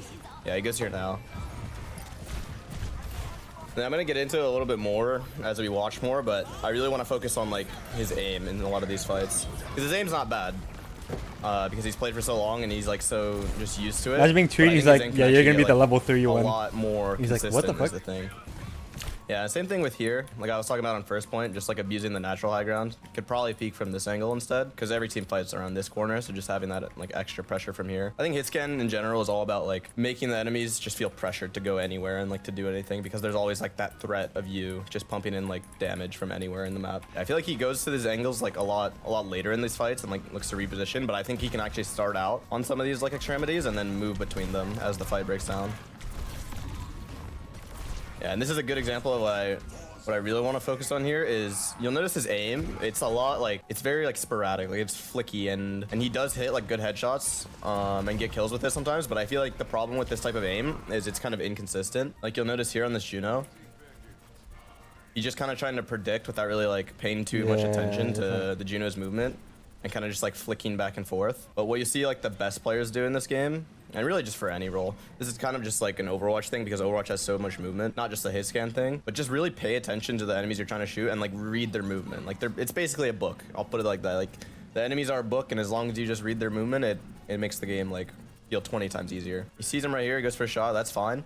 But the second this Juno like starts to arch with the jump, especially on a character like Juno that has very predictable movement with the double jump and the triple jump perk, I think it becomes very important then to hit like timed shots based on like the peak of their jumps. Every time he's shooting, he's like having to make these really big adjustments. But if he aims more for predictions and like I don't know, sort of where he's expecting the enemies to fall, then it'll be as simple as just timing at that point. You know, you just point and click based on when they're in your crosshair. What I see a lot of good players do is they'll like crouch, because crouching slows your movement too, without completely like making you just a standing still target. But just countering like their movement with your own movement to just make the shots easier and just give yourself an easier time is super good. Yeah, I see the same thing I'm talking about here. You can still get like, your again, aim on the better, Juno. even if you're like just kind trash. of like flicking and trying to like react like that. It can definitely work, and we'll see times in this where he actually does get a lot of kills from aiming like this, but I think it'll be a way more consistent and it'll just feel natural, I think, once you get used to it and you do it over and over again to just predict and read their movement. Like, this angle in this position is already good. Like, he's playing the macro, I'd say, well. In this type of situation where the soldier's like kind of out in the open and peeking really wide, and then he's already like half HP too. That's like the perfect time to like just read where he's gonna move. The issue isn't him flicking his shots. It's low, they're gonna, how he's flicking, if they're bro, good, they're not gonna and how just he's keep, setting like, up his standing shots open, to you know, make they're gonna these try to flicks play some cover. way You can harder kinda than they predict have where to they're gonna be. move with that as well. But Groomy Here, Bean what will be he like, could do he's flicking. is he saw this guy like right here and half HP, and like you can realize he's half HP, he's probably not gonna keep peeking. So maybe what you do now is, you know, he's gonna peek this way, so like deep peek from you, right? So you can like hold your crosshair more towards like this angle to where he's gonna run, and then that'll be easier to just time a shot and just he'll walk right into your crosshair. I can't imagine level 4 level 5 is super any more natural helpful once you than get the this, hang bro. of it. I can't lie. I think it's just simple here. Just greed your peaks as long as possible until the enemies like actually have a way to deal Matty with W might be able to save him. Matty would be better. Yeah, I think here he's kind of deep peeking, kind of waiting a bit more. But I think actually if he kept peeking for longer, and even if he took a little bit of damage, he just needs to get his bob, and then he bobs, and maybe his it could be Wizard Young, but I doubt it. I'd say just when you do have a good angle and you know you're in a good spot to just pressure the enemy, definitely just greet it as long as you can. And then once they do deal with you, whether that's like poke or someone like contesting you, like a tank, that's when you can like reposition or just chill a little bit and then look for something else. Yeah, same thing again here on this soldier. Maybe he doesn't know this guy's half HP because I don't think he got a shot off on him. So like look at where his crosshair is right now. Say he did know that he was low or whatever, or he thinks the soldier's gonna deep peek in this situation because he just, you know, this is not really a favorable fight for the soldier. I would actually say like keeping his crosshair right in this frame right now would be perfect, because then the soldier's gonna like maybe shoot this helix, but then he'll have to run back to cover or else he's gonna die. And he can literally just wait and time his shot to when he runs into his crosshair like this. But he kind of like, he had the idea, I think, but he kind of like over flicks trying to predict too much again instead of just like paying attention to the character model individually. Yeah. Okay, that can happen. That can happen. That's normal. Yeah, you'll see like he does hit some pretty good shots with it, like just flicking a lot. But I feel like the main problem with this is it's just really inconsistent, because sometimes he'll just miss a bunch of shots. Even this is fine, just re-peeking after you get healed up. The one thing I'll say about this is, like, I think in theory how he played this is fine. Like taking this pressure, taking this angle to pressure them, and then like kind of de-peeking, chilling for a bit, and then re-pressure in. That's good, but what I mentioned at the start about positioning on where your team is fighting, I think this angle is a little bit too far forward. The angles here are just so close for the enemy team where it's just so easy for them to deal with you. I think this angle is always pretty good if a team is like back here. If they're fighting here, then I would either play just main is fine because you can like peek between these two, or just play this high ground for a bit. Just shoot them out and pressure here, help for your front line. And then eventually these guys, as long as they don't die, if the enemies die here, or if they don't die rather, they're gonna back up to this sort of line around the point, and they'll have to play like to this angle, and then your team will be able to walk up, and behind them you can take this angle. But I think the problem here is this angle's a bit too in front of his front line and where his team's fighting, so it's just too easy for them to like deal with him quickly, if that makes sense. Because you'll see this soldier, he realizes that, and he takes this angle, which is like also a good angle for where his team's fighting, because his team has this space here.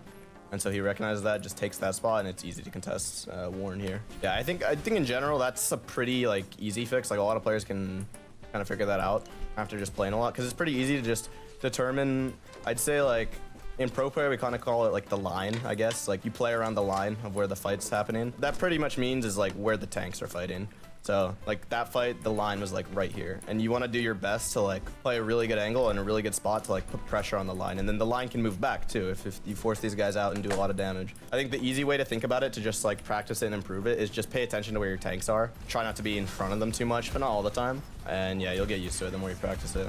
Yeah, see, he's even thinking about it here. Like these guys go back, so now the lines move back here, right? So yeah, taking this top's good. The only thing I think he should have done is he just had coach gun. So he probably could have just coach gunned up here instead of taking the time to do this. But yeah, the idea is good. Yeah, and this is what I was saying. Like, you'll see a lot of fights like this where his aim is pretty good, and like just you know, his style, because he's been playing for so long, his style of aiming is it's good, but I think it can be expanded on, you know, and it'll be way more consistent, and he can kind of like combine the two, which I like. This is a very good play. I think the only problem is his Maga kind of sold him a bit. Now they all know where he is. I think after, in a situation like this, once you get spotted, if you're not really in a spot to do what you want to do, you kind of have to just back off and just play normally. But I like the idea here. But yeah, I think now they're just stuck in this awkward position where the enemies are so close, they're able to contest them, and yeah, he doesn't really have any options here. So even this is like kind of an example of what I'm talking about. Like sometimes players do it and they don't even realize it, that they can do this all the time. Because like this bob goes off here and it hits the Mizuki. And it's super obvious like when a bob hits someone up because they just literally jump up in there in a straight line. So he just kind of holds for the peak of that jump and just times the shot perfectly like that and makes a small adjustment, which is fine. But you can actually do that, I think, even without like bob and like multiple situations in the game, because Overwatch is just such a movement-based game. Yeah, I like this angle. This is good. Taking like these angles mid fights when like it's kind of scrappy is super good because it like gives you an advantage. Because even though he doesn't kill this guy, now this guy has to turn. Means this Ryan takes less damage. I don't think he's recognizing it in this situation, but maybe their Juno has to turn and heal this guy. And then these guys get less help on the front. So just like creating any small pressure like this, even if you don't get a kill, can be pretty good. And he actually does get the kill here, so nice. Yeah, just like that. He knows this guy's gonna chase him, so he just holds his crosshair head level, waits for him to walk into it. Just perfect timing. Doesn't even have to move it that much, and it just feels natural. You just know what to do in these type of situations. It's just so easy. So yeah, I just think he can do that like just way more often and just make that more of a habit. Nice shots. Yeah, you see, that's what I mean is like his raw aim, like not even like playing off of movement and what I was talking about is just good. So I think he combines that with what I was saying and his aim will be really damn good, so. One doesn't play this is exactly anymore. What I mean. See how he takes his time here because he knows the soldier's half. So right here, he gets a shot on that guy. He knows he's half. He knows that this soldier realizes he's half, so he's gonna have to run to this cover. He just holds his crosshair, and it's just the easiest kill in the world. And once you like chain that together and you start doing that all the time, the enemy's gonna like hack you at you like literally 24/7. Another thing that can help like get more used to this is kind of think about like how you die in situations, because like if you're playing the game and you just feel like you can't do anything, you're just dying off cooldown to like maybe one guy every time, then you have to pay attention to your movement, right? Because that soldier, he's like moving too predictable, I'd say, and a lot of people in this game move really predictable, and I think that's such an abusable thing for aiming in this game. So I think that the more time you spend just paying attention to your own aim, or rather your own movement, you'll start to see the patterns in like other people's thought process. Again, he does the same thing right here. This is what I'm talking about. He gets that first shot on the soldier, and he's just holding again. If this high noon didn't kill him, I guarantee he kills him. Good. Like I think his angles and like timing of them is overall pretty good. It can be a little bit better, but like even in that fight when he like swung out of here, this was like perfect timing. So I wouldn't focus oh my too god, much on shut the fuck up, Dreamer. Shut the or fuck his, like, up. timing of stuff, because I think that's already pretty decent. I just think that if you combine that with his aim and like predicting the game, it can be really good. This is also a good point here. When I was talking about like where to play based on where the enemies are playing, it was hard to show like a good example of this because before the enemies were just playing all stacked, right? They weren't abusing any angles like I've been talking about, but now there's soldiers up here, their maze up here, and in situations like that where you can play changes a lot, because first you have to pressure out these angles and sort of mark these guys, because the way Overwatch works is, say these guys have this high ground over here, so you're thinking, oh, how can I deal with that? How can I match that? You can either find a different angle that would put more pressure on these guys and sort of overwhelm these guys, or you just do what he's doing here, which is usually the better option, I think, in most scenarios, but just to pressure those angles themselves. This is definitely more of a hit scan job, I think,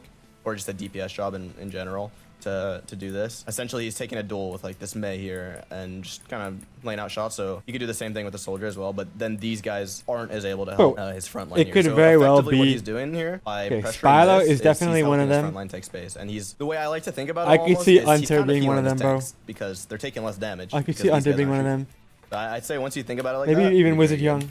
I think that also like, is like a big concept too. I don't know if Hunter is game about like juggling people's attention. Here, I could see Hunter. I could see Hunter and Spylo. I could see it very well. Get some nice shots on the Lucio. Or Matty OW. Kind of feeded. I think here, sorry, a little bit back. After he kills this Lucio, I think what could be really good here after he heals up, but maybe here, look to pressure the soldier a little bit, like just go for a shot or two. Make this guy have to de-peek, because here I'd say this soldier is, what I would say is past the line, because his team's already up here, and this guy's just too close. But so is the Rhine too, so it's fair to shoot like either here, but just the concept of pressuring out this guy so he can't pressure this guy, but this Rhine's gonna die, so. But yeah, I think the biggest thing is definitely the aim and like just reading movement. I wanna show a little bit more about what that looks like. He's aiming something like this, you know? Obviously, I'm gonna exaggerate it a little bit, but it looks something like this. where you're just kind of like flicking, and you can definitely hit shots like this, and like it's good at times, but it's just inconsistent, I'd say. Whereas like you'll see the best players do is they pay attention to the guys they're moving and pay attention to their strafes, just like this kind of. I'm not moving too much, kind of just waiting, keeping my crosshair head level, and just letting the enemies sort of strafe into my crosshair. The other thing you can do that I didn't really talk about is when enemies are like AD strafing like this, you can kind of match that, like kind of try to trace their movement almost, like with your movement as well. Positioning and all that, it could be a little better, but overall I don't really think that's a problem. Learn to read the movement, learn to predict enemies, and yeah, just start thinking about that more, and yeah, it should be good. But yeah, that's about it for me. If there's anyone I want dissecting my aim, it's Tree, and he does a fantastic job at explaining the importance of prediction. Many characters, like Juno, don't have a choice but to jump or strafe in an arc. Instead of making the same large adjustments on every target, you can be 2 steps ahead by simply studying hero patterns. I really appreciate the attention to detail, level 4? even bringing us I to can't the imagine. trainer and show. No, he's like, yeah, I want to do a video, bro. I'll get Tree. Yeah, you're level 3, bro. There are 2 people above you. Bro, it's gonna be like fucking Spylo. And then like with all 2 and 1, number 1 was Aspen, level 2 was Apply. The thing is that fucking Spylo and Unter or Wizard Young, whoever, isn't gonna be able to help him with his fucking aim. And guess what? Ash is just aim, and Tree was literally getting it on the mark fucking perfectly with the aim shit. So Tree should be number 5, obviously. Showing us how it's done. An extremely underrated tip Coach Tree shared with the class is to throw Bob deeper into the team fight. That'll allow you to continue holding high ground versus using ult purely for frontline, which isn't the most effective since you already have tanks looking to accomplish that same goal. He also stresses the importance of being present in the mid-fight. You can pick apart the enemy team's order of operation by taking angles and forcing duels. Is Spylo even a good coach, or does he have name value? On your tank, a bro, support looks Spylo, I'm sorry for pausing the video, bro. Spylo, he coached on Spitfire, right? Like he was an owl coach, and he's been doing this for people. Somehow Spylo, like I think, only gained relevance in Overwatch 2, but I actually would watch him hella back in Overwatch 1. He would be, insane coach. Absolutely, he is the best ranked coach, bro. He's the best. He would be like, there'd be people that would do really stupid shit, and he helps you think about the game and not just tells you like what's good, obviously, but like that's actually, believe it or not, people don't even do that shit. But like, yeah, he's been good at that for a long time. I think he only started getting popular like recently. I think I would trust Spylo to watch. I haven't watched Spylo in literally like 5 years, so I don't know if he's good anymore, but I'm sure you can watch. No, Spylo. My point is that Spylo is a good coach for Warren, without a doubt. Yeah, without a doubt, he'd be good. He'd be good. But appeal, meaning less healing output on their tank. He could help Warren figure out what he's doing. Surgery, but easily forgettable when you're playing. Until now, every coach I've hired has been a former or current professional player. But for level 4 and 5, I have an incredibly special surprise for you. These are actual coaches that continue to make educational content that help players of all skill levels improve, including me. Up next, we have Spylo. He's coached numerous contenders rosters and put an unbelievable amount of effort into his breakdown. He was Let's take a out. look here. Damn, Why he is didn't even... Warren playing on high ground? Why is high ground good for damage dealers? But the concept is that essentially when I'm on high ground, this is an off angle. This is a crossfire. So even if all of my teammates are directly underneath me, I have a different and oftentimes better vision on the battlefield. So if there isn't a high ground position available, you might have to open a lateral angle. So again, it's just geometry, right? You either go like this or you go like this. That's it. I am telling you guys to take off angles and to split from your teammates. But what I am not asking you to do is to play by yourself. Because right now, if you look at what's happening right now, we are taking the fight here. And based off of the line where we draw in the sand, Warren can play here and contribute to the team fight. Whoopsie daisy, there you go. Warren can contribute here in the team fight. Warren can contribute here. Warren can contribute here. Warren can contribute here. You kind of see what I'm saying? All of those positions can work, but you do not wait for your team to play around you. If your team is fighting there, then you have to adjust your position and take an angle around them. This is not an angle. Everybody's on this lane. There's anybody surrounds us, we're dead. We have no vision on anything except that Rhine shield, basically. Oh no, Maywall. Another reason why we take angles, right? So Warren goes, oh crud, I don't know why we're fighting there. I agree with Warren, I don't like fighting on that choke necessarily. But so Warren is getting See this, so this is beautiful right here. Okay, he drops to apply pressure now. And we have a bit of an angle because, you know, our teammates are kind of over here. The reason why Warren drops though, and this is a common error, is because he made a positional error and he goes, oh no, I need to do something now. And I'm gonna kind of call that out as a pretty consistent problem with a lot of players of all roles. If you can rotate to an angle under 3 or 4 seconds, you should do it. It might be better to do nothing for 2 or 3 seconds, rotate to here, than to do something now and put yourself in a worse spot for the fight. Because this is pretty nice. It's a little lucky that Juno just kind of fed like that. But see, the problem is that now this position is kind of aged poorly. You see this? Now we're all kind of clumped up again. Now my only option you is need to rotate have good aim really if you want to be good in Ash. So So that was like best case scenario for the immediate aiming shit is more results. important But to now figure I out. don't have the ability to hold this high ground anymore. I don't have the ability to flame. I don't even have the ability to go back to this position without using my coach gun afterwards. So I like what Warren's doing now, taking this position back. We're back. It's a good angle here. Might as well rotate. We can't get poked, or we can't really do anything while we're down in HP. But now we have established a little bit of map control here. Because now, if anybody walks on the point, angle from Malga, angle from Ash, there's nowhere to hide. Anybody who tries to take the high ground away from Team Blue here, they're gonna have to deal with Warren. I'm gonna throw a roll under the bus. Support players can sometimes struggle with helping you control space, but it doesn't matter. Whether you have healing or not, this is the correct play, and this is why passive heal matters, because you don't necessarily have to have healing. Look at that. There's nowhere for them to go. Warren got freaking solo wall. That's what we like to see. If you're on that responsibility. So in close compressed space, like certain chokes, tanks can help a lot. Wider open sight lines, DPS space control actually matters more. This man Spylo can coach, and I genuinely love listening to his simplification of otherwise difficult concepts. Let's chat about the main takeaways from his hour-plus long segment. A general problem he fixated on was my lack of awareness of my own team's positioning. This is very much a consequence of streaming, reading chat, and disassociating. By defaulting to certain high grounds from countless hours of repetition, it can fight against my team's staging and approach, leading to last-second decision-making and scrambling. With that being said, it's equally as important to be sequential with my gameplay. Hold the vantage angle in the pre-fight, shoot until there's nothing to shoot at, rotate when necessary, dynamite with intent, and pull resources. I have a habit of skipping steps before the window of opportunity presents itself, leading to less value and many times costly deaths. At this point, I'm sure you know what they say, patience is a virtue. I particularly enjoyed his breakdown of tracking versus flicking. We glanced over it previously in applies coaching, but flicking off of the target and then tracking is counterintuitive and leaves more margin for error.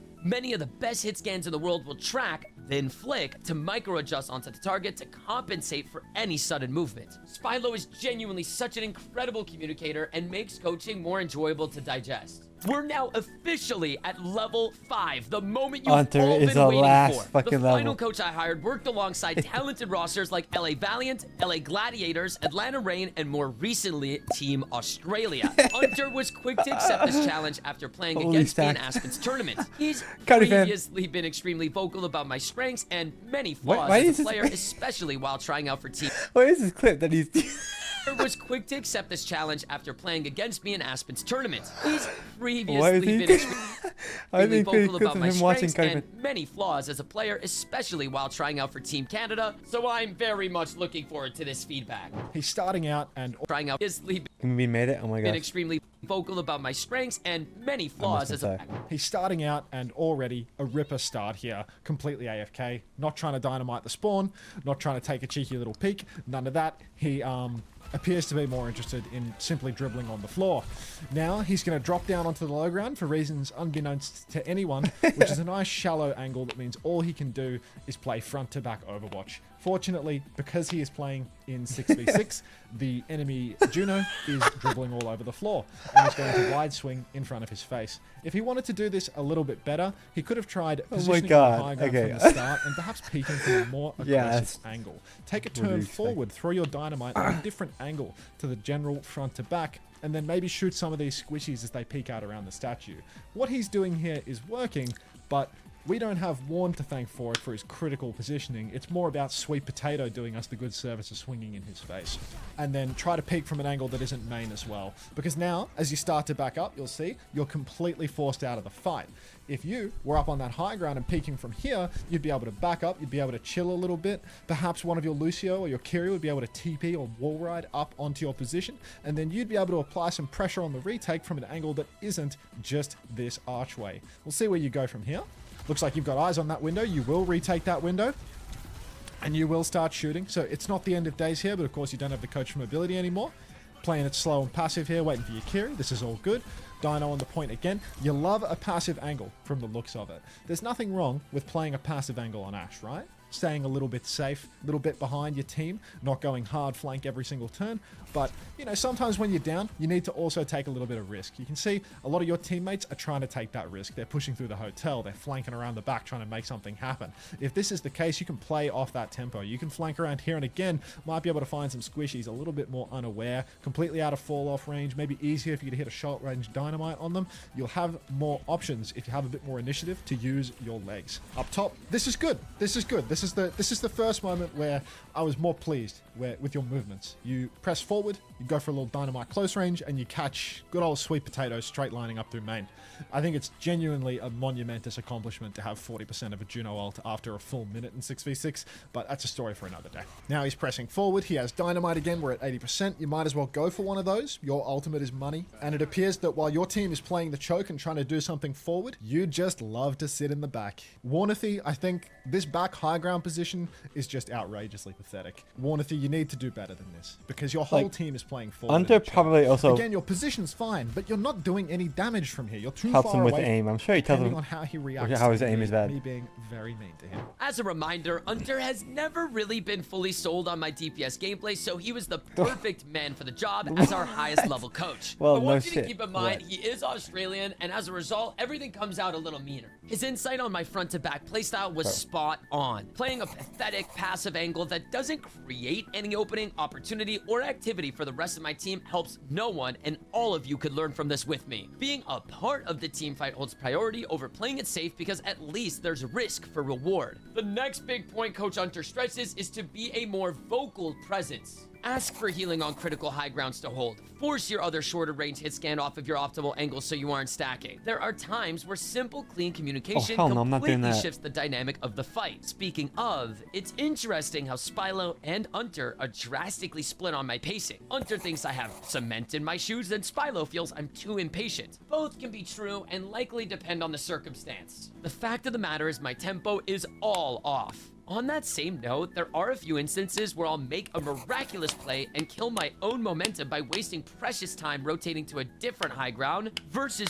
pressuring the enemy while they're bleeding out. Believe it or not, this video was far more educational than any guide I could ever produce myself, mainly because of their experience. Every level of coach, yes, including Aspen, puts so much time and effort into helping glue this concept together, so please be sure to show them a ton of love in the description. If you'd like to see more content similar to this, definitely leave a like and subscribe. In the future, I might just pick 5 levels of players to coach personally. That's not all. On screen, I've picked 2 videos I think you'll really enjoy watching. See you there.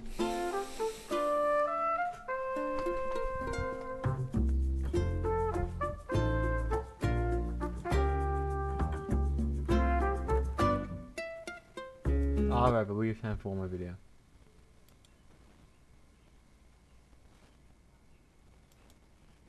PGE just saved himself from relegation in OWCS. So has his time come?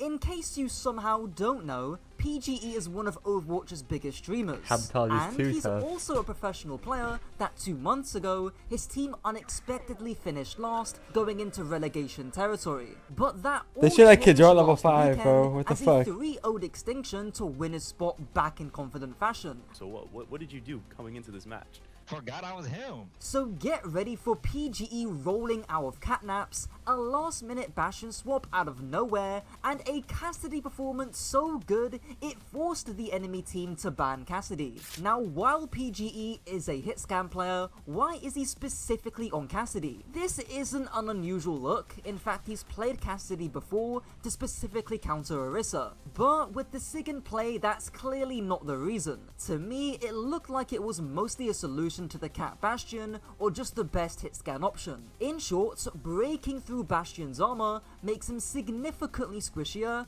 which Cass can do over Sojourn or most other hit scans.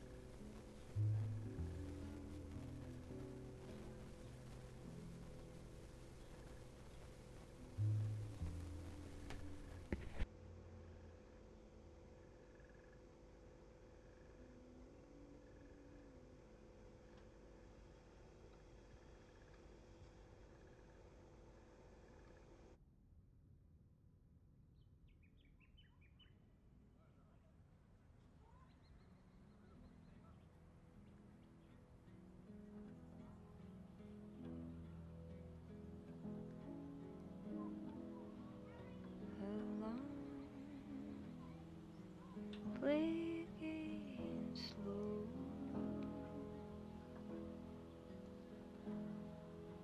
How comes all the way out and I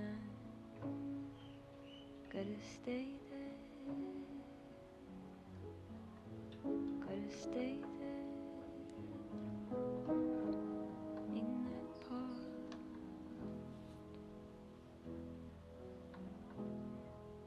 It's just luck. It's just luck.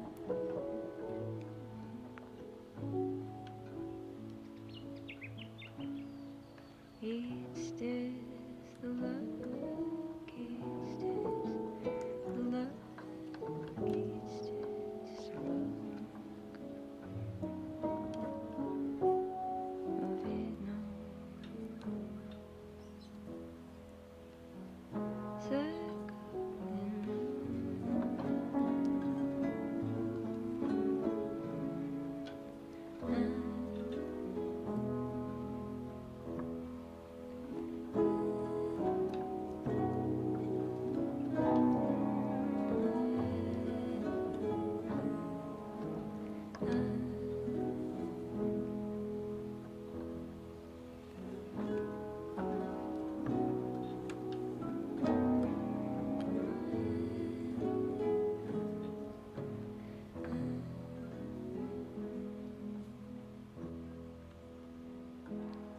And for life is on. For life is on. It's just luck. It's just luck. It's just luck. For it now.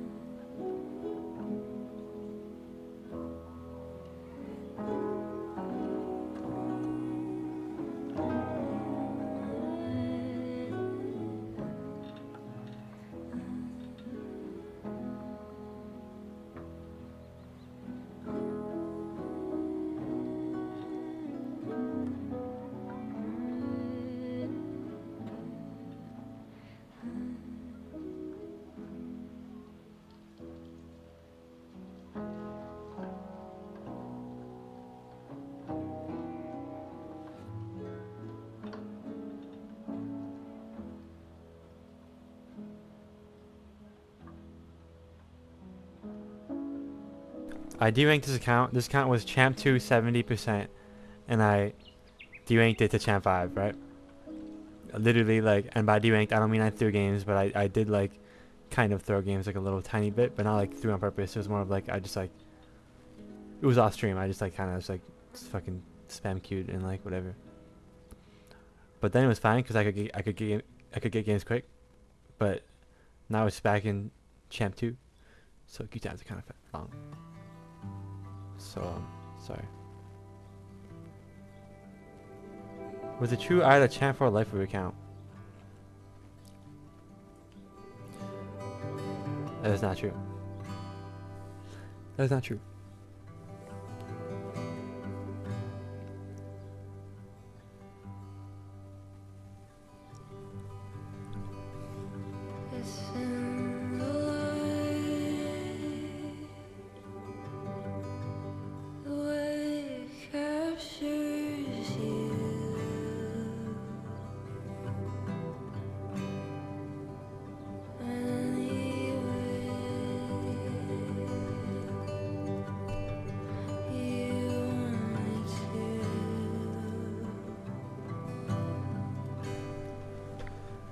I'm not in that.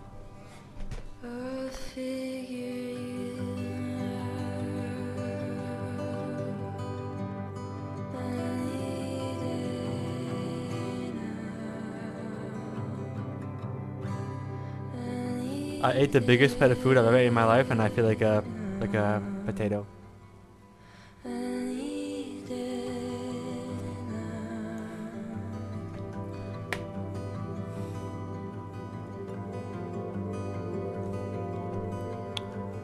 My life is potato.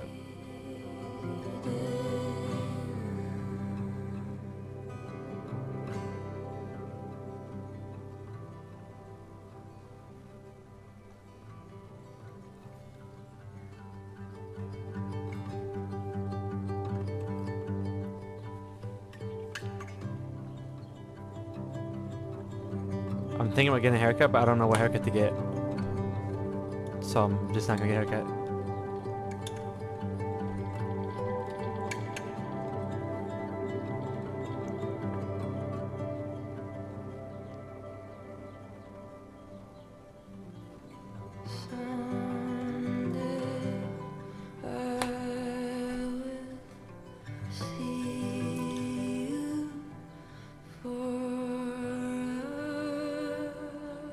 Haircut in Korean. I want to dye my hair though. I want to dye it like white or like silver.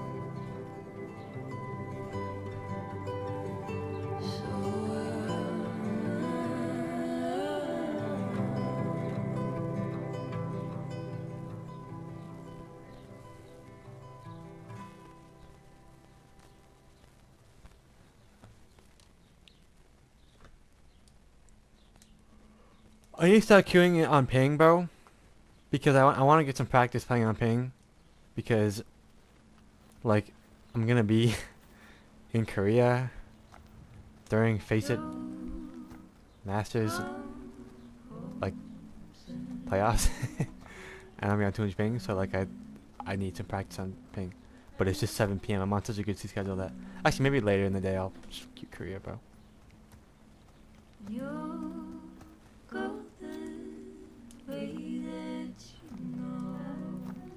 Yeah, I'm gonna be in Korea during the this is Violet. What a turn on this game, yeah, I'll link it to you if you care.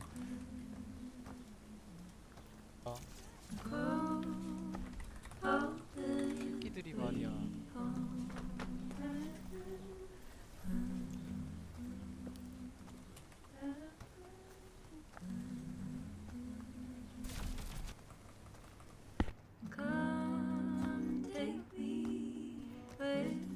가보자. 뭐야, 왜 이렇게 빨리 시작해?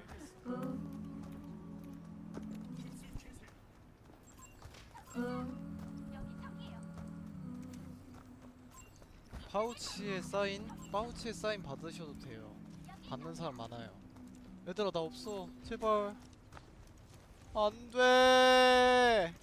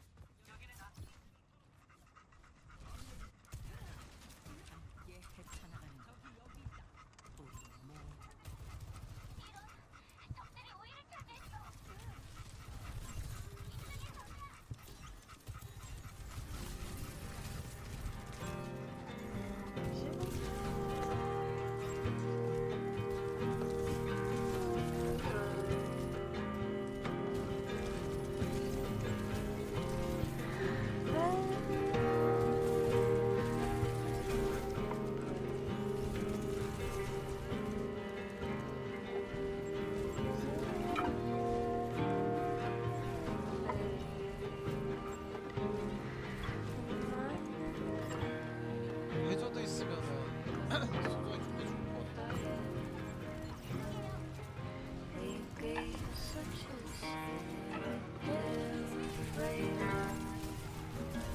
아이고 형님 오셨군요.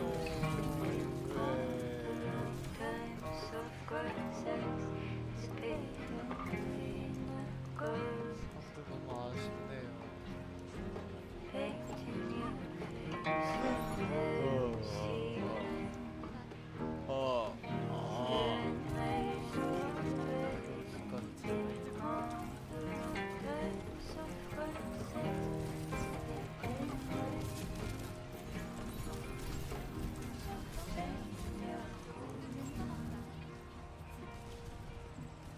WC 우승해야죠. 열심히 해볼게요.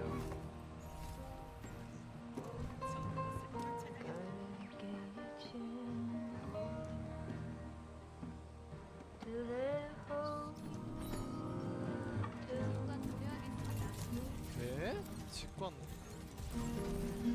WC 직관 오신다는 거죠?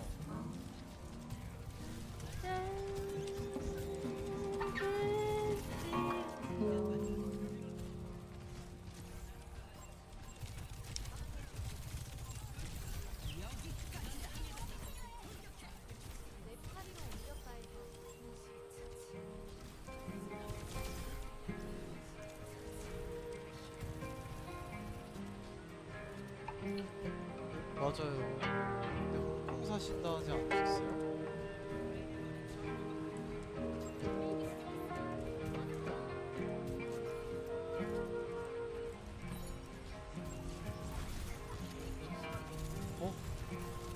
Wait, Puerto Rico lost to Colombia? Oh my god. 알겠습니다. You're lying. Are you being real? They got 3-0'd? What the fuck? I didn't know that. I thought Puerto Rico was so good. I would have thought Puerto Rico would have shit on Colombia. 알겠습니다. I mean, Lich Temp is Podcast TBS on it, but 감사합니다.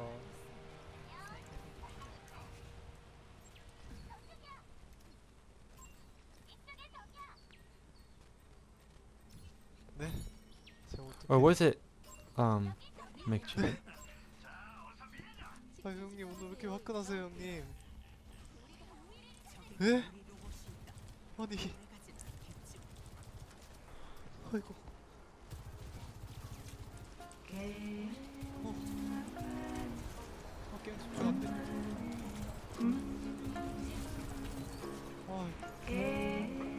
Is it normal to just have like a fucking thing on your thumb? 감사합니다.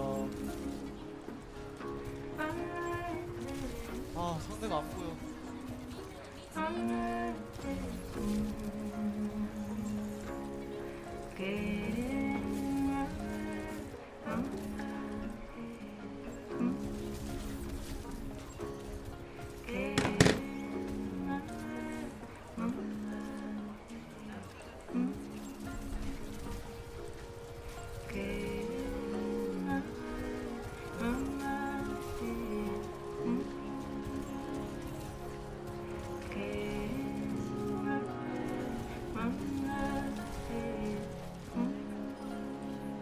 감사합니다.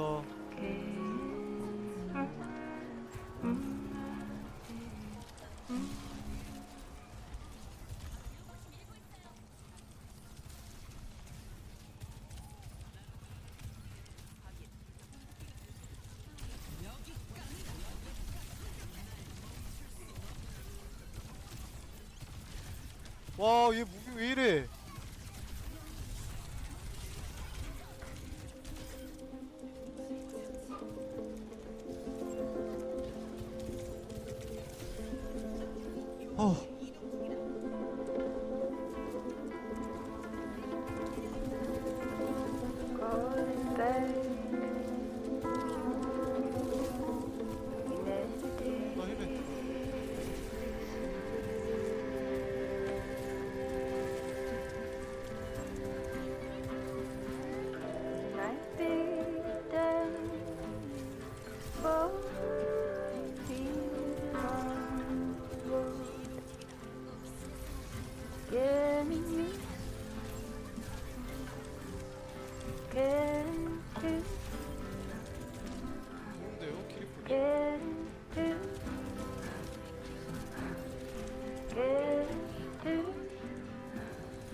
와 키리코님 방울을 씨발 나한테 주면 어떡해! 받아버리게.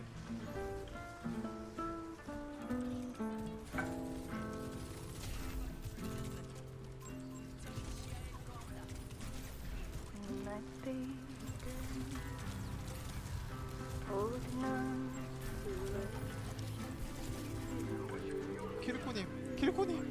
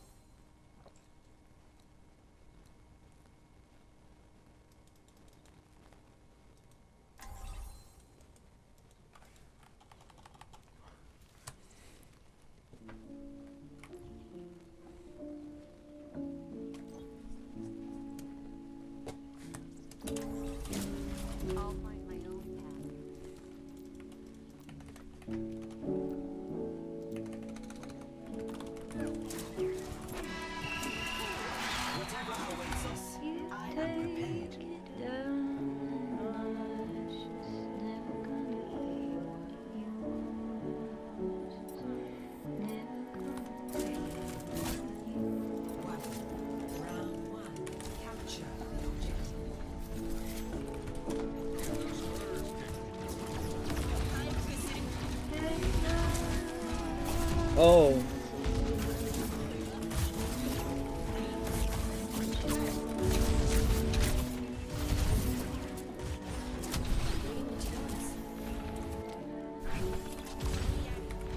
I ain't never seen support swap so fast.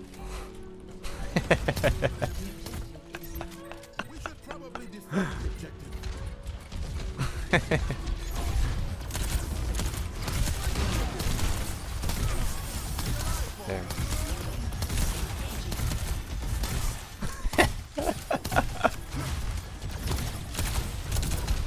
Who plays this shit?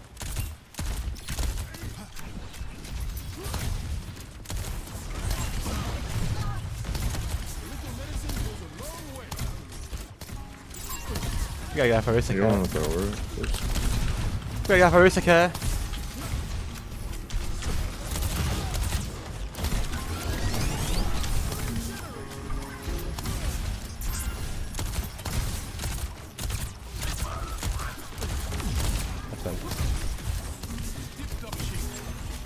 Of course they banned fucking Diva.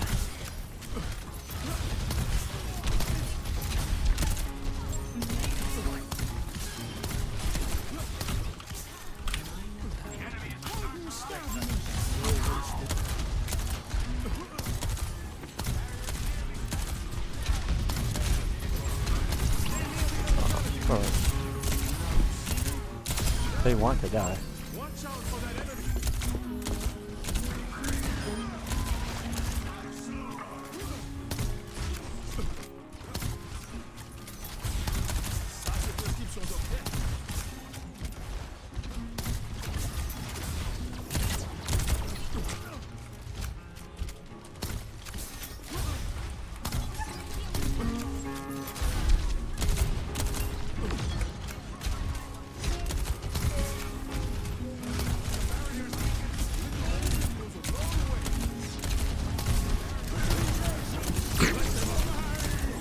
Shoot 6, shoot 6, nice. Shoot Echo, nice.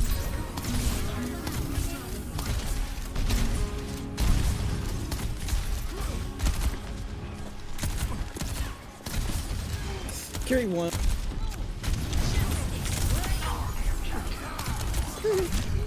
Oh. No, you gotta diff him on the Junkrat at least once. Get it for the clip, don't. Not on this one. I'm not gonna lie, I played Junkrat for one map that was on Midtown. I diffed Sugar Free as he was on fire.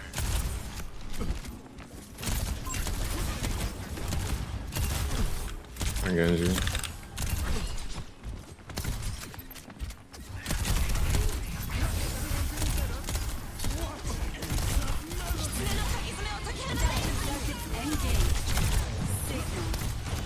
Mercy one, Mercy one. Genji low. There's Sig on point. Flip. Up your Sig and we win. Easily. Let it do that. I'm probably pushing, but I'm not going to. But I'm not going to. I won't.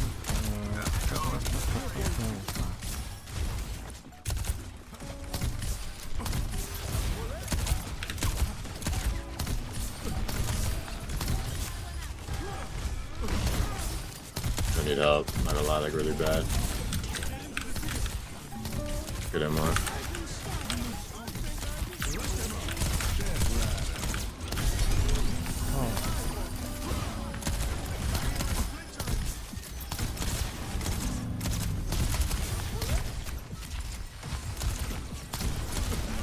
Where's he won't? Nice, actually. Oh my god.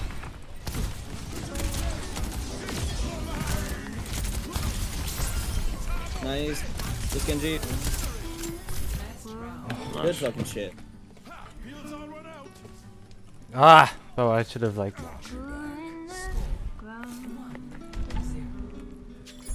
Should have like flank window. Swapping out Mercy. Finally.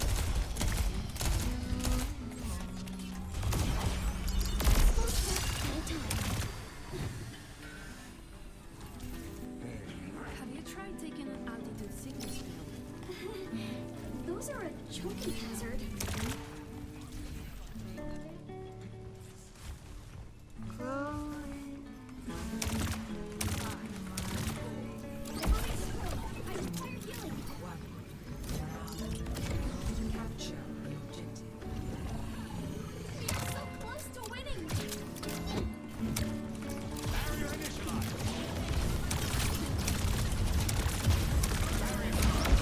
Dead.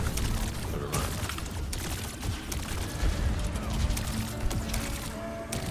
I have no CDs. I need to get out.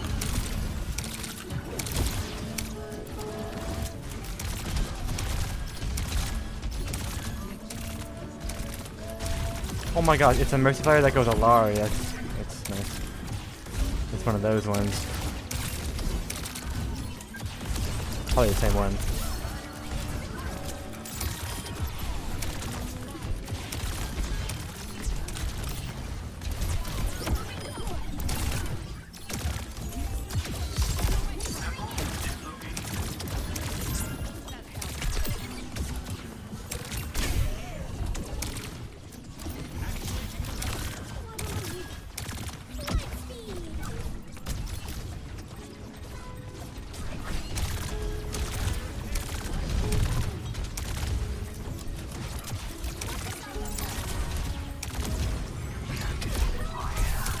One. Sigla.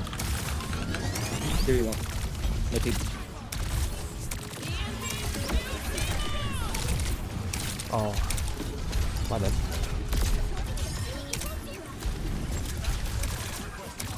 Same. That's on a good aim. Good. Can we lean right side into that? Yeah, we should like lean right.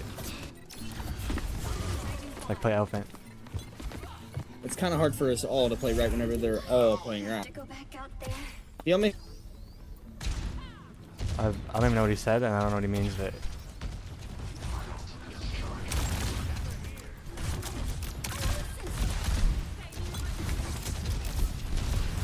They got two flying guys, bro. Let's like not play on the point where we can get stand by them.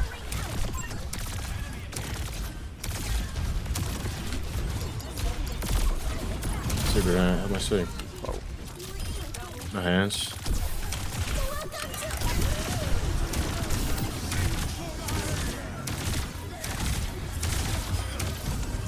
Good point, good point. On the alert. Alert has no shift. Nice.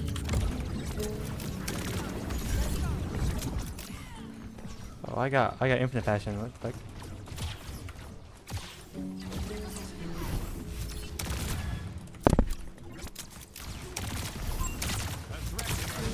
Okay.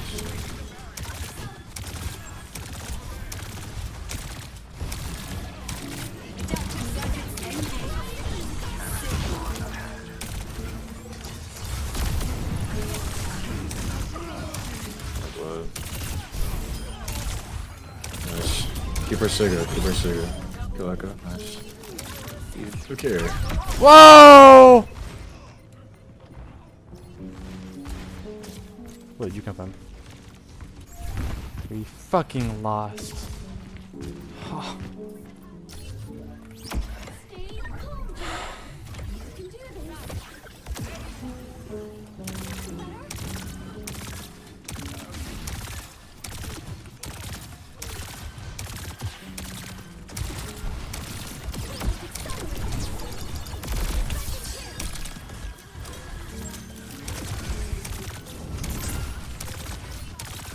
Free touch.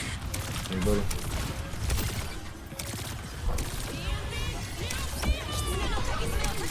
Dude, can we get on the point? Okay.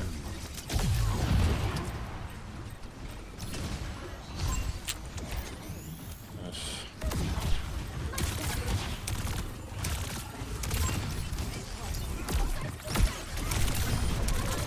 Good kill, good kill. Where's Zarya? Zarya is standing up. Let's go, Bugsy. Absolute beast.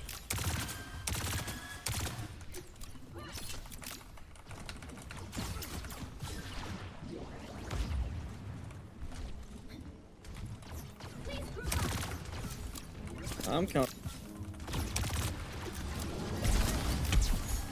I don't know what they have. That's hot. All hot. Actually, I lied. Oh, my bad, sir.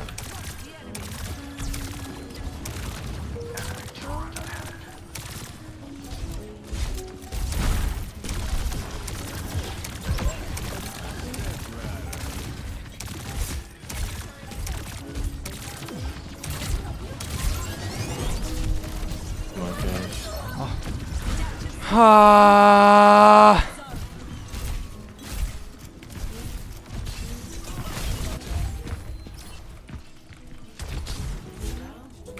I'm on this fucking screen. I'm 5 orb. I just couldn't ult until they shifted in and my Reaper killed himself. It would have been better if I ulted before the shift. But I guess I was peeking, so.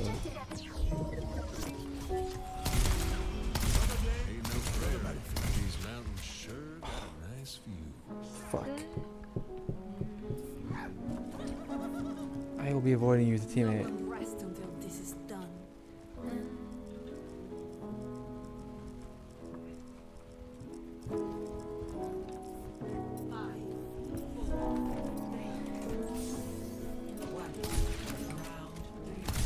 Like how we just like don't TP out. Last chance to make an impression.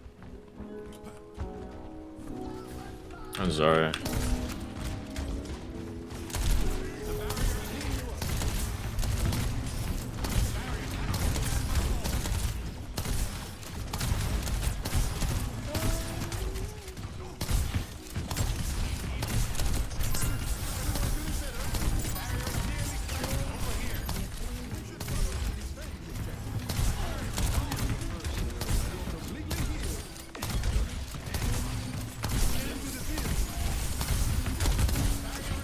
My bot, bro.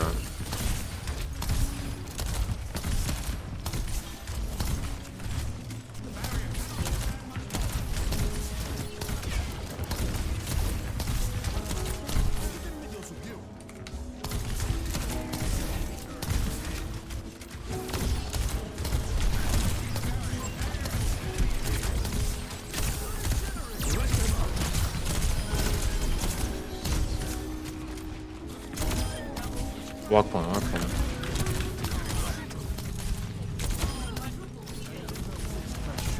That trap.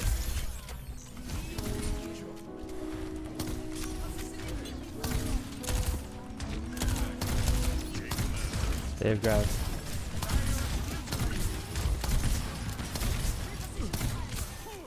Just play like far back and play angles on point, and then bait my tank to get grabbed.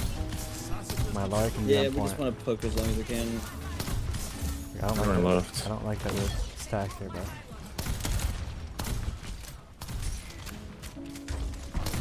Oh my god.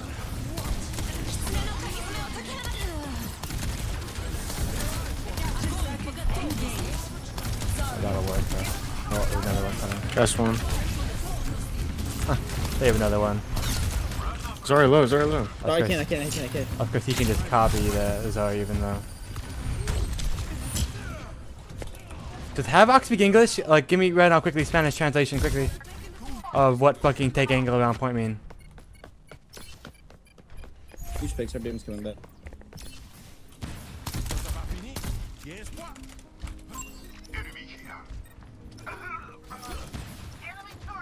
Oh, okay. Like, is he fucking stupid? Is he dumb? I told him to fucking not stack. Tire. I told him to not stack. I told him, and then I told him again, and he didn't move, and then he got grabbed and died because he stacked. It's so funny how that. You just live on the tire. Okay. Champ 3 player.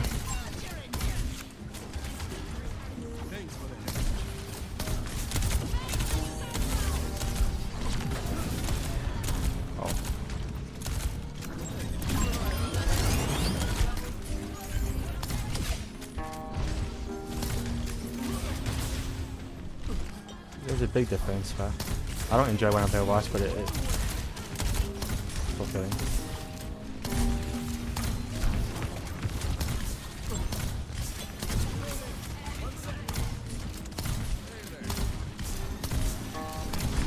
If you live a life just seeking pleasure, that is not a good life.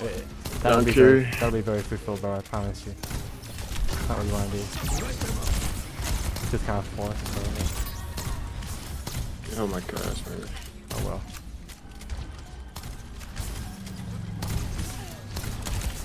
It's cold, baby.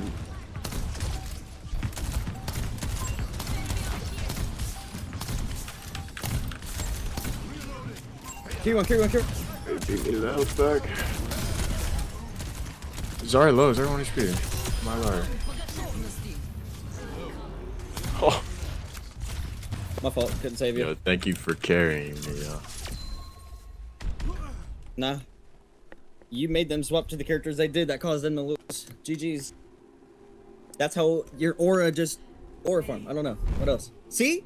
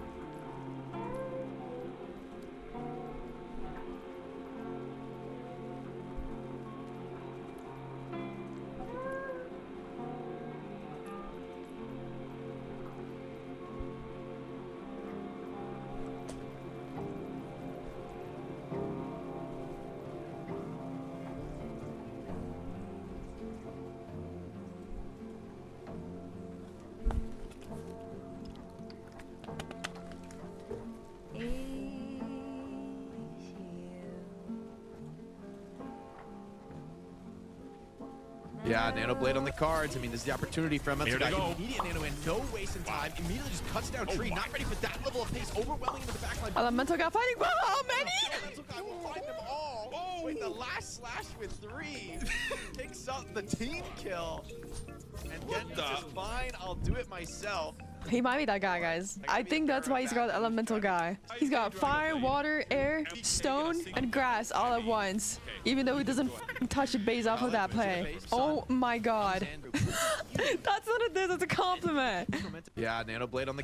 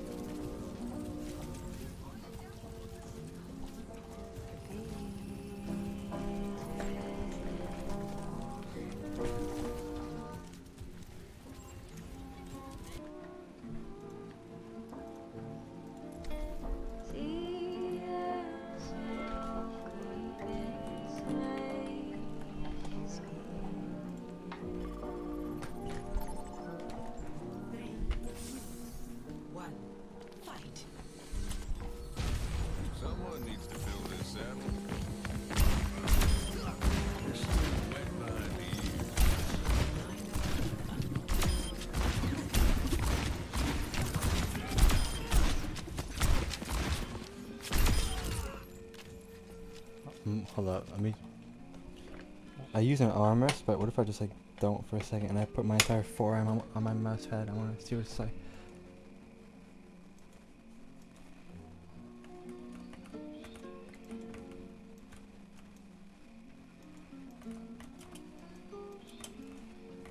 It's weird.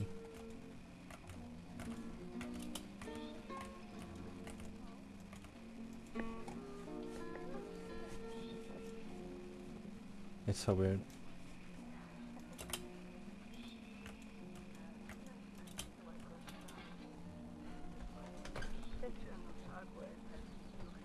My desk isn't high enough for it to make sense as well. Everything's weird. too much control. Well, I'm in it's just a weird form because I'm not in the right angle because like my chair height or my desk is like weird. I think my desk has to be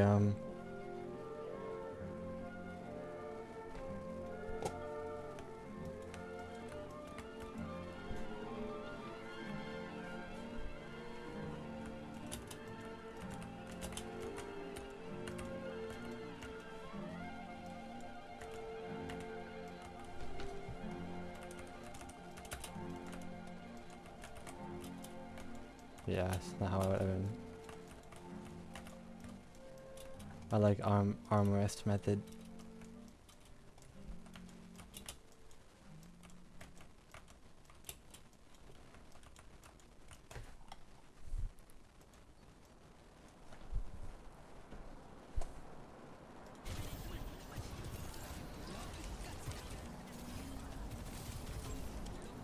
어! 키리코 형님.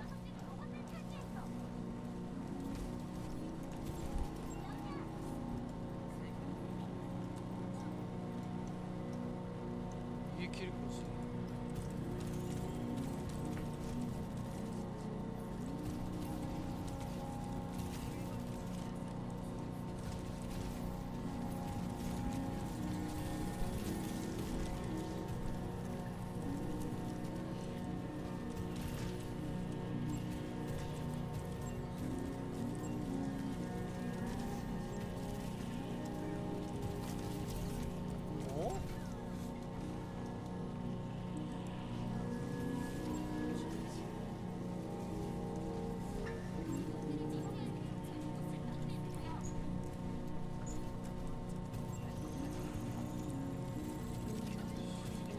지금 안 보여.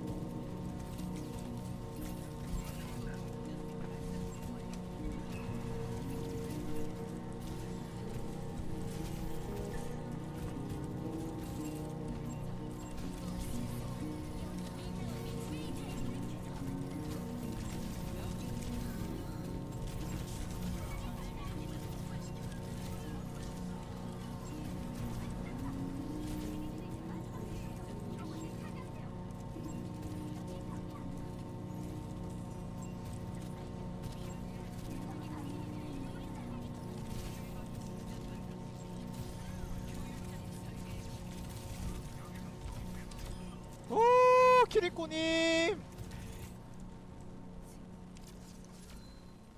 좋다. 달달하네, 케어가. 호흡이 좋다.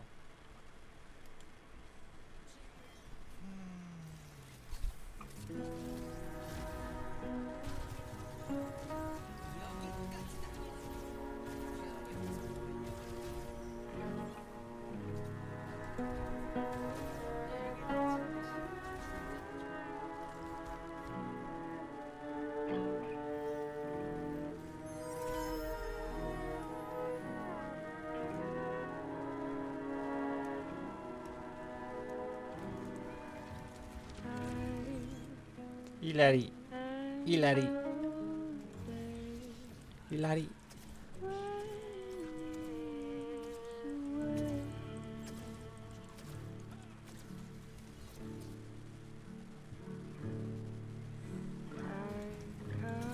일랄이 높고요. 체감되긴 해요.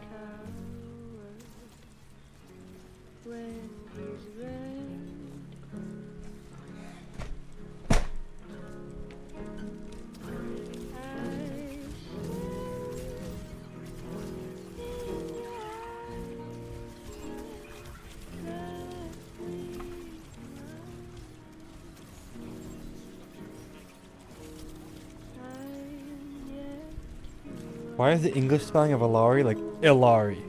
Ilari. Where's the E? Iliari. There's no E in it, but in Korean there's an E.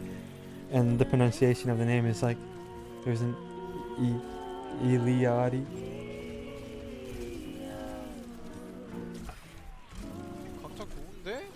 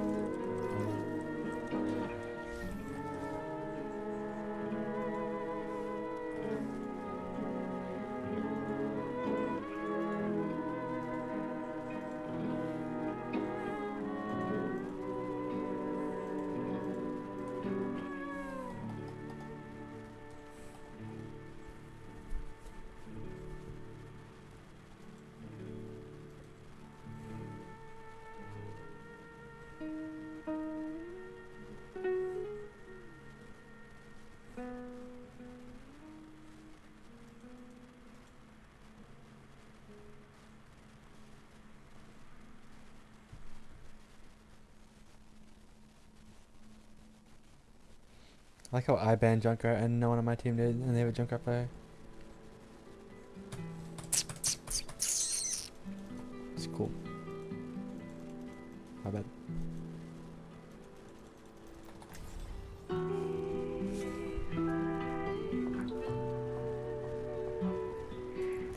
Cool.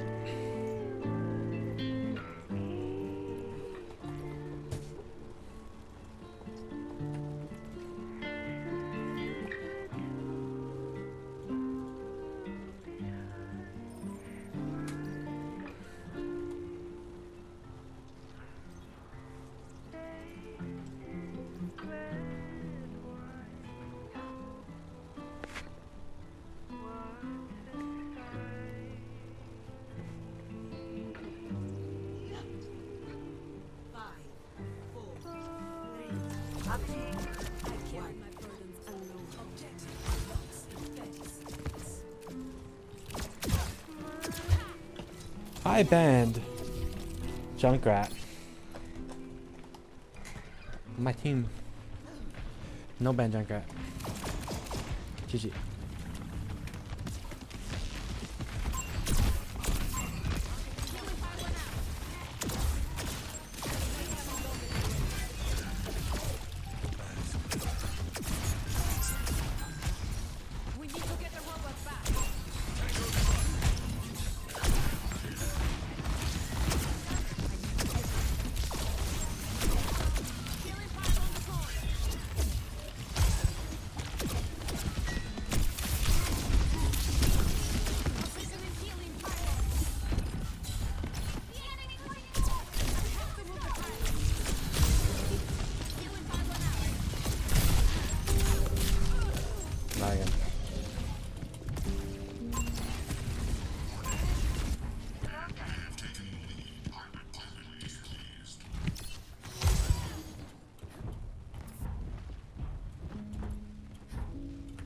Yo, my elephant did not drop off high ground after being beamed by Winston for like 30 seconds, I think.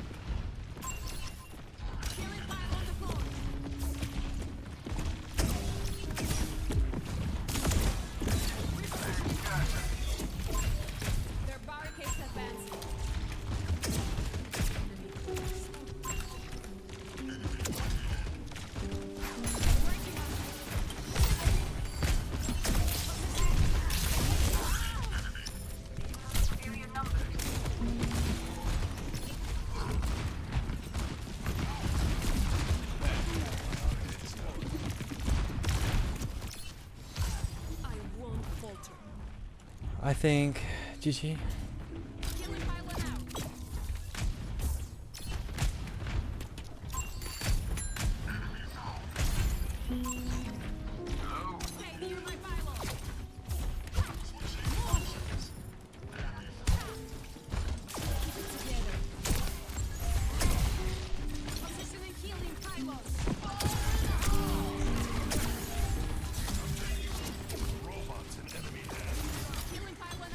One corner.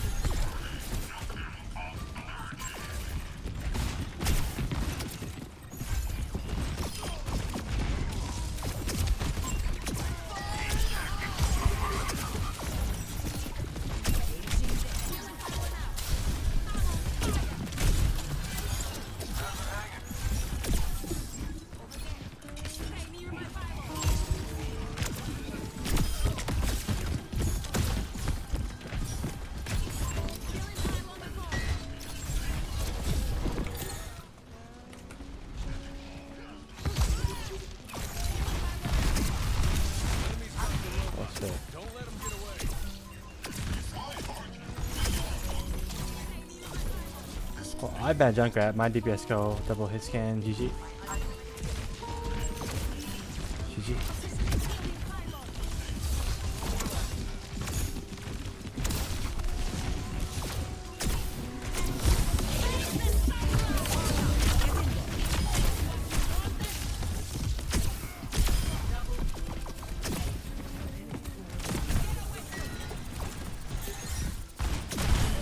Oh, fair.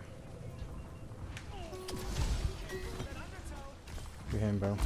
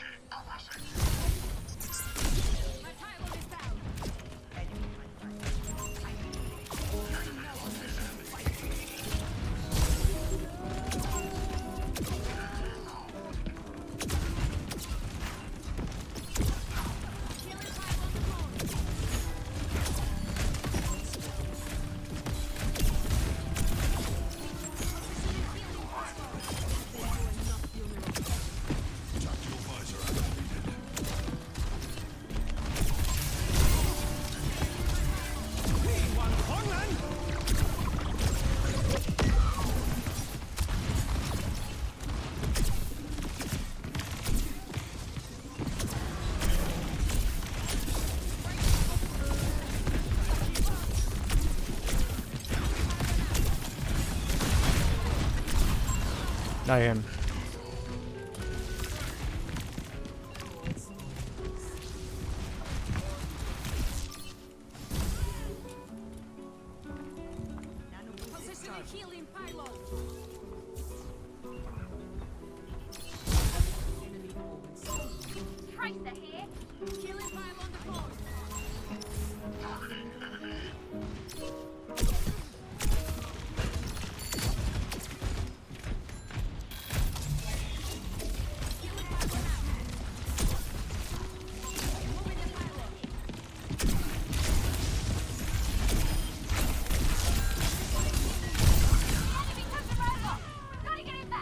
I'm just hit by a fucking thing.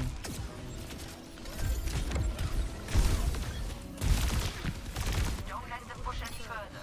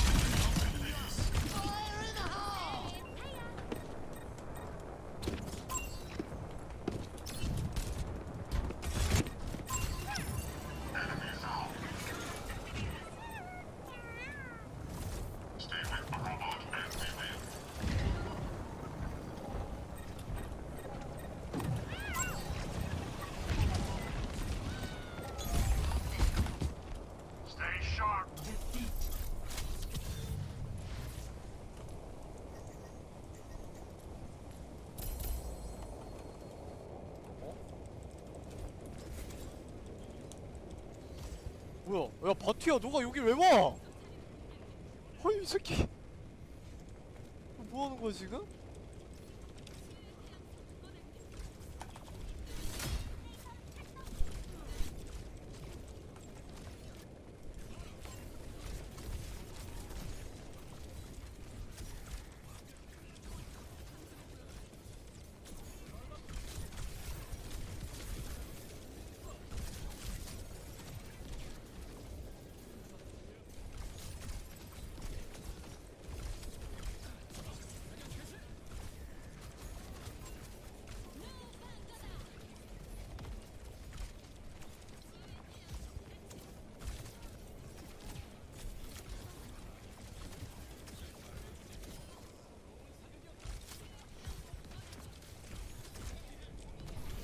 와우! 바티 형 멋있어요.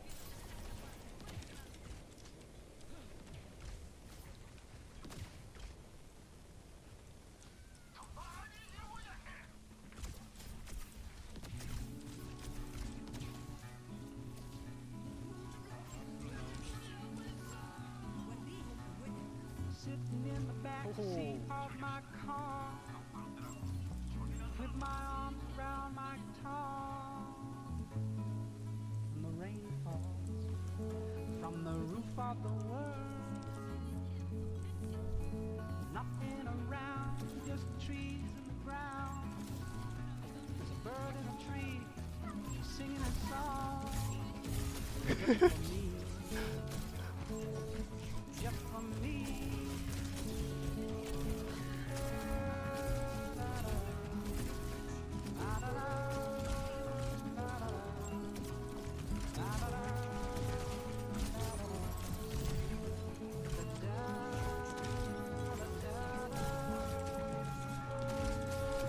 아.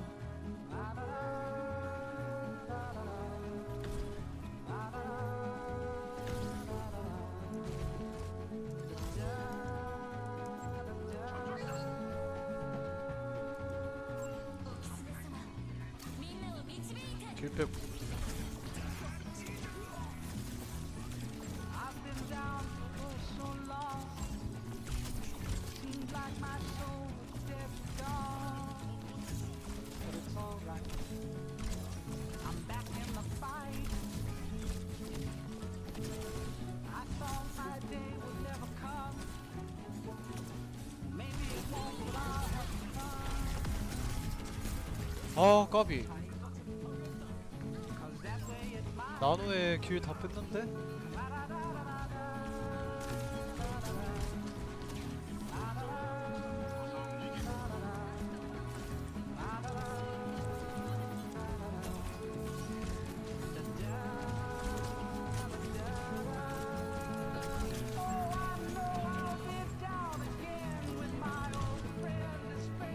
아하.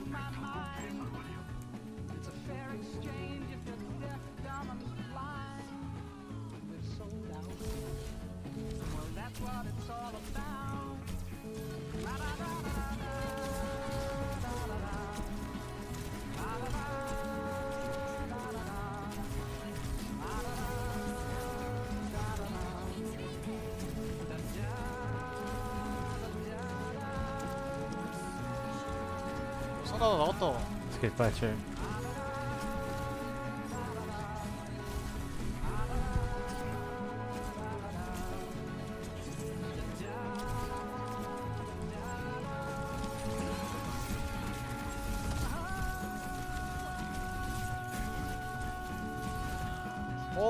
해주는 거 너무 안 밀리는데?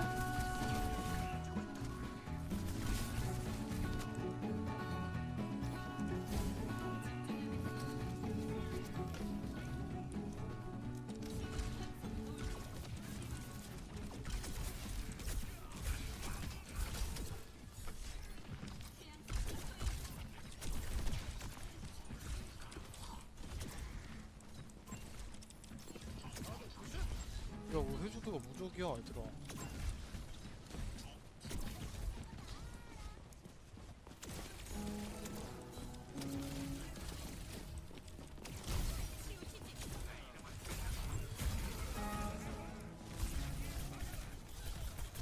해저드가 무적이야.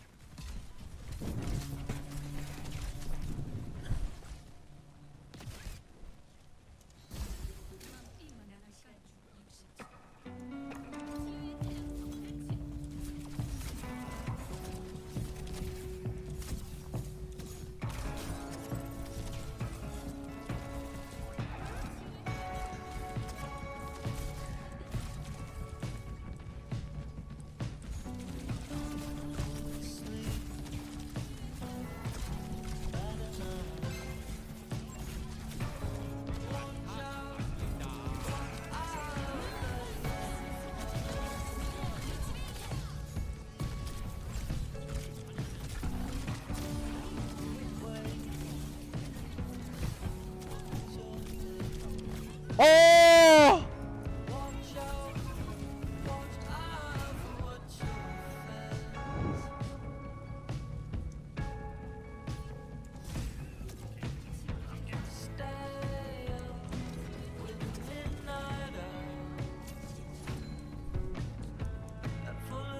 이거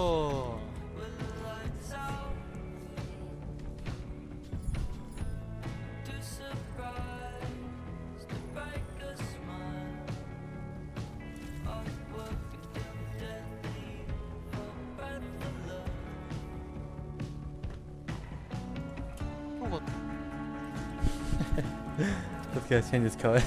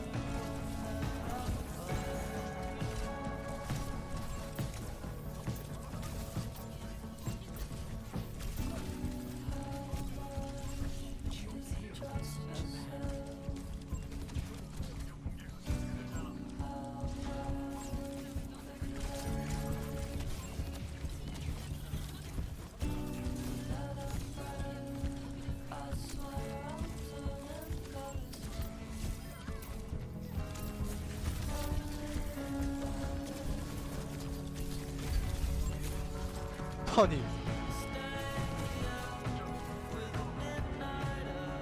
누가 신이야.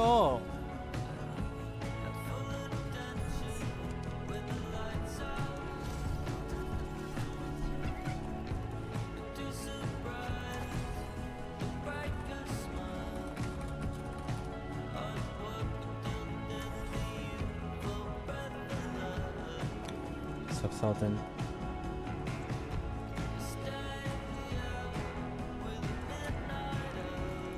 Oh hell no. I'm against fucking Ex Oblivione, bro. My fucking vulture and 3 randoms.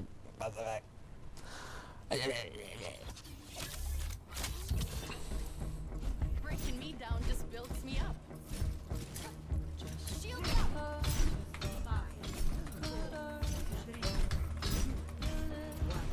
Oh hell no, I fucking what the heck? The heck?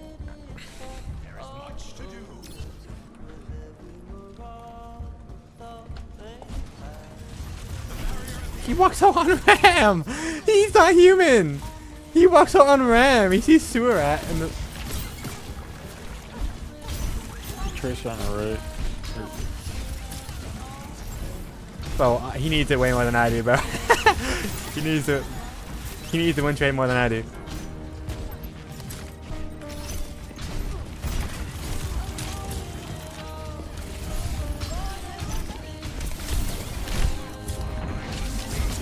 Range perp.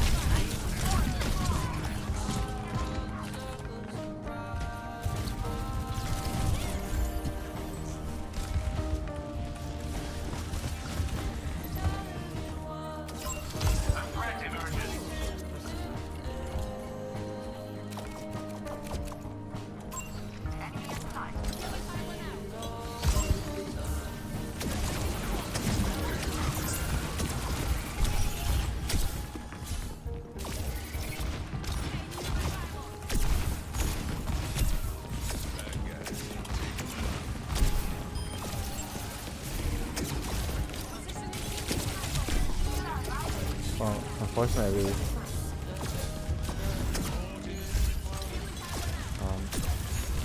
sucks.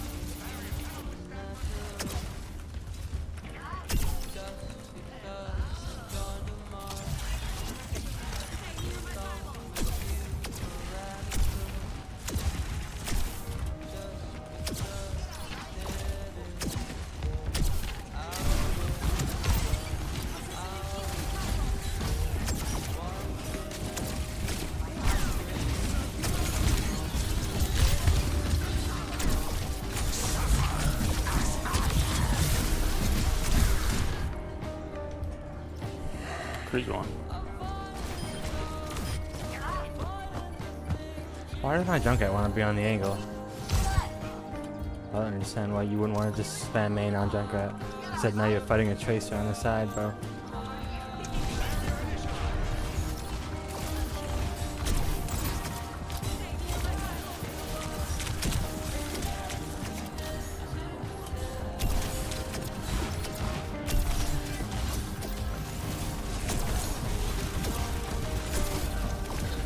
Do they know that? Fuck.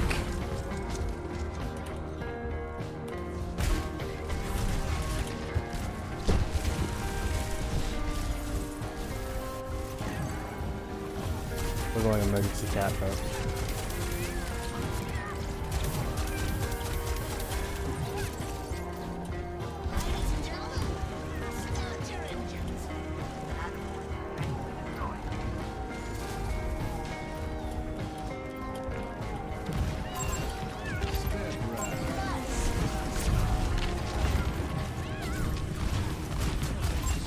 Why do you fall off?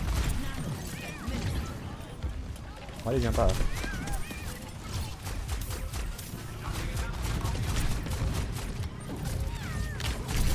Where's you at?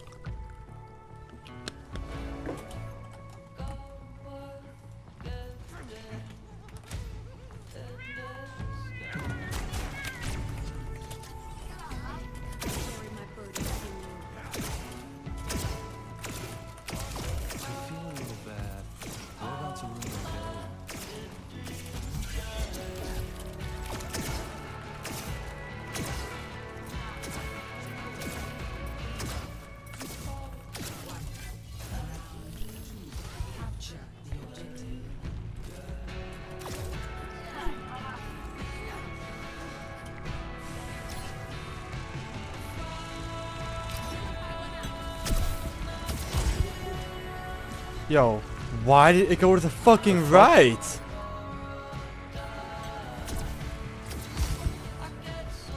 Bro, cause I want to fucking like slant.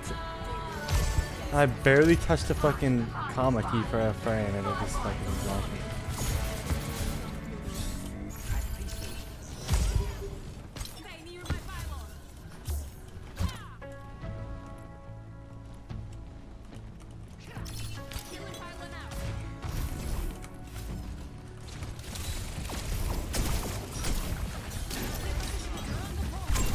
Flying.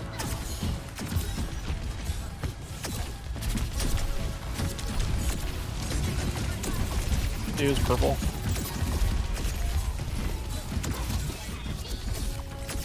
Casa.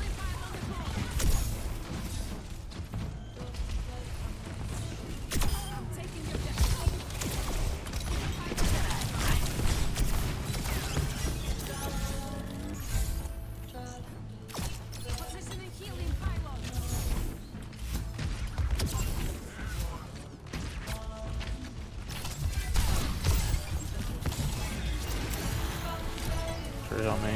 No worry. Holy shit.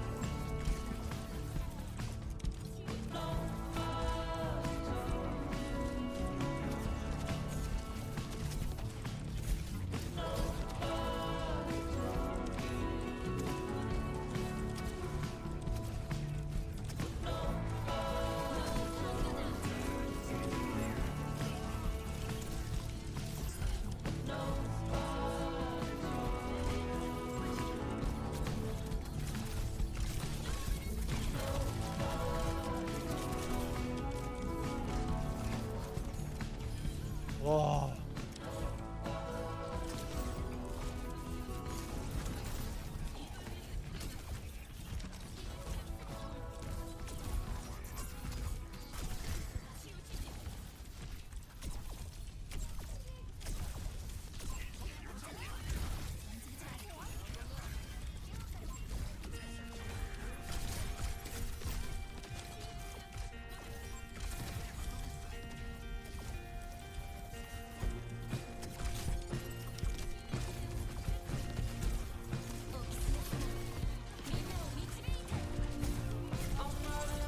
야, 이 미친놈아.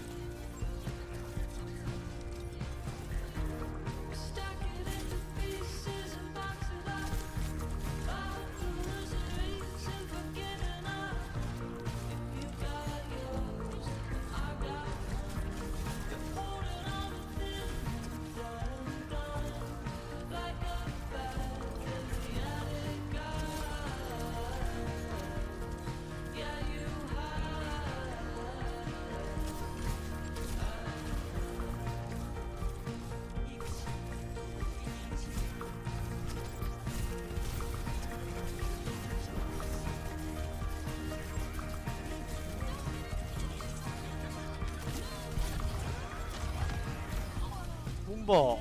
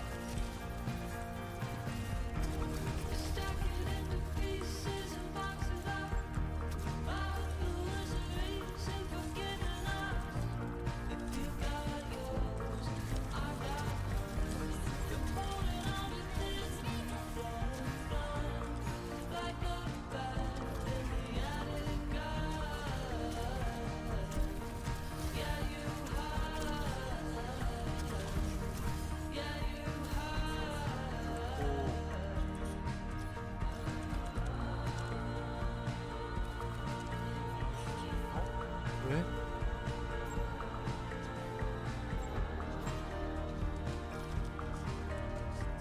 뭐 하는 거야 지금?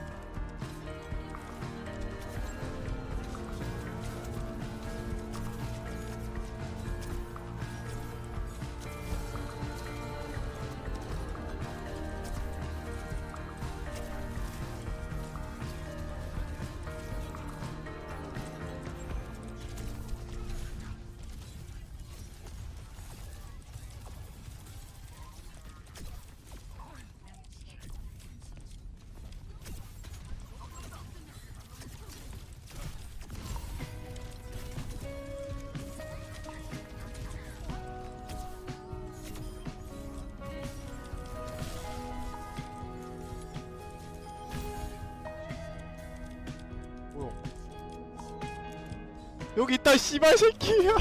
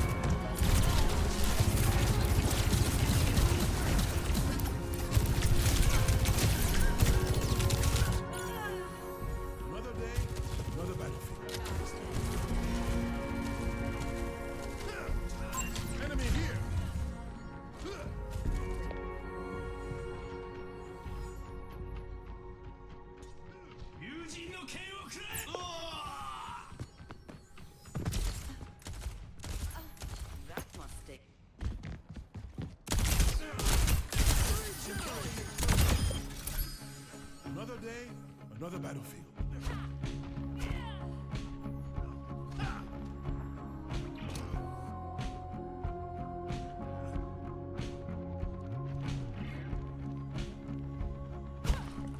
¡Pide mal suyo!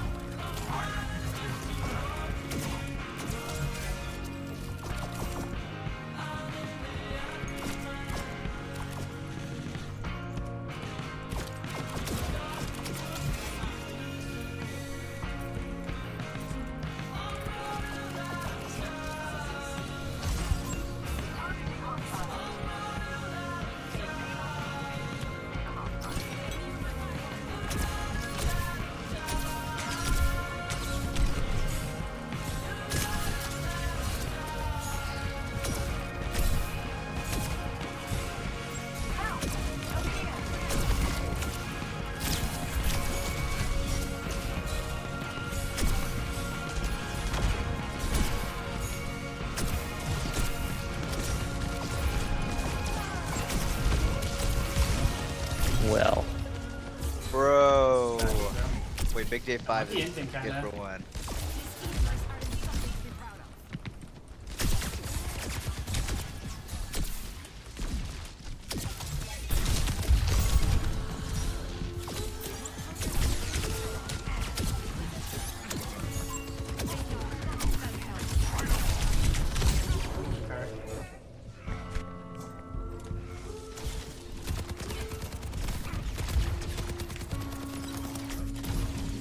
Almost needed.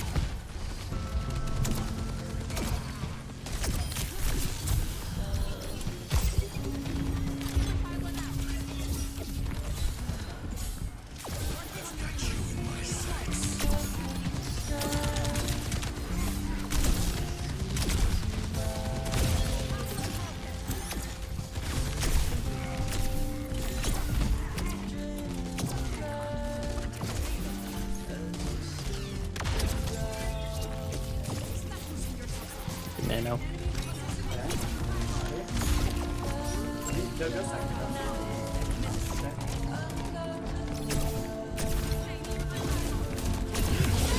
Oh my god. You! Oh, I missed my name. What you want?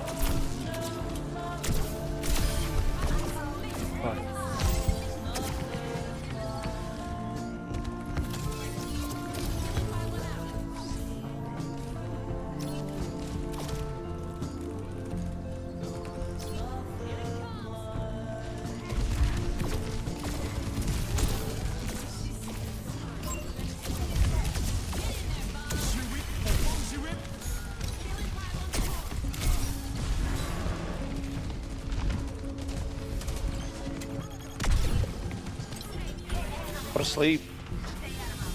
Thank you, Big J5. You're welcome, Gorilla.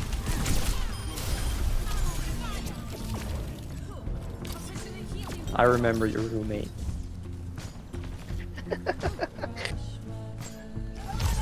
Which one's Zach?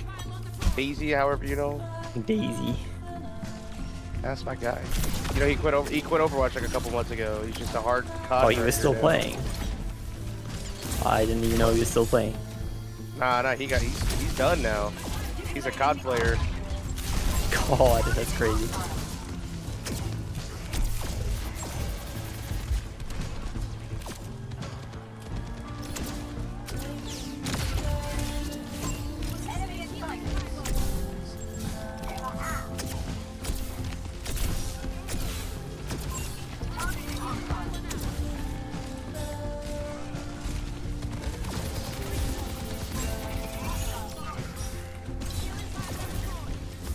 Where's their honor?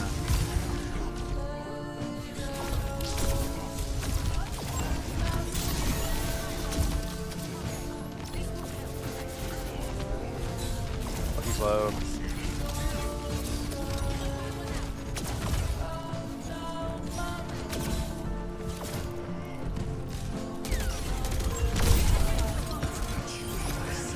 Cool.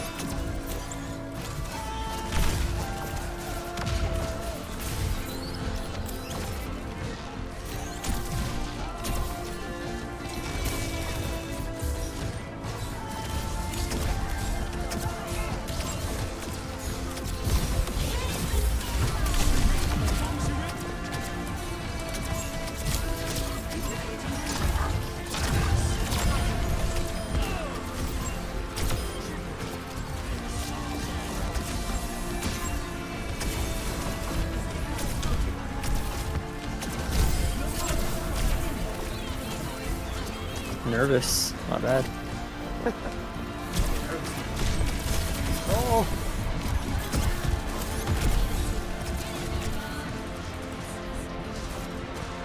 What the hell? Oh, we did it.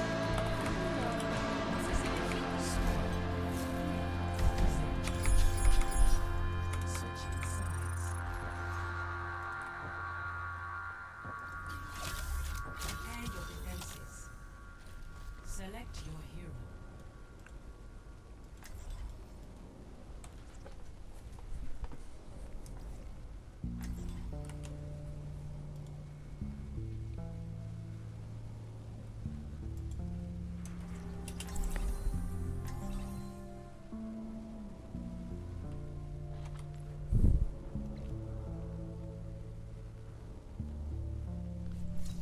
I carry my burdens alone.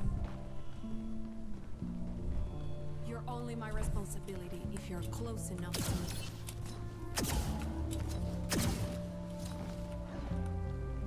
Mission readiness protocol engaged. I'm good to go. Killing pile on the floor. Here's another one. What sickness do Hymas usually get?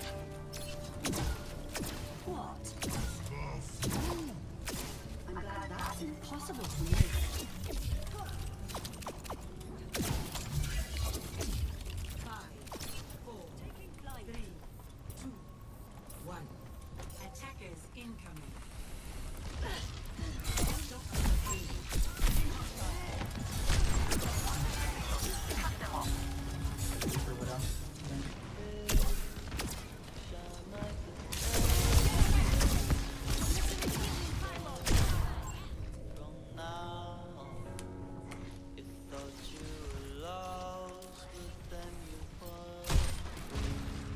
Well played, well played. Stop the payload. The 1v1 is not in stock. You can't redeem it.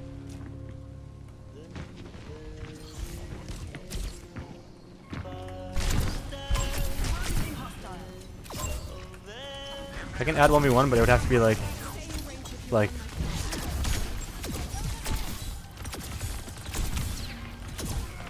500k turn off on it.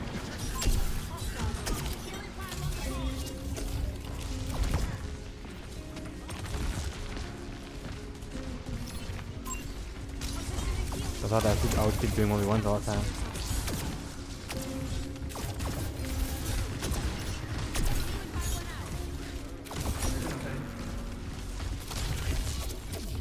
Oh, click on the reward. Click on it. Sorry, I should be there.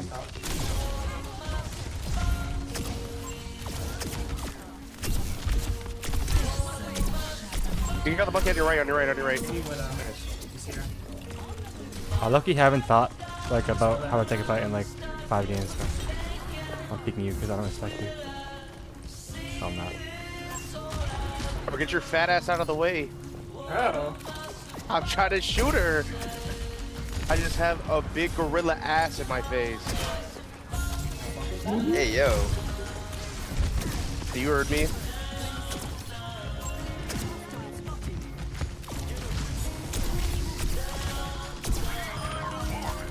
Reaper's under.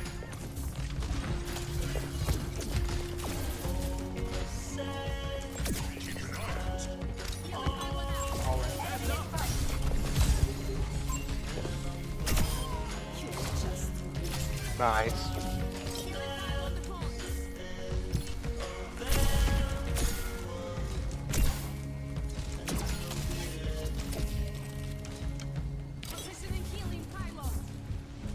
Dude, I want to ult this on us so badly.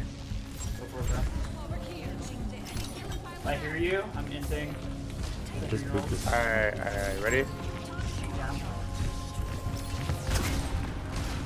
I don't know really who I'm inting on. That's the problem. I don't know why we would ever do that.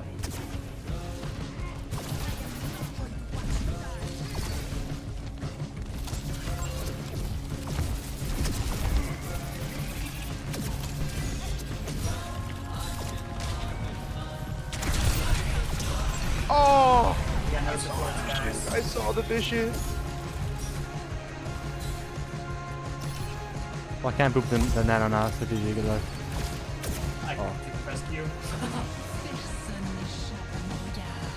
You can back now, though. Oh, shoot, I thought I Literally nano echo. Nano, Nano fucking shit. Nano elemental guy junior. Oh boy, I missed my seat. Bro, you should have nano pirate, bro. What?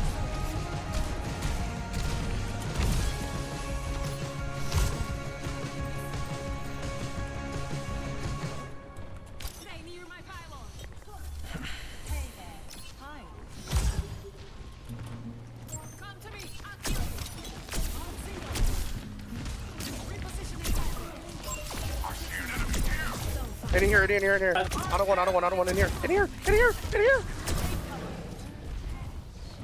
Yo. Nice. GG's. Great job. We did it, team.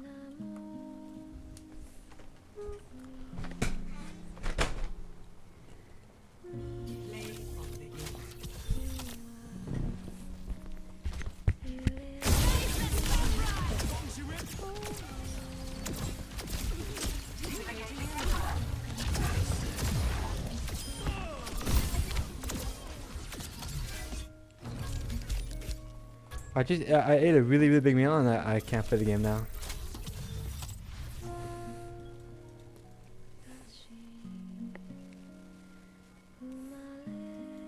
It's kind of bad.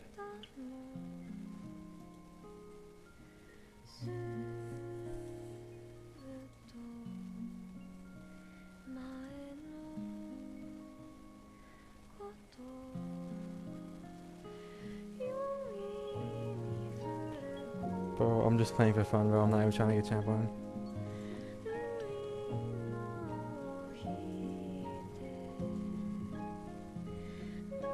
Now there's like a pressure to get it like quickly, but I'm like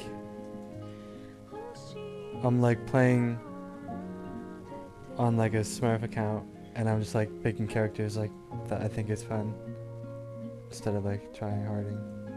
'Cause that's what rank should be like. I don't want to make myself miserable, you know.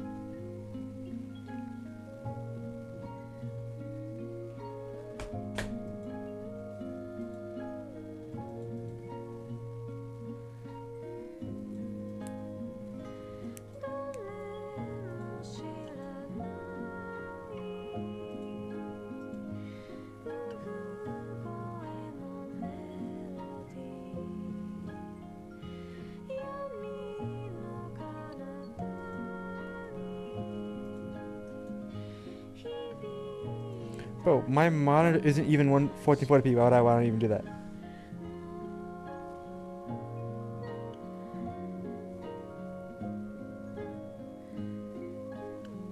Nobody has 1440p monitors, bro.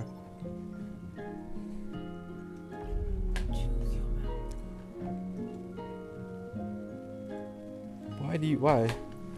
For what?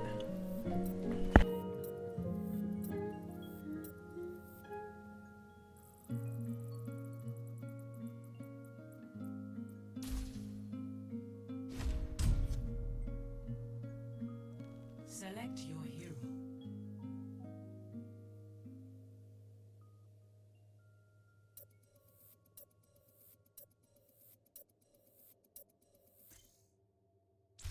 Select heroes to ban.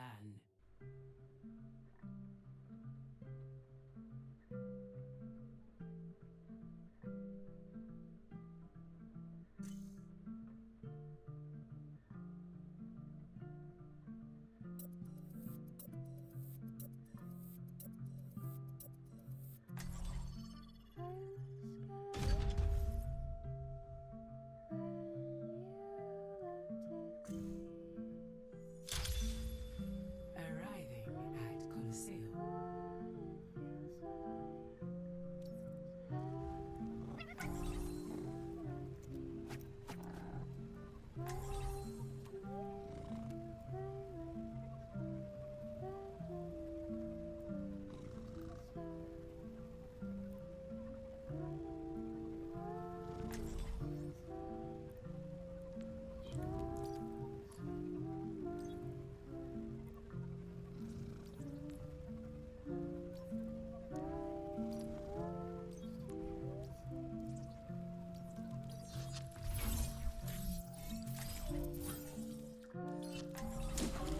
I'll find my own path.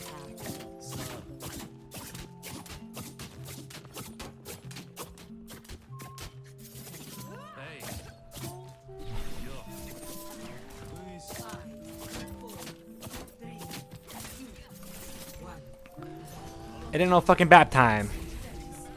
That character's some trash.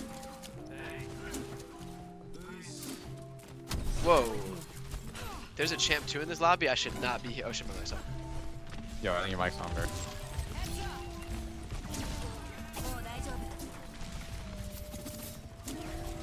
Let's force this monkey out.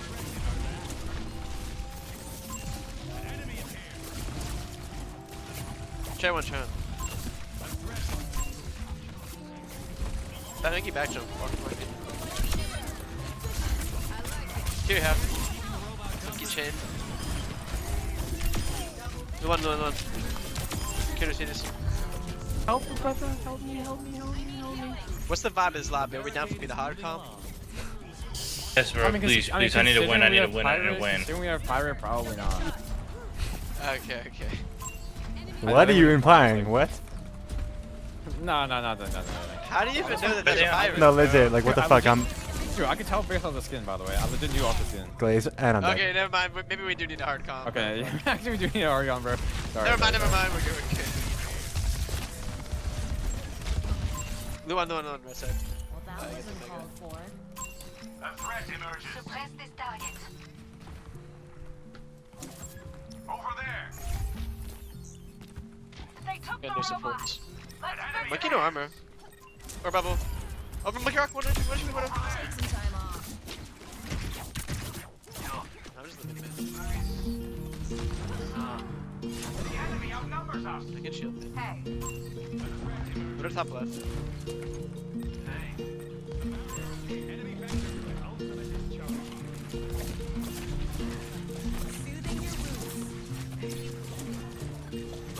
We left under. You have.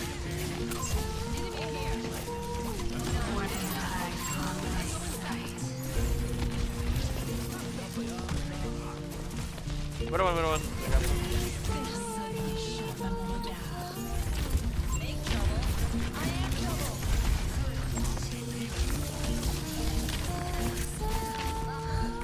Oh, what the fuck is this, dude? How do I? Oh my god. Who won? I could have rushed, even though the Winston had jump and he would have jumped out, and we probably sort of like won, but I just like didn't. God damn. Yeah, force primal is fine. It's all good. That's value. Oh my god, help. No, he did. Back and flex in a sec. Come on.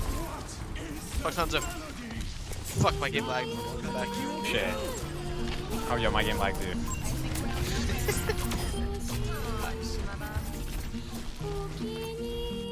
I know just the pick to win this.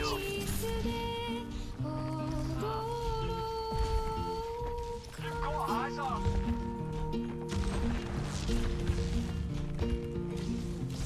What is far back right?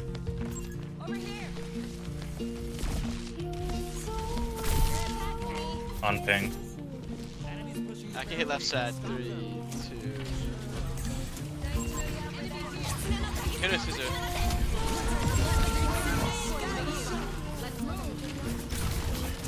Still bot? No power, no power. He has a bubble. He's too good at the game. No. Tier 1, tier 1, tier 1. Chases Winston.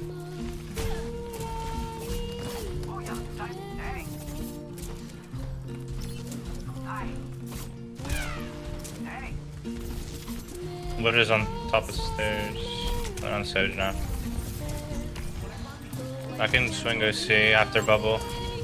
Yeah, I'm shooting for you. Jump. That's bubble. Yeah, let's go. Surge 1.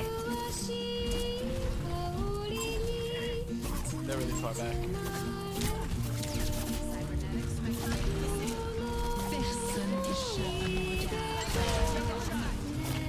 Winston's half. No bubble again. Bro, they show you, Void, the fucking second coming.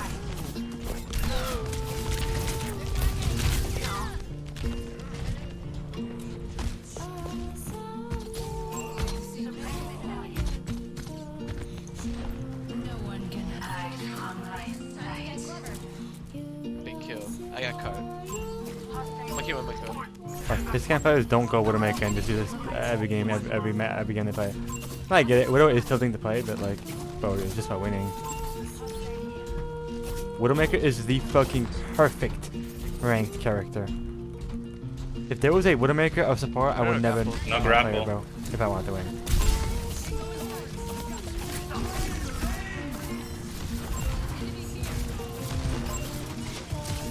Oh.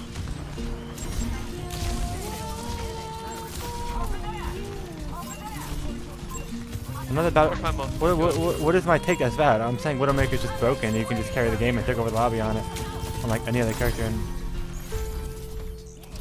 That's what I like to see. Push started. Let's go. I'm gonna take damage for our supports.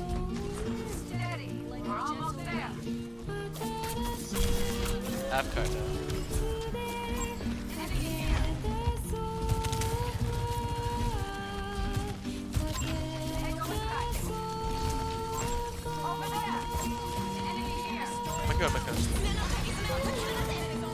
I'm rushing 5.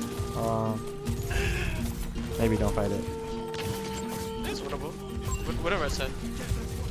too primal.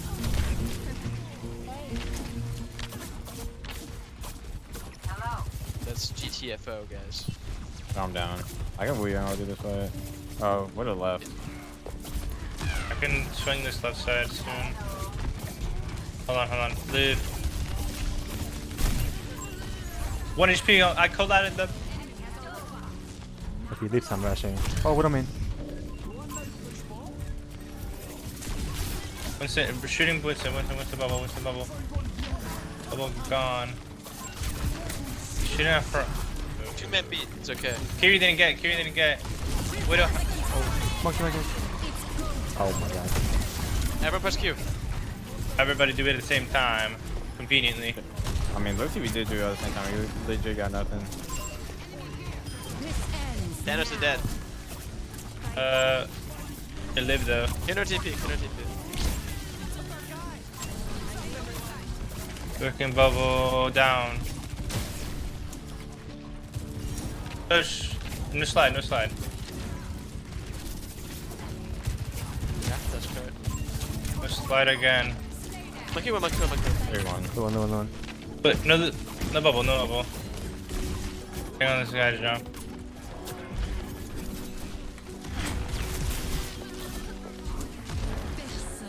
Grapple. Hey guys, to put it in perspective, I've only died 3 times this game, and 2 of them have been to the Widowmaker. Should I just bottom And the right? third one was because the fight was already over, we lost. Only Widowmaker can do that. You're kind of at a weird angle. Kill Luke. Surge one. No one. Winston's in.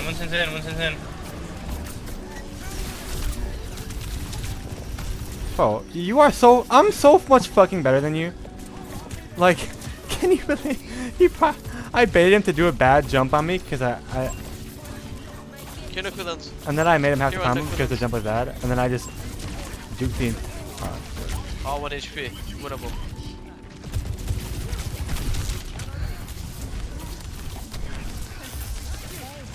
Coming back. Left. I'm put this courtyard here.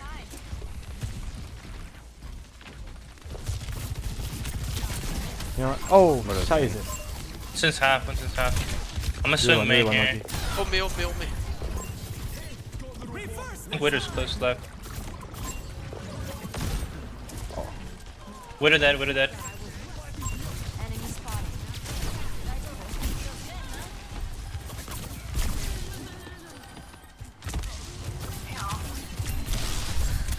Kill him. One. The beat. Did he get it? Nice. Living. Widow back, man. 3 far right. Up card. I live. I'm going in far. Are they gonna get insta respawn? Maybe we just can't even get. Monkey. Monkey, no armor. Let's use it. No TP on Kiri. Monkey one. Oh. Fuck. Just play for your hazard.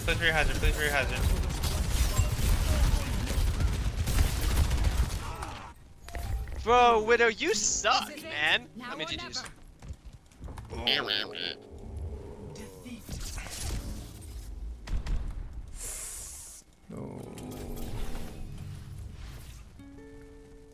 No, I fucking suck, babe.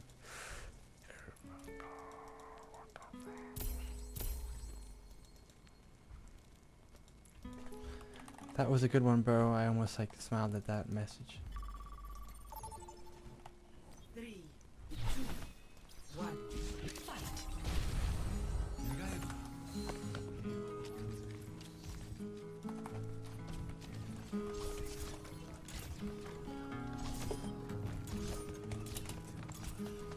I played that last fight like as wrong as possible.